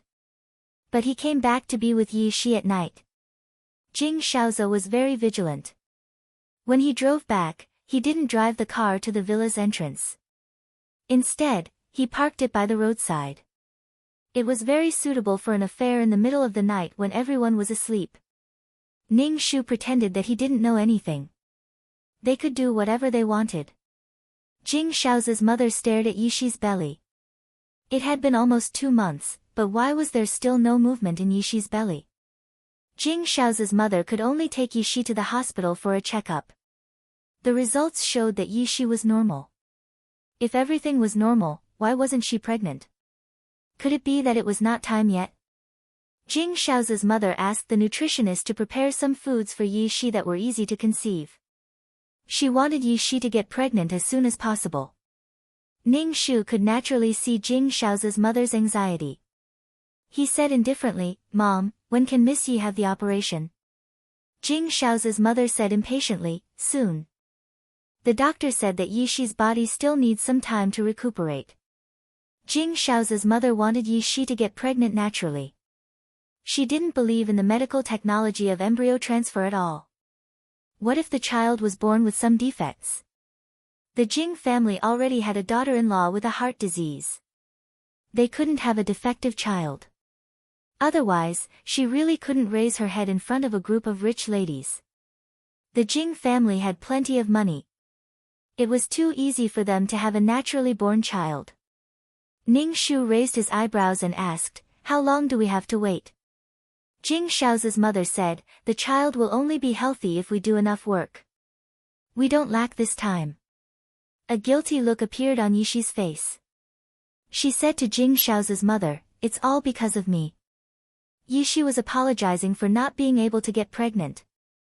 Yi Shi suddenly felt the pressure. She glanced at Ning Shu secretly. She couldn't imagine how much pressure Jing Shao's wife must be under since she didn't have a child for 5 years. Ning Shu raised his eyebrows and asked with some doubts, "Why are you apologizing?" Yi Shi was speechless. She lowered her head and didn't dare to look at Ning Shu. Yi Shi felt very uneasy and guilty when facing Jing Shao's wife, Ni Jing. However, when she was with Jing Shaoze, she forgot about Ni Jing's existence in her mind. She felt that she had stolen the sweetness that belonged to Ni Jing and Jing Shaoze. Chapter 633. Ning Shu looked at Yi Shi's expression. She was struggling and uneasy. She knew that what she was doing was wrong. Although she realized that what she was doing was wrong, she was addicted to it and could not extricate herself. After Ni Jing died, Yi Shi was finally able to put down the burden in her heart and be with Jing Shaoze. Besides, it was to give her child a happy family. "Okay, let's wait for another 2 months." Jing Shao's mother said, "Let Yi Shi recuperate for another 2 months." Ning Shu did not speak. Jing Shao's mother was trying to make Yi Shi pregnant naturally. Ning Shu felt that his mother-in-law was a little impatient and was even a little angry with Yi Shi. Yi Shi felt even more uneasy. She was afraid that Jing Shao's mother would withdraw her investment in anger. Ning Shu smiled. "If you want to get pregnant, it depends on whether you can get pregnant or not." Yi Shi wanted to get pregnant urgently. When Jing Shaoze came to her room at night, she was very active, making Jing Shaoze feel unprecedentedly carefree. Even his soul was trembling. Every time after they finished, Yi Shi would raise her waist. Jing Shaoze hugged Yi Shi and asked, "What are you doing?" "I want to get pregnant." Yi Shi's voice was trembling. Jing Shaoze raised the corner of his mouth. "You want to have my child so badly?" Jing Shaoze said wickedly, "But I don't want to let you go yet." "What should I do if you get pregnant?" Yi Shi's face was red and her eyebrows were sweet and flirtatious. She secretly thought, "God, please forgive my greed. I only yearn for this period of time at night." At night, she did not want the man who was hugging her to be someone else's husband. However, when the man left the room at dawn, they would have nothing to do with each other anymore. She was a surrogate mother, and he had a wife who he loved deeply. Yi Shi hugged Jing Shao's body and pressed her face against his chest. "But your mother is very anxious. She wants me to give birth to an heir." "There's no hurry to give birth to a child." Jing Shaoze hugged Yi Shi and lingered with her. Ning Shu sat cross-legged on the bed, yawned, and saved the video. She was really good at tormenting. Ning Shu rubbed his eyes, put the computer to the side, and lay on the bed to sleep. "You guys have good stamina, I'm not going to accompany you." Ning Shu previously had an ambition, which was to record every scene of Jing Shaoze and Yi Shi and organize them according to the date and time. When the time came, these would all be evidence. However, these two people were really good at tormenting each other. She felt that Jing Shaoze wanted to vent all his energy on Yishi. It was probably because he felt uncomfortable being with Ni Jing. When he was with Ni Jing, it was always warm and sluggish. How could he be so carefree and unrestrained like this? Ning Shu planned to make a trip to the hospital. When they decided to find a surrogate, Ni Jing and Jing Shaoze went to the hospital to freeze their eggs and sperm respectively. Ning Shu went to the hospital and told the doctor that he wanted to see Jing Shaoze's sperm and gave the doctor a sum of money. The doctor took the test tubes from the refrigerator and gave them to Ning Shu. He said, "Look, they're all well refrigerated. You'll definitely be able to get pregnant. Let me see."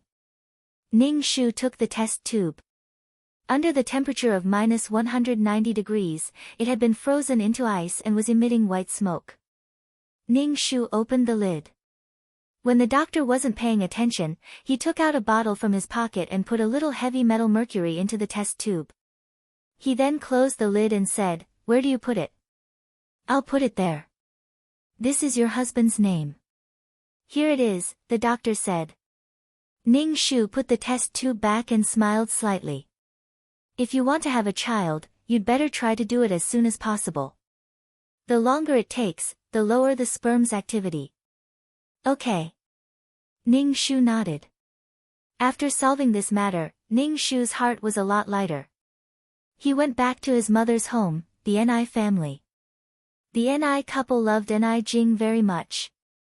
Ni Jing had been married for several years, but they still didn't give up looking for a matching heart for her. They finally found a heart, but they failed in the end. Ning Shu's return made the Ni couple very happy. They asked Ni Jing to stay for lunch and even called Ni Jing's older brother who was at work to come back for lunch. Because Ning Shu had cultivated a peerless martial art, her complexion was a little better. Her appetite was much better than before, and she ate a lot more. This made Ni Jia and her husband very happy, and they kept picking food for Ning Shu. "Did that Jing boy bully you?" Father and I asked Ning Shu, "If he dares to bully you, I'll go find him." Ning Shu smiled and said, "No. He really didn't. I heard that your mother-in-law found a surrogate." Mother and I didn't believe it and looked at Ning Shu. "Tell me the truth." Mother and I was a rich lady who attended all kinds of banquets. She had heard of every little movement in the upper class. She looked at Ning Shu with heartache. "Jingjing, tell me the truth. She's planning to be a surrogate. I've been married to Jing Shaoze for almost 5 years and I feel guilty about not having a child." Ning Shu said while eating, "Jing Shaoze is the only son of the Jing family. He can't be without an heir." Jing Shaoze. Ni Jing's brother, Ni Yan, looked at Ning Shu. "Is there something wrong with your relationship with Jing Shaoze? You used to call him Brother Shaoze, but now you call him Jing Shaoze." Ning Shu. "There's nothing wrong with our relationship." How could he tell something was wrong with a simple address? Ni Yan glanced at Ning Shu. "Come back if you have any problems. The Ni family is not afraid of the Jing family. You don't have to swallow your anger." "Thank you, brother." Ning Shu turned and changed the topic. "When can you find a sister-in-law?" "Girl, don't put the blame on me." Ni Yan looked at Ning Shu angrily. After lunch, Ning Shu planned to go home. Father and I gave a bank card to Ning Shu and said, "Take this money and use your own money. Don't be humble in front of the Jing family." The Ni family was worried that Ning Shu would be wronged because of the surrogate mother. "Thank you, father." Ning Shu accepted the bank card. He didn't need to be polite with his family. If he didn't accept it, his parents would be worried. "Call us if you have any problems. If we can't handle it, call your brother," Mother and I told Ning Shu. Ning Shu kept nodding her head. The Ni couple finally agreed to let her go after talking for a while. Ning Shu returned to the Jing family villa. When he walked into the living room, he saw Jing Shaoze sitting on the chair and holding Yishi's wrist. Yishi was holding a spoon in her hand. Jing Shaoze was eating the food in the spoon, but his eyes were fixed on Yishi. It seemed that Jing Shaoze was holding Yishi's hand and asking her to feed him. This ambiguous posture made Yishi blush. She was obviously embarrassed by Jing Shao's flirting. Ning Shu looked at the two of them silently and did not say anything. It's delicious. Give me another spoon. Jing Shaoza raised his eyebrows and looked charming. He grabbed Yishi's wrist and put it into the plate. Let go of me. Yishi blushed and said, it's not good to be seen. Chapter 634. Jing Shaoza grabbed Yishi's wrist and fed himself a mouthful of rice. Then, he took the spoon from Yishi's hand and scooped a spoonful for her. Yishi tilted her head and refused to eat. Jing Shaoza raised his eyebrows. If you don't want to eat, then I'll eat. What I want to eat is not rice, but you.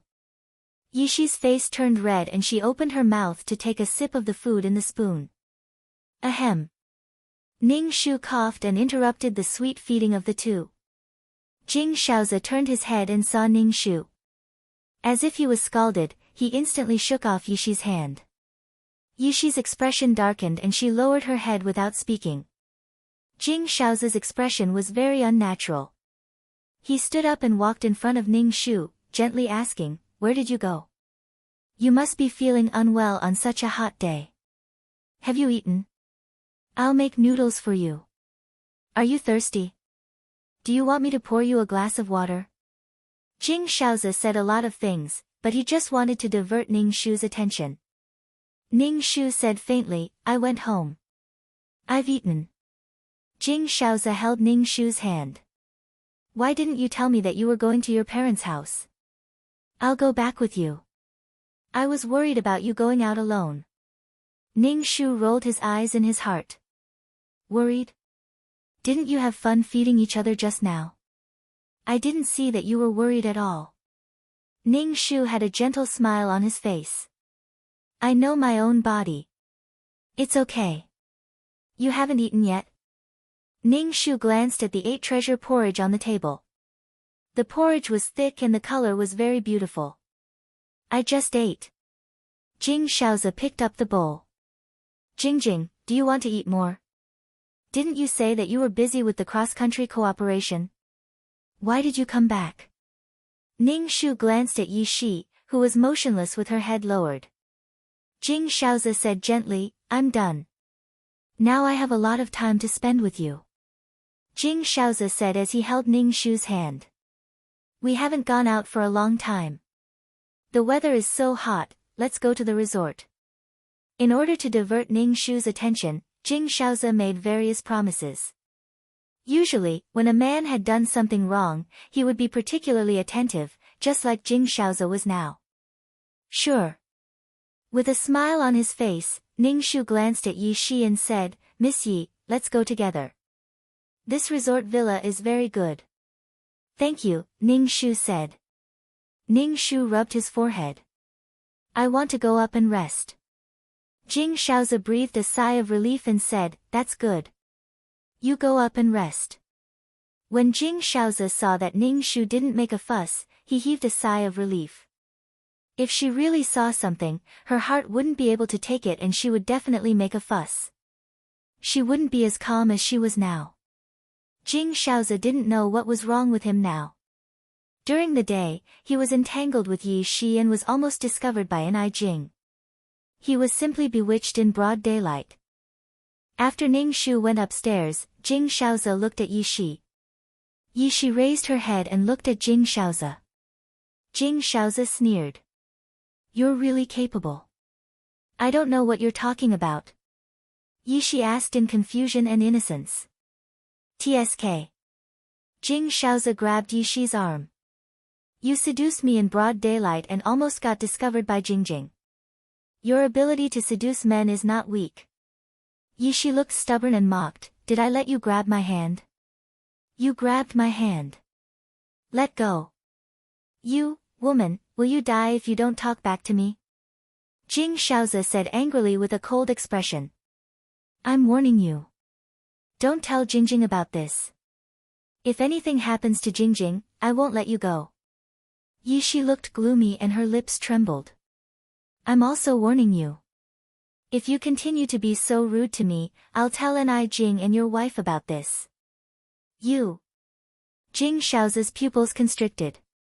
Try it if you dare. Ning Shu stood at the top of the stairs and looked down. Even though the two of them were quarreling, their bodies were still very close. Jing Shaozi was almost hugging Yi Shi. Come on, let's hurt each other. How is this hurting each other? They are clearly flirting. Ning Shu turned back to the bedroom, locked the door, and fell asleep on the bed. After sleeping for a long time, Ning Shu was shaken awake. She felt that her body was about to fall apart. She heard Jing Shaozi's roar in her ears. Jing Jing, wake up, wake up. He was roaring and shaking her body. Ning Shu felt that she was about to have a heart attack. When she opened her eyes, she saw Jing Shaozi's distorted face. Jing Jing, how are you? Jing Shaozi looked at Ning Shu anxiously. Ning Shu's heart was irritable. What's wrong? Why did you lock the door? You scared me to death. Jing Jing, don't scare me like this in the future. As Jing Shaozi spoke, he held Ning Shu's shoulder and shook her body. Promise me, don't scare me like this in the future. Ning Shu, fuck, stop shaking me. You actually want me to die. It's okay. I didn't notice and locked the door. Ning Shu pulled away Jing Shaozi's hand from her shoulder. She didn't wear much summer clothes, so Jing Shaozi's grip on her shoulder hurt. Ning Shu seriously suspected that Jing Shaozi wanted to kill his wife. Although he seemed to care about her, he didn't hold back and almost dislocated her arm. I'm sorry to have hurt you. I was just too anxious. Jing Shaozi looked at Ning Shu. You locked yourself in the room. I thought something happened. Jing Jing, you can't do this in the future. Ning Shu nodded and didn't say anything. Jing Shaozi looked at Ning Shu and asked pointedly, Jing Jing, is there something you're unhappy about? If there's anything, just say it. Don't keep it in your heart. It's not good for your health. Ning Shu could hear the probing in Jing Shaozi's tone. He was testing whether she knew about his relationship with Yi Shi. Ning Shu showed a gentle smile on her face. Her eyebrows relaxed and she didn't look depressed at all. There's nothing wrong. Brother Shaozi, what are you talking about? Jing Shaozi's eyes scanned Ning Shu's face. Finally, he smiled gently. Jing Jing, I'm worried about you. I've been busy with the company's affairs during this time. I'm afraid you'll be angry. If you're angry, you can hit me. Don't keep it in your heart. Jing Shaozi said as he grabbed Ning Shu's hand and put it on his face. Ning Shu instantly felt the soft and smooth skin on his face. A man's skin was so good. Ning Shu smiled and pinched Jing Shaozi's face hard. Jing Shaozi grunted in pain. I'm sorry. It hurts. Ning Shu quickly withdrew her hand. I didn't hold back. Jing Shaozi touched Ning Shu's face and comforted her. It's okay. It doesn't hurt. How could it not hurt with a red mark? He could even endure this. Good job. Chapter 635. Jing Shaozi touched his face. His face was burning, but he looked at Ning Shu helplessly and lovingly. Okay, it's time to go down and eat. Ning Shu lifted the quilt and was about to get out of bed when Jing Shaozi squatted down and put on a pair of shoes for Ning Shu's feet. He looked gentle and considerate. Why was Jing Shaozi so divided? He was one in front of her and another in front of Yi Shi. Was it interesting? Ning Shu and Jing Shaozi went downstairs for dinner. Jing Shaozi's parents were all there. Including Yi Shi, there were 5 people at the dinner table. No one spoke at the dinner table, only the sound of chewing could be heard. Ning Shu glanced at Yi Shi, who was eating the nutritionist's nutritious food with her head down. Jing Shaozi picked up food for Ning Shu while looking at Yi Shi. As soon as Yi Shi met Jing Shaozi's eyes, she immediately lowered her head and her chin almost hit her chest. Ning Shu ignored the 2 people's flirtatious glances and continued eating. The Jing family was a rich family, so the food they ate tasted really good. I have something to say. Jing Shaoza's mother put down her chopsticks and said. Jing Shaoza asked, Mom, what's the matter? Jing Shaoza's mother looked at Yi Shi, then turned to Jing Shaoza's father and said, I want Yi Shi to work in the company. Yi Shi looked at Jing Shaoza's mother in surprise. Work in the company? Yi Shi looked at Jing Shaoza, and Jing Shaoza also looked at Yi Shi. Their eyes met. Ning Shu raised his eyebrows and asked, Why do you want Miss Yi to work in the company? Isn't Miss Ye's job a mother who is preparing to give birth? Jing Shaoza's mother said, I think Yi Shi has been staying at home all day and doesn't have much energy. It's better for her to work. Work is also a form of exercise. It's better than staying at home. I don't agree. Jing Shaoza put down his chopsticks heavily and looked unhappy.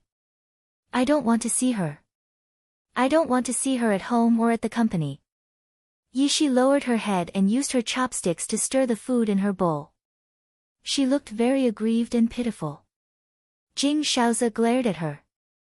Seeing her like this, Jing Shaoza's face looked even worse. She didn't know if she was angry at herself or at Yi Shi.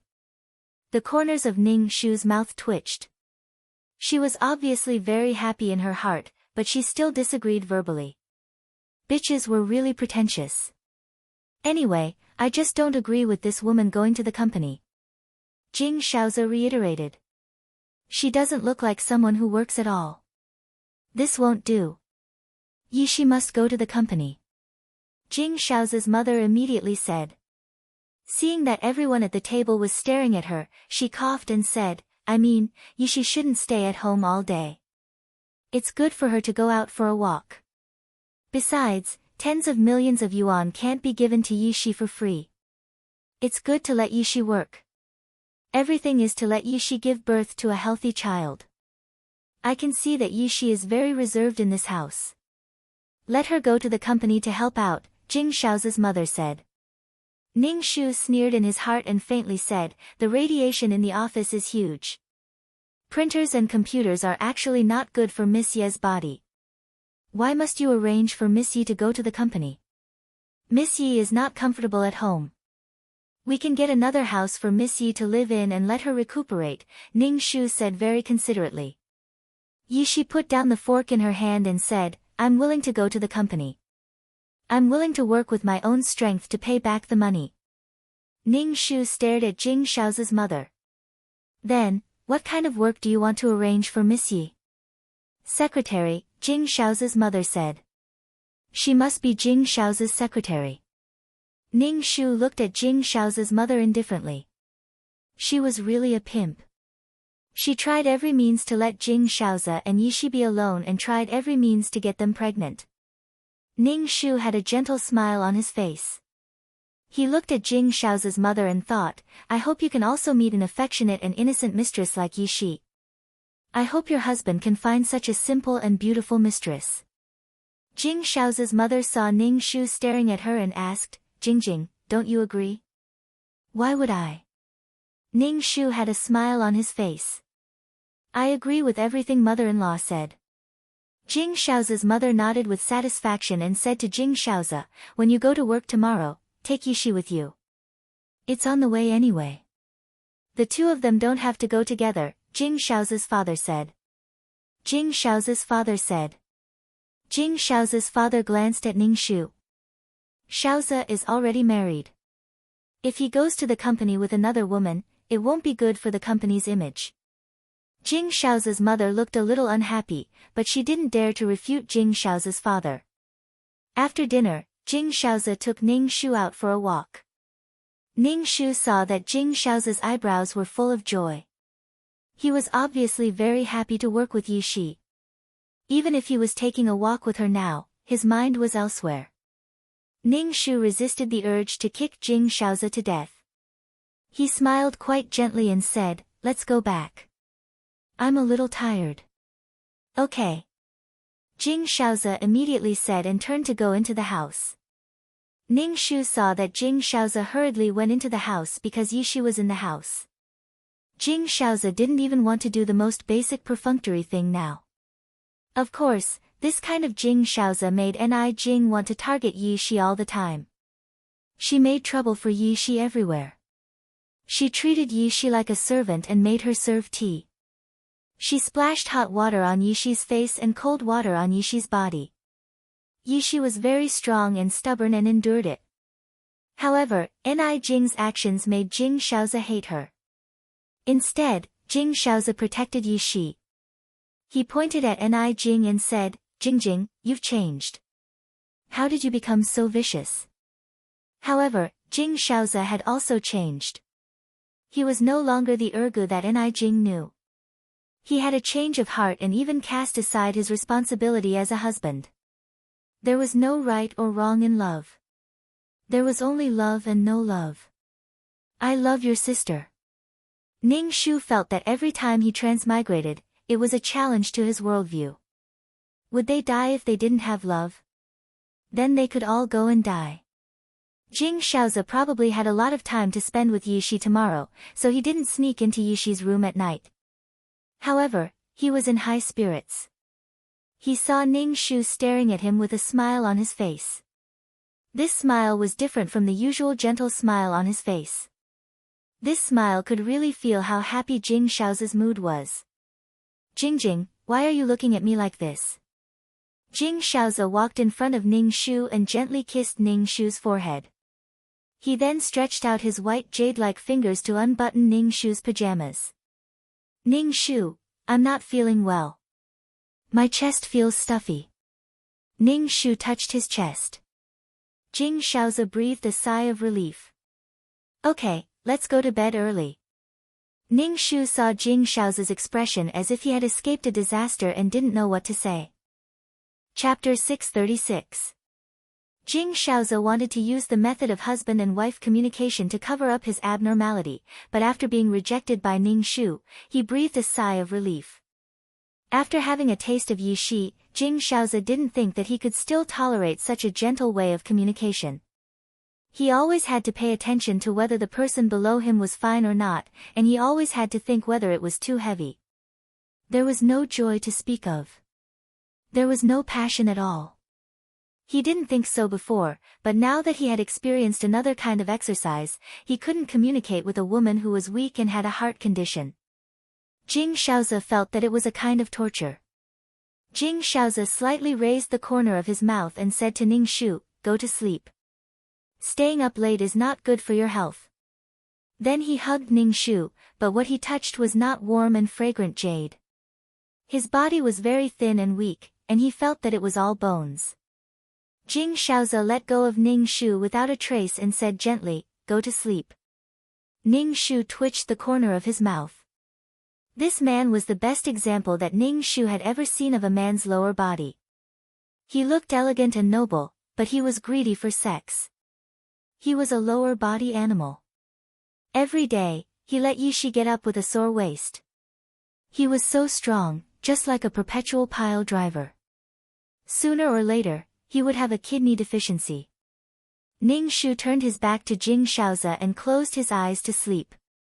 The way Ning Shu and Jing Shaozi got along now was the way the original owner got along with her husband. There were no feelings between the two, only indifference and resentment. From the first time Jing Shaozi had sex with Yi Shi, Jing Shaozi and Ni Jing were destined to have this ending. Jing Shaozi took Yi Shi's first time and gave birth to a child for the Jing family. He knew who to choose even with his eyes closed. So, what was the meaning of Ni Jing's existence? Was it to show how strong Yi Shi was? In the face of Ni Jing's difficulties, she silently endured it. She was so strong that it made people's heart ache. Ning Shu and Jing Shaozi slept with their backs facing each other. In the master bedroom, Jing Shaozi's parents were lying on the bed. "Be careful when you do things. Don't go overboard in front of Ni Jing. Don't treat others as fools." Jing Shaozi's father frowned and said, "Ni Jing is still the daughter-in-law of the Jing family." Jing Shaozi's mother sneered. "She's a disabled person who can't give birth to a child. What can she say? I'm just watching Shaozi and Yi Shi sneaking around at night. Besides, it's not good for Yi Shi to rest well at night. Staying up late is not good for her health. What I want is a healthy grandchild. Yishi is tall, beautiful, and smart. Her child will definitely be smart and healthy, Jing Shao's mother said nonchalantly. Jing Shao's father reminded him again, don't go overboard in front of Ni Jing. The company has business dealings with the Ni family. Even a rabbit will bite when cornered. I know. I was afraid that she would find out, so I specially arranged for Yi Shi to work in the company. Don't worry, I've arranged everything properly. Jing Shao's mother said. I'm doing this for a grandson. Otherwise, the Jing family will have no successor. Don't you want a grandson? Jing Shao's mother asked.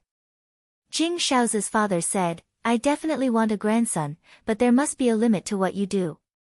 Otherwise, you'll lose everything. Okay. The next day, Yishi was going to work at the company. Yishi changed into an office lady suit. Yishi had a good figure and was curvy in the right places.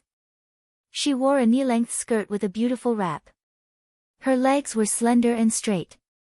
Yishi was wrapped up tightly, but she was sexier and more charming than bare-chested.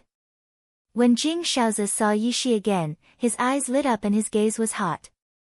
When Yishi met Jing Shaozi's gaze, she couldn't help but blush. She lowered her head and sat on the chair. Yishi, after breakfast, I'll send you to work, Jing Shaozi's mother said. Thank you, madam. Yishi said gratefully.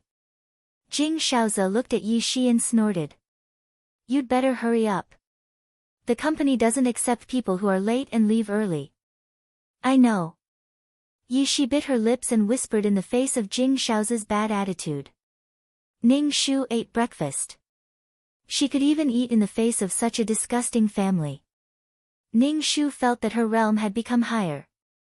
Although she was angry, she still had to keep a smile on her face. The mind-clearing spell and the calmness halo made her smile as she watched the farce. You want a grandson? Ha ha ha. Now, Jing Shaozi's mother treated Yishi as a hen that could lay golden eggs and give birth to a golden grandson for the Jing family. What if Yishi couldn't give birth to a child? After breakfast, Jing Shaozi glanced at Ning Shu and then touched his lips on Ning Shu's forehead. He took his handbag and left. Before he left, he said sarcastically to Yishi, you'd better hurry up. The company doesn't raise lazy employees. If you dare to be late, you can get out of the company.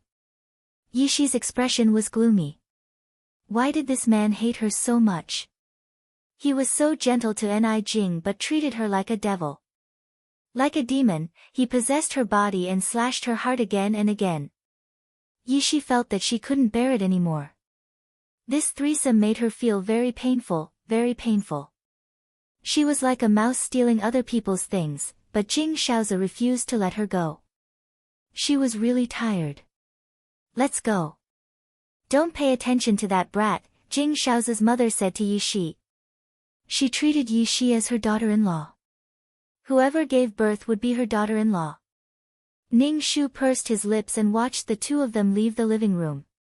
Ni Jing, the family is a bit chaotic now. It will be peaceful after the child is born.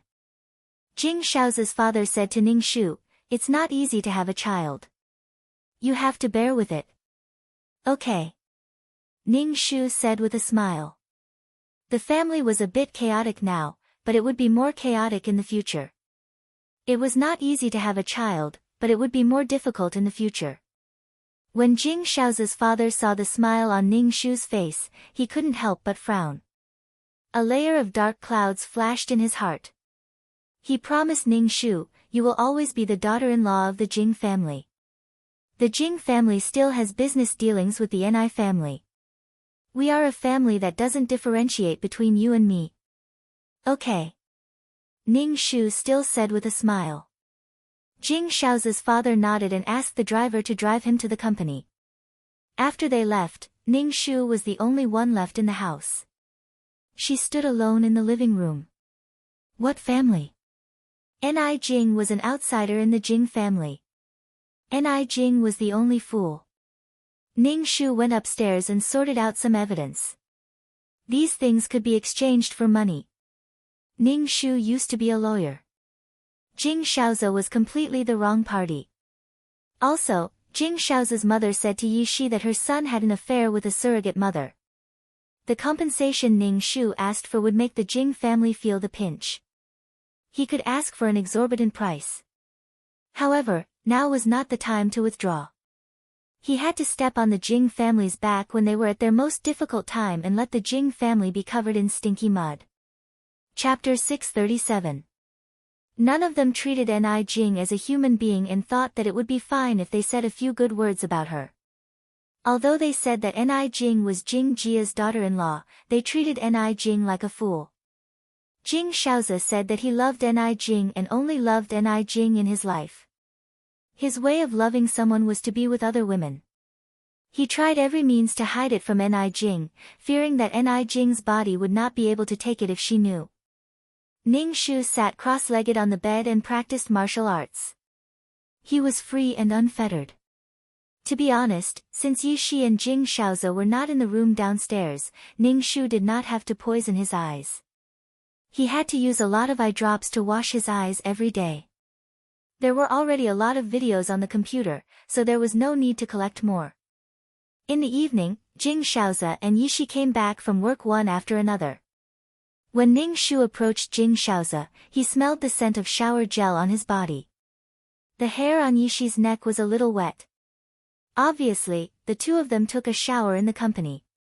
Jing Shaozi and Yi Shi's clothes were a little wrinkled. Ning Shu could imagine what the two of them did in the office, but he did not say anything. Yi Shi went into his room as soon as he came back. When he came out, he had already changed his clothes. Jing Shaozi gently asked Ning Shu, "What did you do at home today?" "Nothing much, just arranging flowers and acupuncture." "What about you? Are you busy at the company?" Ning Shu asked Jing Shaozi. Jing Shaozi smiled, "It's okay." "Oh, then I'll send you lunch tomorrow." The lunch at the company is definitely not as good as at home. Ning Shu looked at Jing Shaozi. "Please don't." Jing Shaozi quickly refused, then his expression softened. He took Ning Shu's hand and said gently, "The weather is so hot. Don't come to the company. If something happens on the way, I'll be worried." Ning Shu raised his eyebrows and asked, "You really don't want me to send you lunch?" "It's okay to send it once in a while, not every day. Maybe tomorrow or the day after tomorrow. It's hard to say." When Jing Shaozi heard Ning Shu's words, his face couldn't help but darken. What if they were caught by surprise? Jing Shaozi hurriedly said, "Don't send me off. It's so hot outside now. You might get a heatstroke if you stand outside in 30 degrees Celsius weather. I care about your health the most. As long as you're fine, I'll be fine even if I starve for 2 days. But if something happens to you, it'll torment me the most." Ning Shu, "Fuck, what should I do if I want to throw up?" Hearing Jing Shaozi's words, Ning Shu's face twitched. He was afraid that Jing Shaozi would say something disgusting again, so he nodded and said, "Okay, I won't deliver the food." Jing Shaozi heaved a sigh of relief. Because he was satisfied during the day, Jing Shaozi would not find various excuses to go to Ning Shu's room at night. He would lie on the same bed with Ning Shu every night. But the two of them were speechless. Jing Shaozi could only say gently, "Sleep, sleep, sleep." Then, the next morning, Jing Shaozi cleaned himself up. As usual, he would gently put on Ning Shu's shoes and comb Ning Shu's hair. Ning Shu looked at Jing Shaozi and really wanted to give him a tight slap across the face. Ning Shu didn't slap him. Instead, he pinched Jing Shaozi's face, and a red mark immediately appeared on Jing Shaozi's face. "Your skin is so tender. It makes me want to pinch it," Ning Shu said with a smile. Jing Shaozi shook his head helplessly. "Just pinch it. Why did you hit me so hard? Are you trying to murder your own husband?" "Yes, murder your own husband." Jing Shaozi looked in the mirror and saw the red mark on his face. He said angrily, "How am I supposed to face people with this?" Ning Shu curled the corner of his mouth and didn't say anything. The two of them went downstairs. Yishi saw the ambiguous red mark on Jing Shao's face. Her expression was a little dull and gloomy, as if she had suffered a blow. Jing Shaozi saw Yishi's sad look and couldn't help but frown. He touched the red mark on his face and wanted to explain something to Yishi, but there were so many people watching. He had to wait until they reached the company. Yishi lowered her head and ate breakfast. Jing Shaozi looked at Yishi from time to time, but Yishi didn't even look at Jing Shaozi. She was obviously angry. Ning Shu saw Yishi like this. Did she think that something had happened between her and Jing Shaozi? TSK, TSK, TSK. Why did he feel that Yishi regarded Jing Shaozi as her man? It was reasonable and legal for a husband and wife to be together, but Yishi seemed to have been betrayed. Ning Shu smiled and ate breakfast. I'm happy to see you guys unhappy. Yishi saw the smile on Ning Shu's face and her expression became even more bitter. Even her eyes were tearing up. Ning Shu smiled even more happily. Jing Shaozi found an excuse to talk to Yishi. Secretary Yi, there's a document that I can't find. Come with me to the company later. Jing Shaozi emphasized, it's a very important document. Yishi pursed her lips and didn't speak. She was obviously angry. Jing Shaozi's mother smiled and said, Yishi, go with Shaozi and help him find the document. Yes, madam. Jing Shaozi's mother spoke, so Yishi could only nod. Ning Shu still maintained his smile. There would probably be a good show later. I can explain, I don't want to listen to my fucking explanation, then you explain, I'm listening, it's not what you think, I don't want to listen, since Jing Shaozi didn't want to listen, he would do it. There was nothing that couldn't be solved with one shot. If one shot wasn't enough, he would do it twice. Ning Shu's mind was filled with thoughts. He smacked his lips. Could Jing Shaozi take it? After breakfast, Jing Shaozi said to Yishi, come with me to find the document. Yishi could only follow Jing Shaozi. Yishi and Jing Shaozi left. Jing Shaozi's father also went to the company. Jing Shaozi's mother went shopping with her wife for a beauty salon. Ning Shu was the only one left at home. Ning Shu took the pills and also went out with his bag. Ning Shu went to the law firm to find a lawyer. Ning Shu originally wanted to do it himself, but after thinking about it, he still found a lawyer. Ning Shu didn't intend to divorce Jing Shaozi. He directly took Jing Shaozi to court. Not only did he want to sue Jing Shaozi, but he also wanted to sue Jing Shaozi's mother. Anyway, the Jing family didn't want to have a good life and a good reputation. If he did something dirty, he shouldn't be afraid of being exposed. After negotiating with the lawyer, Ning Shu had the video evidence in his hands, so this lawsuit was easy to win. After coming out of the law firm, Ning Shu went back to the Ni family again. Ning Shu didn't tell Mr. and Mrs. Ni that he was going to divorce Jing Shaozi. Ning Shu didn't tell them until just before going to court. He was afraid that they wouldn't be able to resist arguing with the Jing family. Moreover, the Jing family would have a good show soon. At that time, the Jing family would definitely be dumbfounded. He didn't know how her parents-in-law would deal with it. After having lunch at the Ni family's house, Mr. Ni gave Ning Shu some money before leaving. He told Ning Shu to save money and spend it generously.